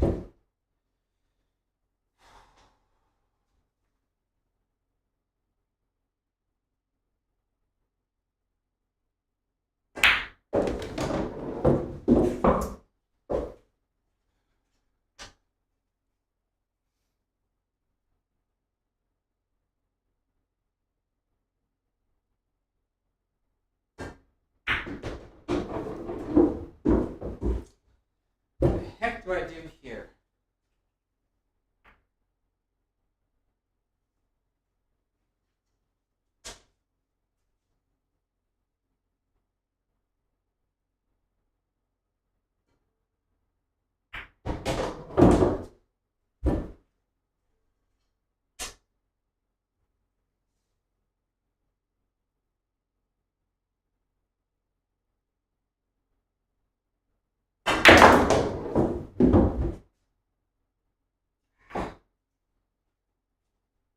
Work though.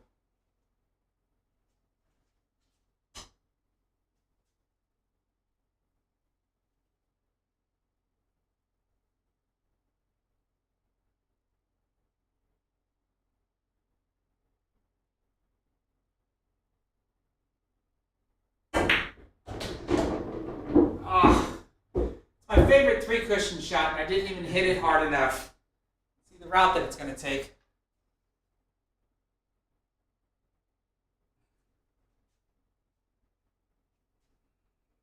Now, go for it and sell it back out, or smart.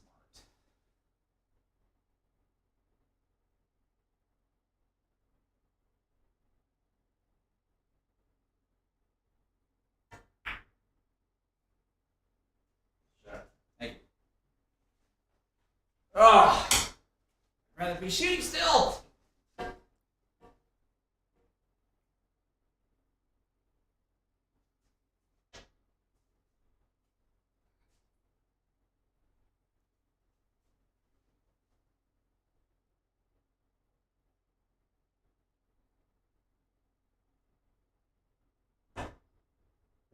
Yeah, Joey Ryan.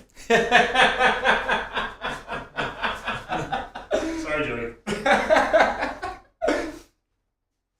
Trying to cut it so thin.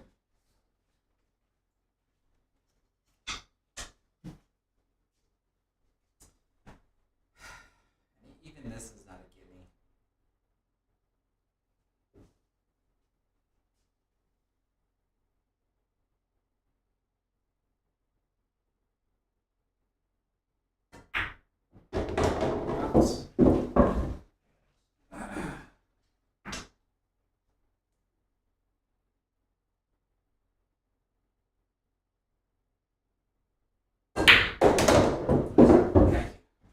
I say not a gimme because no matter what I do, I'm crossing the shot line for the 9 ball. And I'd rather not do that.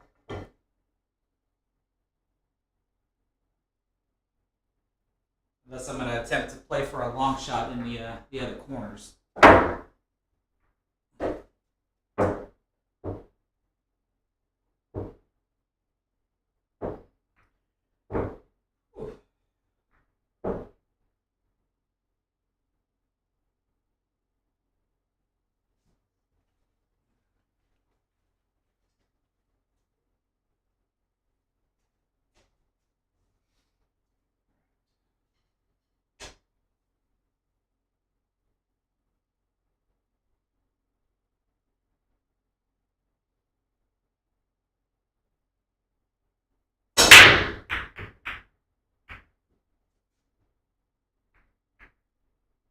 Spin.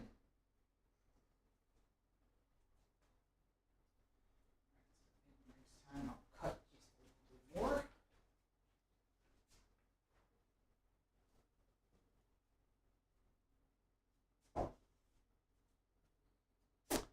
Okay, so let me try to find that question because I know what everybody's talking about.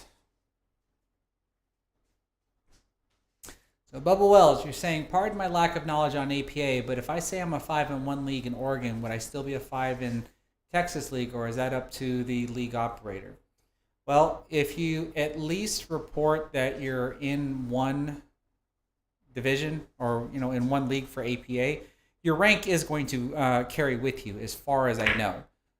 So if whatever your rank is in one area, that'll be your rank in another area. However, ranks do not in the APA. Ranks do not travel across. They don't even travel across counties or across cities, as far as I'm concerned. So, in other words, if you were to look at Jesse and I, we have Fargo ratings of 630 plus.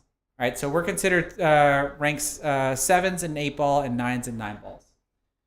When we go to Round Rock, there are other 7s and 9s in 8-ball and 9-ball that are 700 plus Fargo rated players that would more than likely destroy us. So it's not, it just doesn't travel easily across states in the APA as far as I'm concerned. So like you said, a 5 here in Texas may or may not be a 5 in California or whatever. It might be close, but more times than not, it's not going to be, because an APA rank is pretty much dictated by the population of players. And I always like to use this analogy.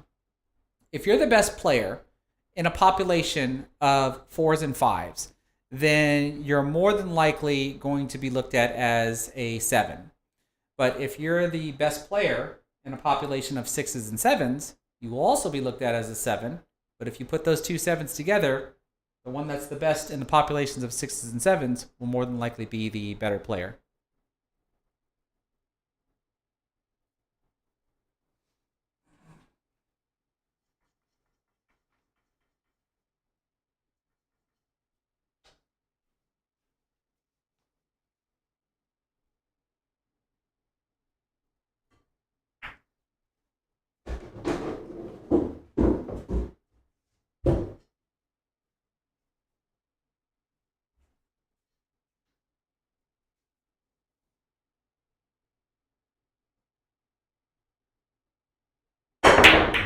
I didn't think I was going to scratch. I was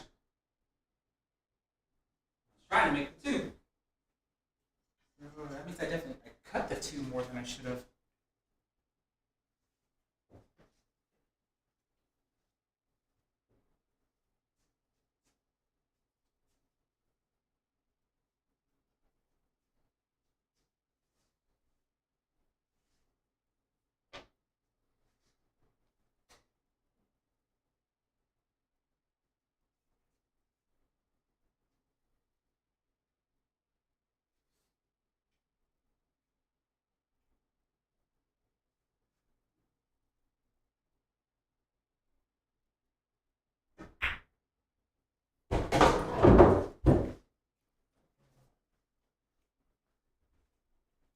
Hey, Jesse, let's give a pause here for a second.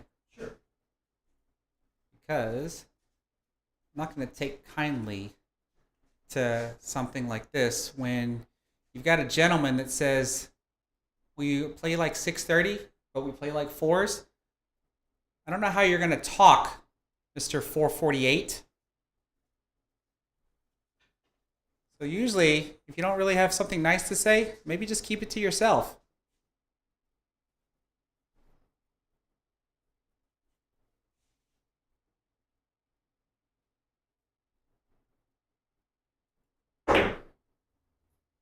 Dog did. Dogged it. Dog did.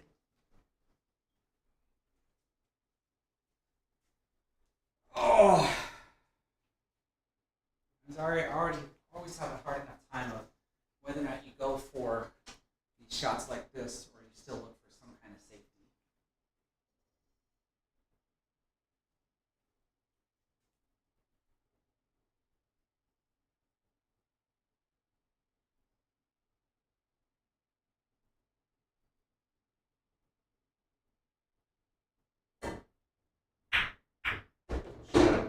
Oh, come on, don't do this to me. Are you serious? Ah! All that and no reward.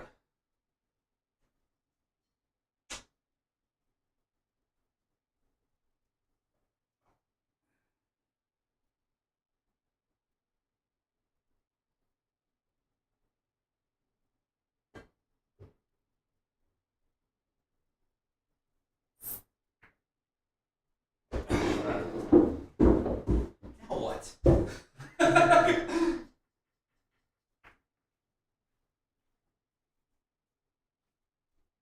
think the 6 ball's in the way.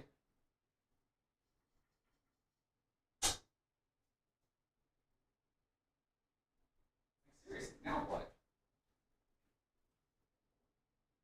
6 ball's in the way, so I can't cross it.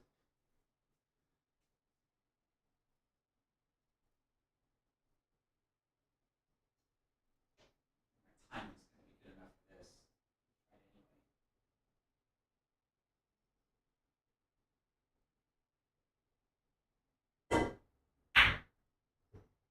Ugh. Ah. Well, Leave you a dead combo. it froze dead straight in.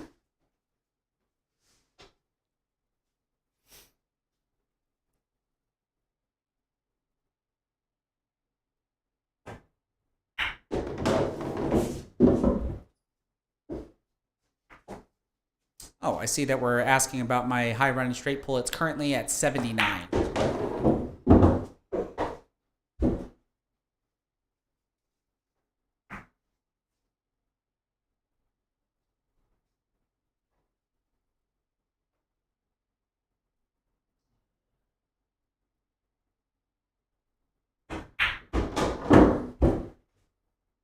Uh-oh. Oh boy.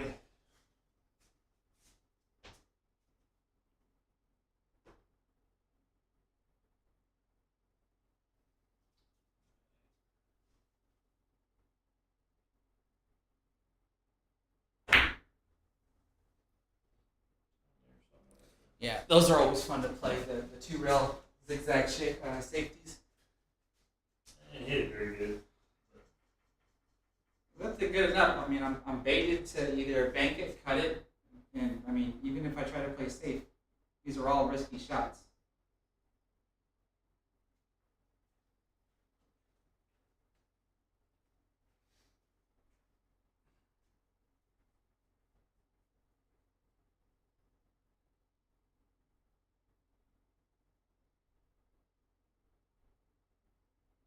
Oh,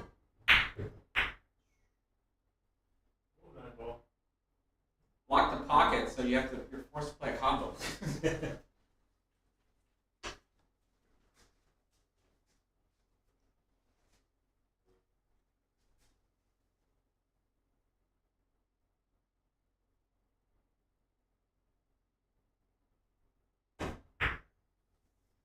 Ooh, oh, are you kidding me? Oh, you just broke my heart with that one. Good shot.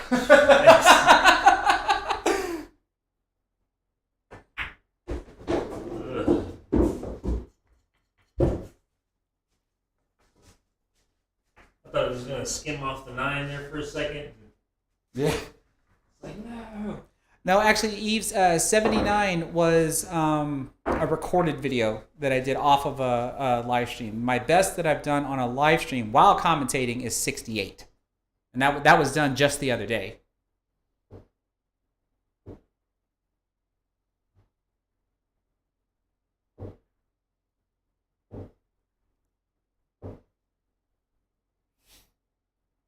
Mike Fields, you're asking about the Texas Open and where is it streamed? You're going to have to look up Pool Action TV, and it's pay per view. It is not a free stream.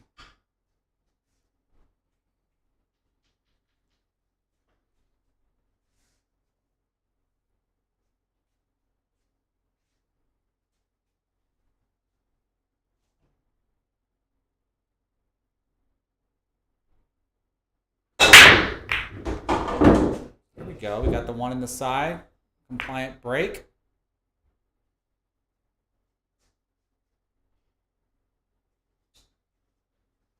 Robin Lusson.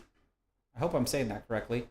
So for the 9-ball open, it was a $200 entry fee. I do not know what the one pocket and the other events were. I'm pretty sure they were around there, around the same price as well.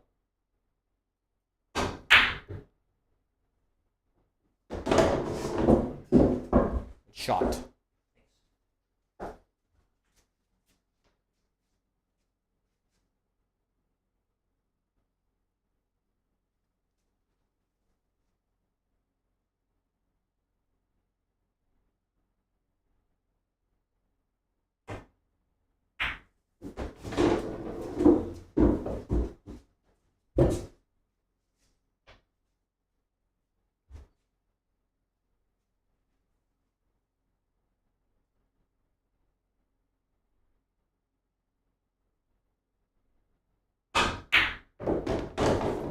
Nice shot.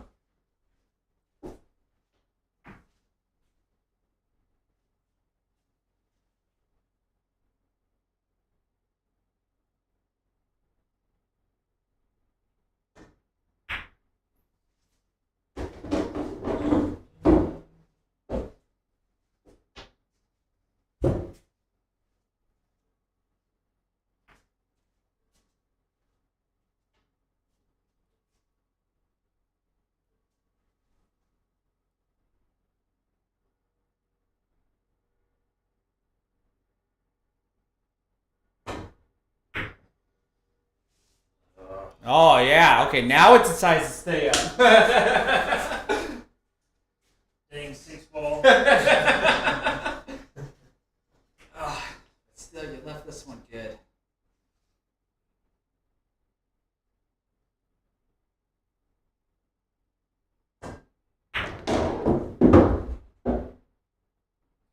Thank you.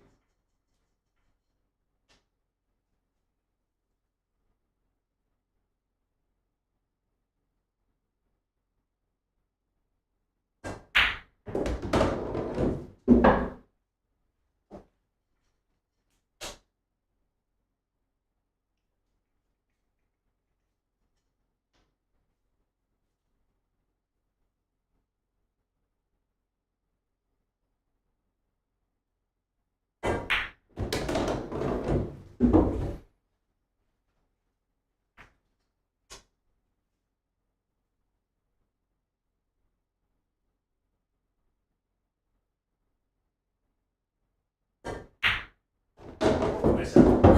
Hey.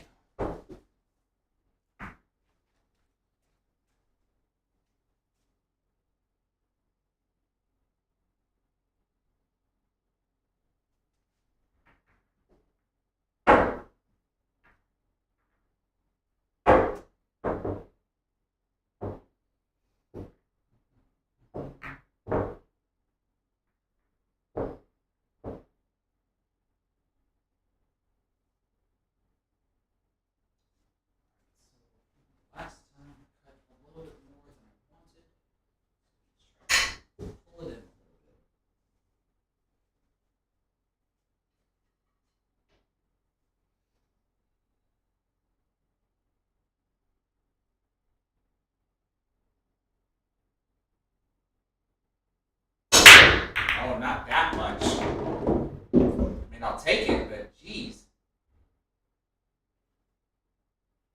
Pretty six cause problem.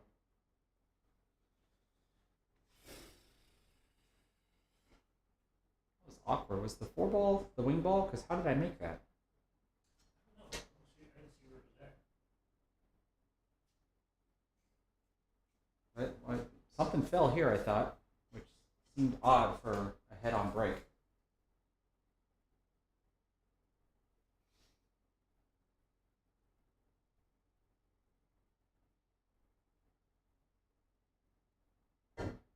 Oh, wow.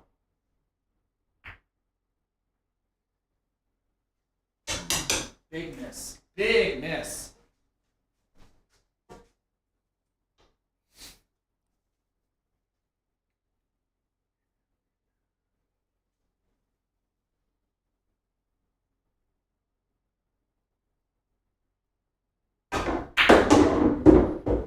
Side pocket. Ooh. Nice shot. Oh,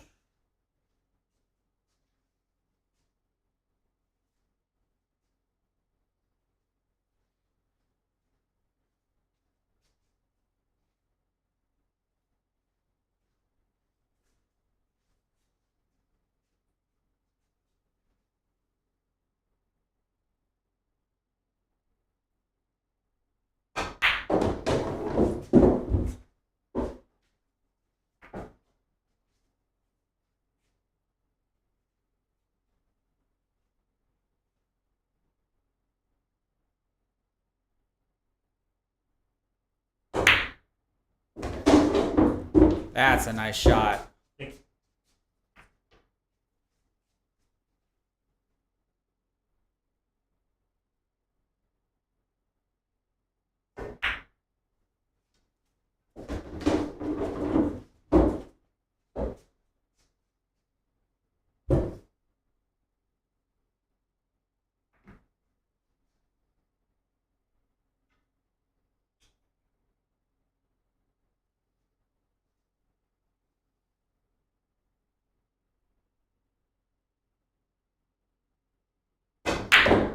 Ooh.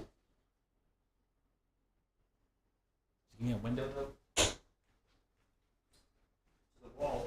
Man.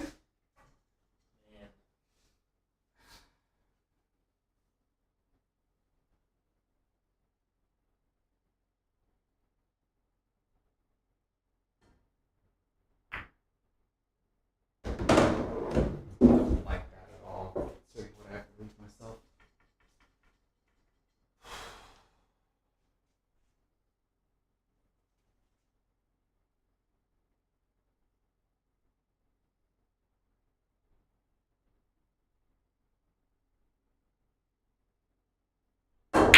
Nice shot.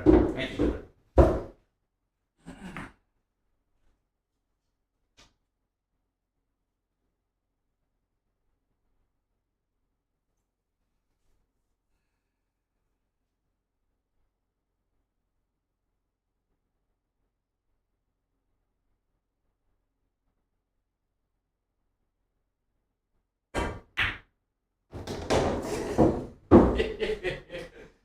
Whoops. Let up a little bit. Yeah, decelerated at the last second. I should be right here.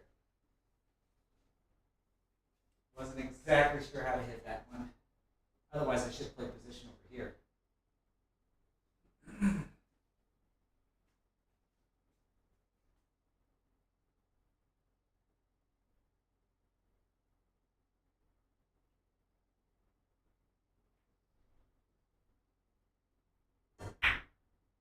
Nice shot. Hey.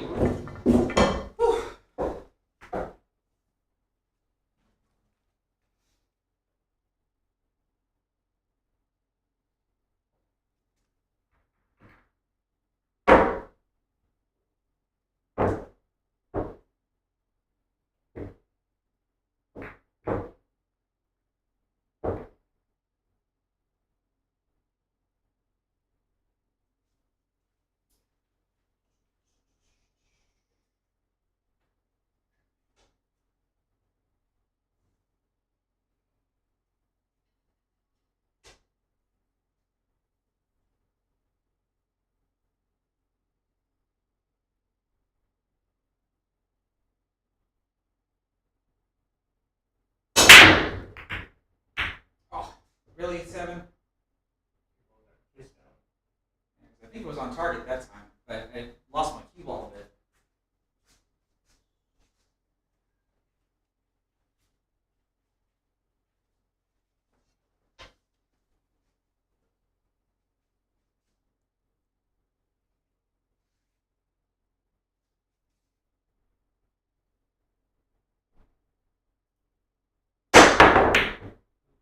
Good try.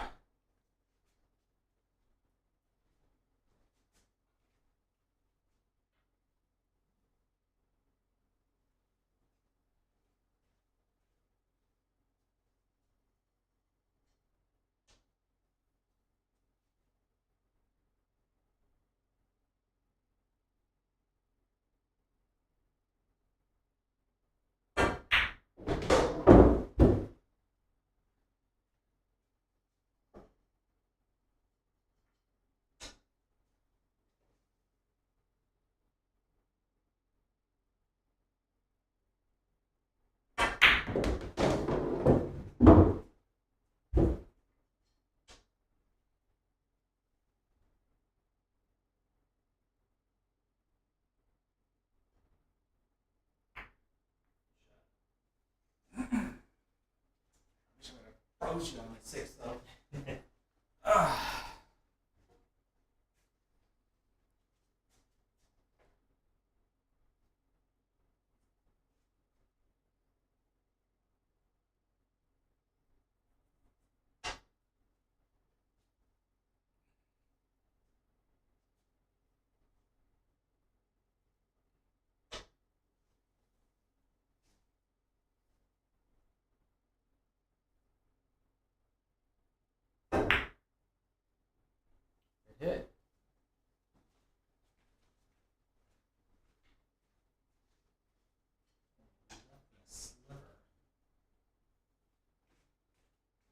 Left me a sliver for a shot. Do I really want to try to take it?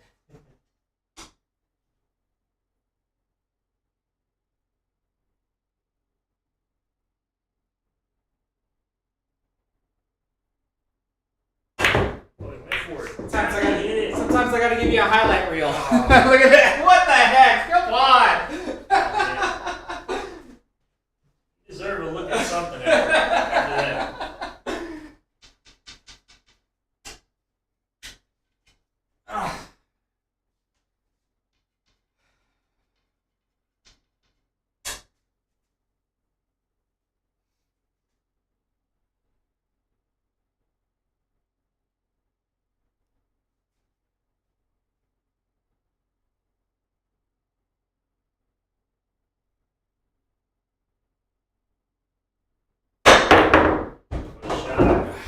Alright.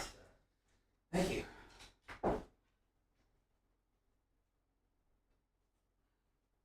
Might have to clip that later.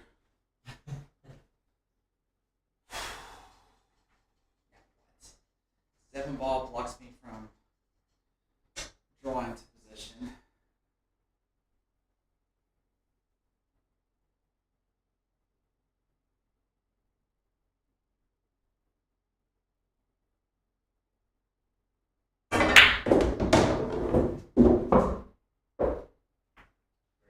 Thank you.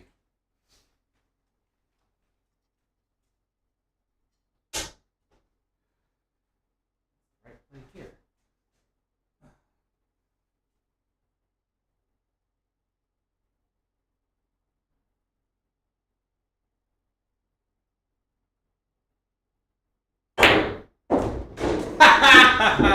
I'm about to remember that one. Just the way you played it. Yeah. Definitely gonna have to remember that one.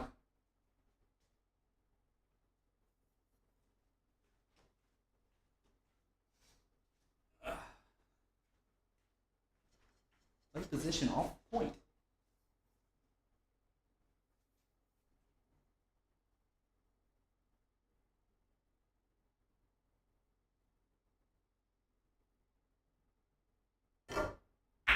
Oh, come on.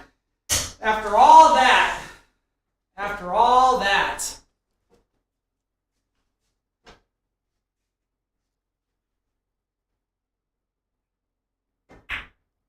I'm gonna sell out on the 7 this time. At least it wasn't the 8.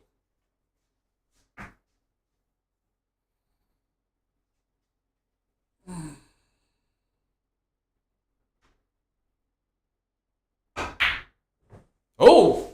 Is he getting tired now? Six. This was six. Oh man, this is definitely one of those. If I cut this, I'm gonna undercut it. But I mean, after that 3 ball, this is nothing, right?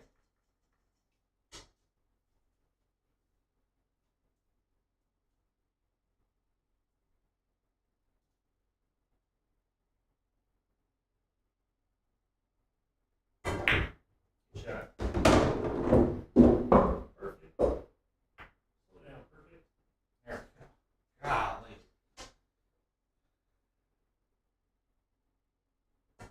Shot. Hey. Whew. Still would have rather ran that out after cutting that ball, jumping the next ball. Ah, just wish I would have ran that out. Not quite. And that's what you gotta love about pool. Types of shots that you make and the types of shots that you miss.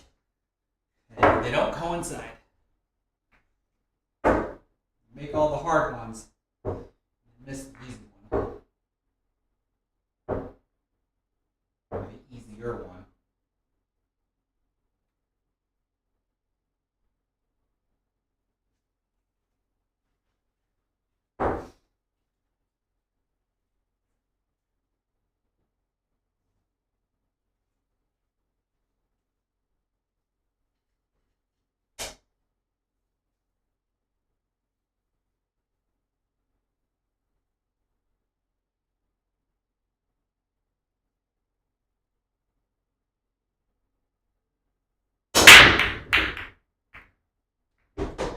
Finally, but uncompliant. See? Not really.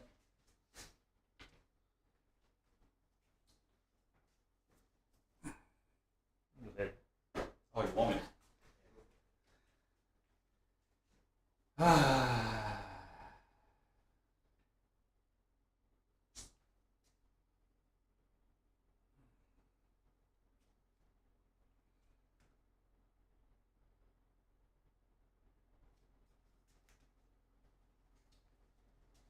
I have enough highlight reels tonight already. I really want to do this. Yeah, I think so.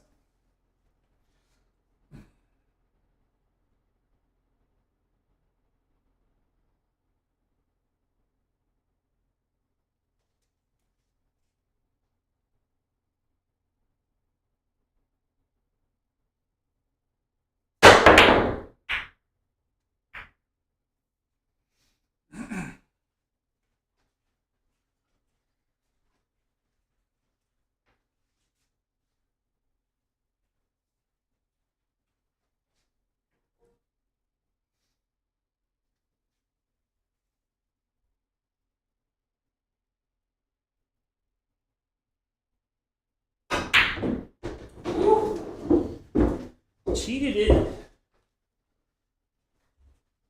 Cheated it. Almost lied to it.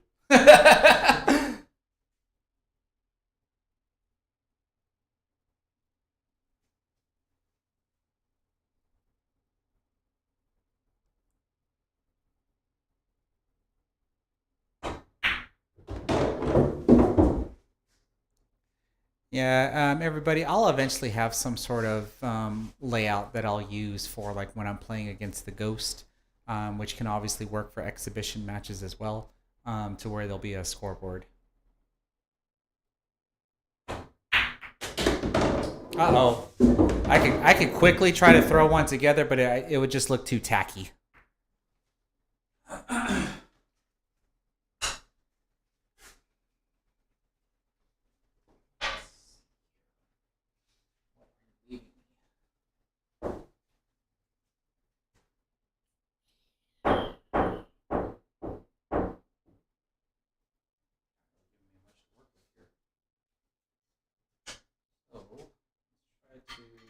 follow into that eight.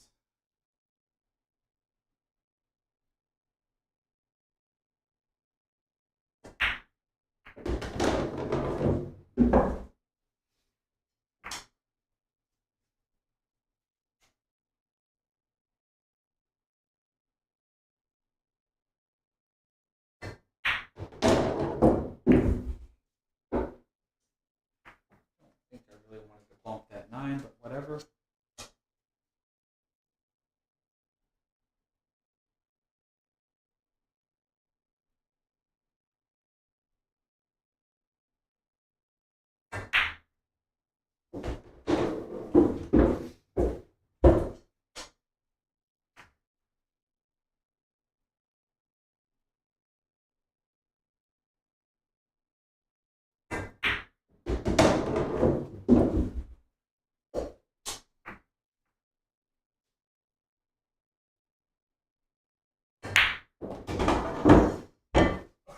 Nice job. Thank you.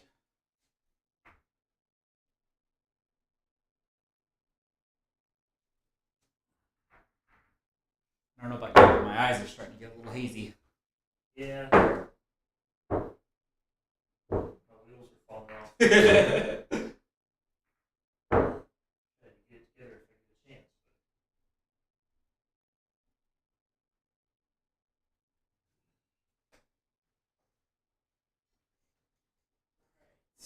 So,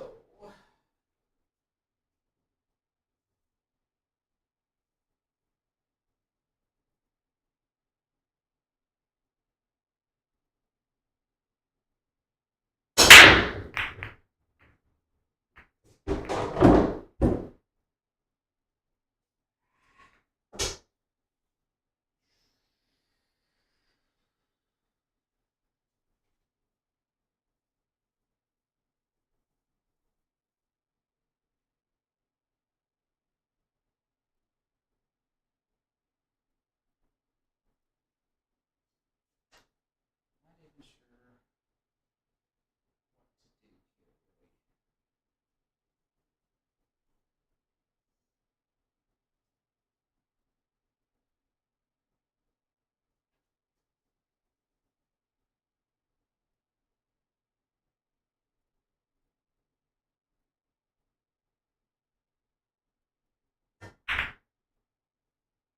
Oh, I overpicked it.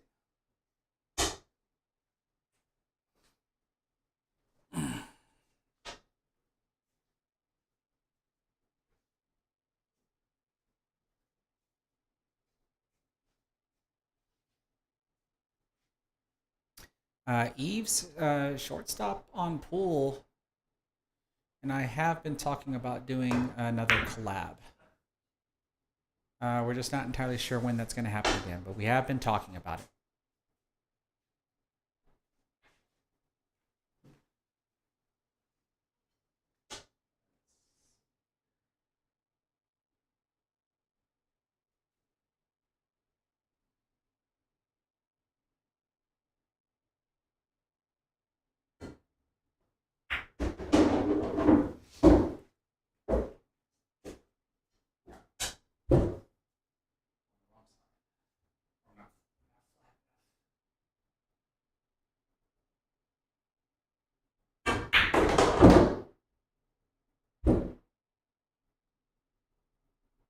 Sheesh.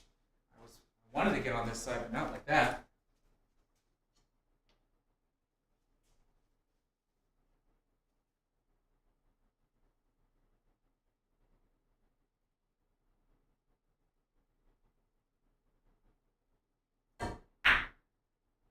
Shot. Thank you.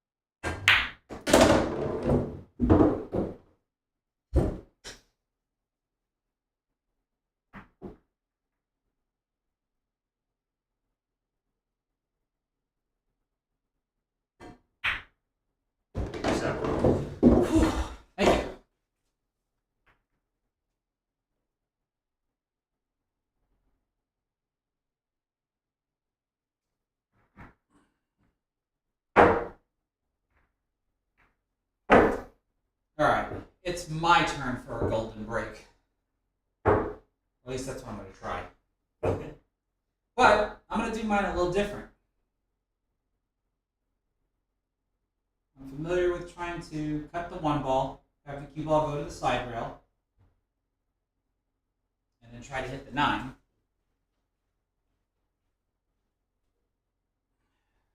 But I'm going to try this one. See if the 2 ball is going to smack the 9 in. Make it one of the upper corners.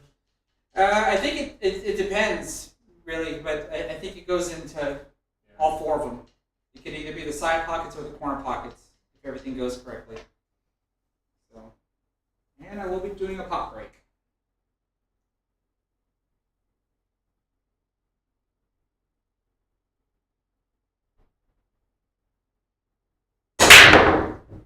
And see, it just barely missed it on one side there. So had it clipped it, it would have been heading over here.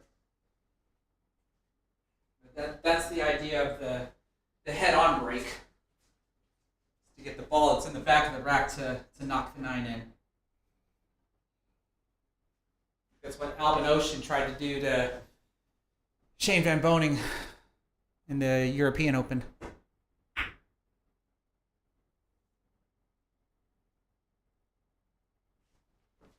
Wood safety. I'm not jumping that. I'm not even going to attempt to Jesus Atencio jump that. Actually, that'd be kind of cool. If I can jump the cue ball right here, it would definitely have more than enough momentum to bounce over and hit the 1. Screw it. Why not? over here talking about it. Might as well try it. So.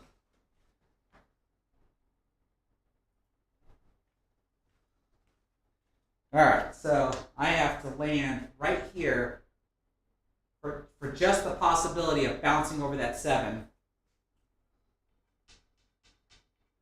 To be able to at least hit the 1. How hard do I have to hit this?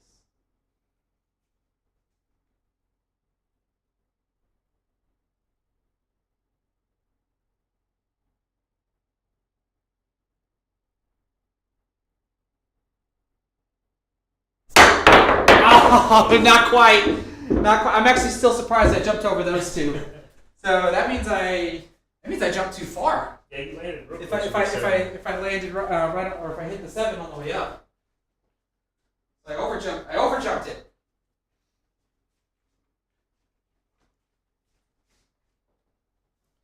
Little too far.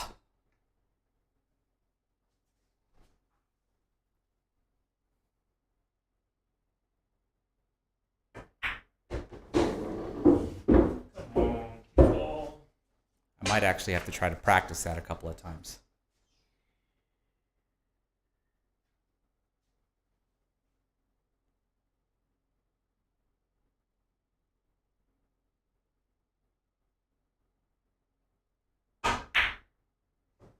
Shot.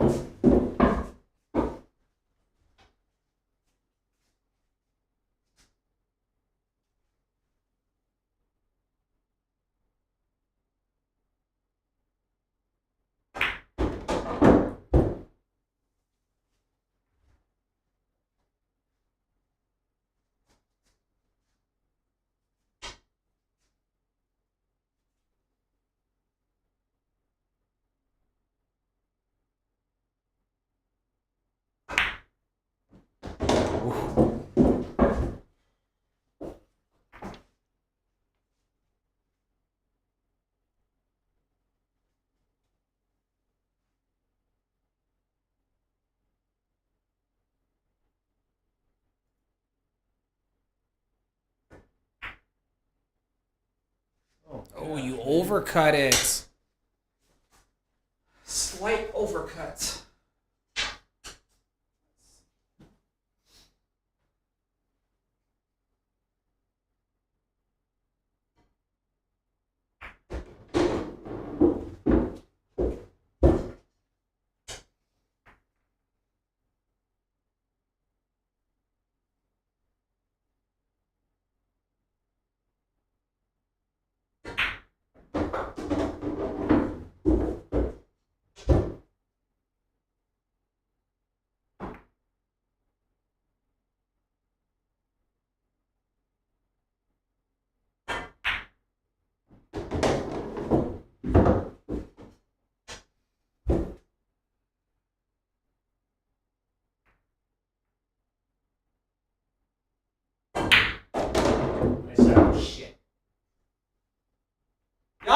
say that.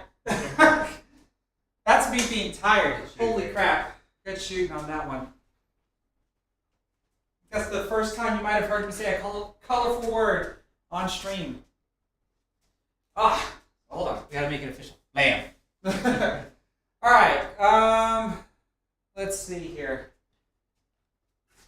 Well, all I can say is, I think what you just saw, especially tonight, or actually what you should have seen through the past 3 streams, is mainly just how the game goes. I would have to say, like, when you look at our very first set that we played, when I won 9-7, and then the next set he wins 7-6, I managed to defeat a higher Fargo rated player when Joey was here. He fell short, but then kicks my butt in the first 2 sets, and then I managed to take this set. As far as I'm concerned, that's called pool, especially when you're playing against fairly evenly matched players. Yeah. It's either going to be really close or someone's just going to run away with it. And then with regards to when Joey was here, just because you're the better player, even on paper, doesn't necessarily mean that you're always going to win. You are at least favored to win, but as Fast Eddie Felsen said, or Paul Newman in The Color of Money? Ball's real funny for everybody. Exactly. And I think we at least put on a pretty good showcase of that with these past 3 streams. But we're pretty much going to call it a night. You're probably not going to see anything from me for the next couple of days, as we are going to be going to Round Rock, Texas tomorrow evening. I'll probably try to get maybe some interview clips if I can, just by doing, I really want to hear if any of the pros any of the pros that are still there. I want to know what their opinion is of the Matchroom Pool break box. So I might be able to collect a couple of clips there and maybe compile them when I get home. I do know Savannah Easton, the Roadrunner, is there, and I'm looking forward to meeting her in person. We might actually have this vision in mind where she did a clip on her Facebook page where she was juggling. And so I want to see if I can get a clip of the 2 of us juggling together. I think that would be a lot of fun. But at the very least, I hope everybody was entertained and at least maybe learned a couple of things from us. And I'm only going to say just one particular thing about one viewer that I had to go ahead and roast. I'm perfectly fine with receiving constructive criticism, but if you're just going to be a troll, I'm at the point now where I don't really tolerate that, as you saw, where someone that's going to try to claim that as 630 plus Fargo rated players, but we play as APA skill level 4s, and if I have to go ahead and expose his Fargo rate, I mean, that just makes him look like an idiot to me as far as I'm concerned.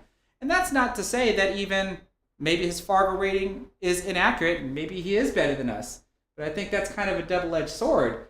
You're better than us and you still want to talk down about us? I don't think you win. Well, I mean, it doesn't matter either way. Just don't be a troll. Yeah, I mean, pretty much, right? We're here to have a good time. We're here to show stuff up. And if you really think that you are that much better, then start your own channel up and see what kind of following you can bring up. That's all I'm really going to say about that, because I usually don't give that much of attention to that kind of trolling.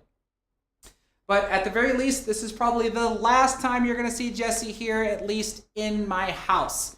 But hopefully, after doing a couple of these and seeing some of the comments, you seem to develop quite a fan base. I would have to say, people like the way you shoot. So maybe that might be motivation enough to get him back into his YouTube channel, because he does have a table at his house. You can find a link to his YouTube channel in the description box below, and I think Eve's at least posted it a couple of times in the live chat. So give him a subscription, and if he logs in and see that his subscription count is boosted up, that might also motivate him a little bit more. But yeah, we're gonna go ahead and call it a night. I will be posting updates on my Facebook page for Lil Chris Pool Player. So if you're not already following me there, then be sure to head on over to Facebook and follow my Facebook page. You can find a link for that in the description below as well. So wish us luck, and we'll see how we do. Y'all have a good night. Thanks for tuning in, everybody.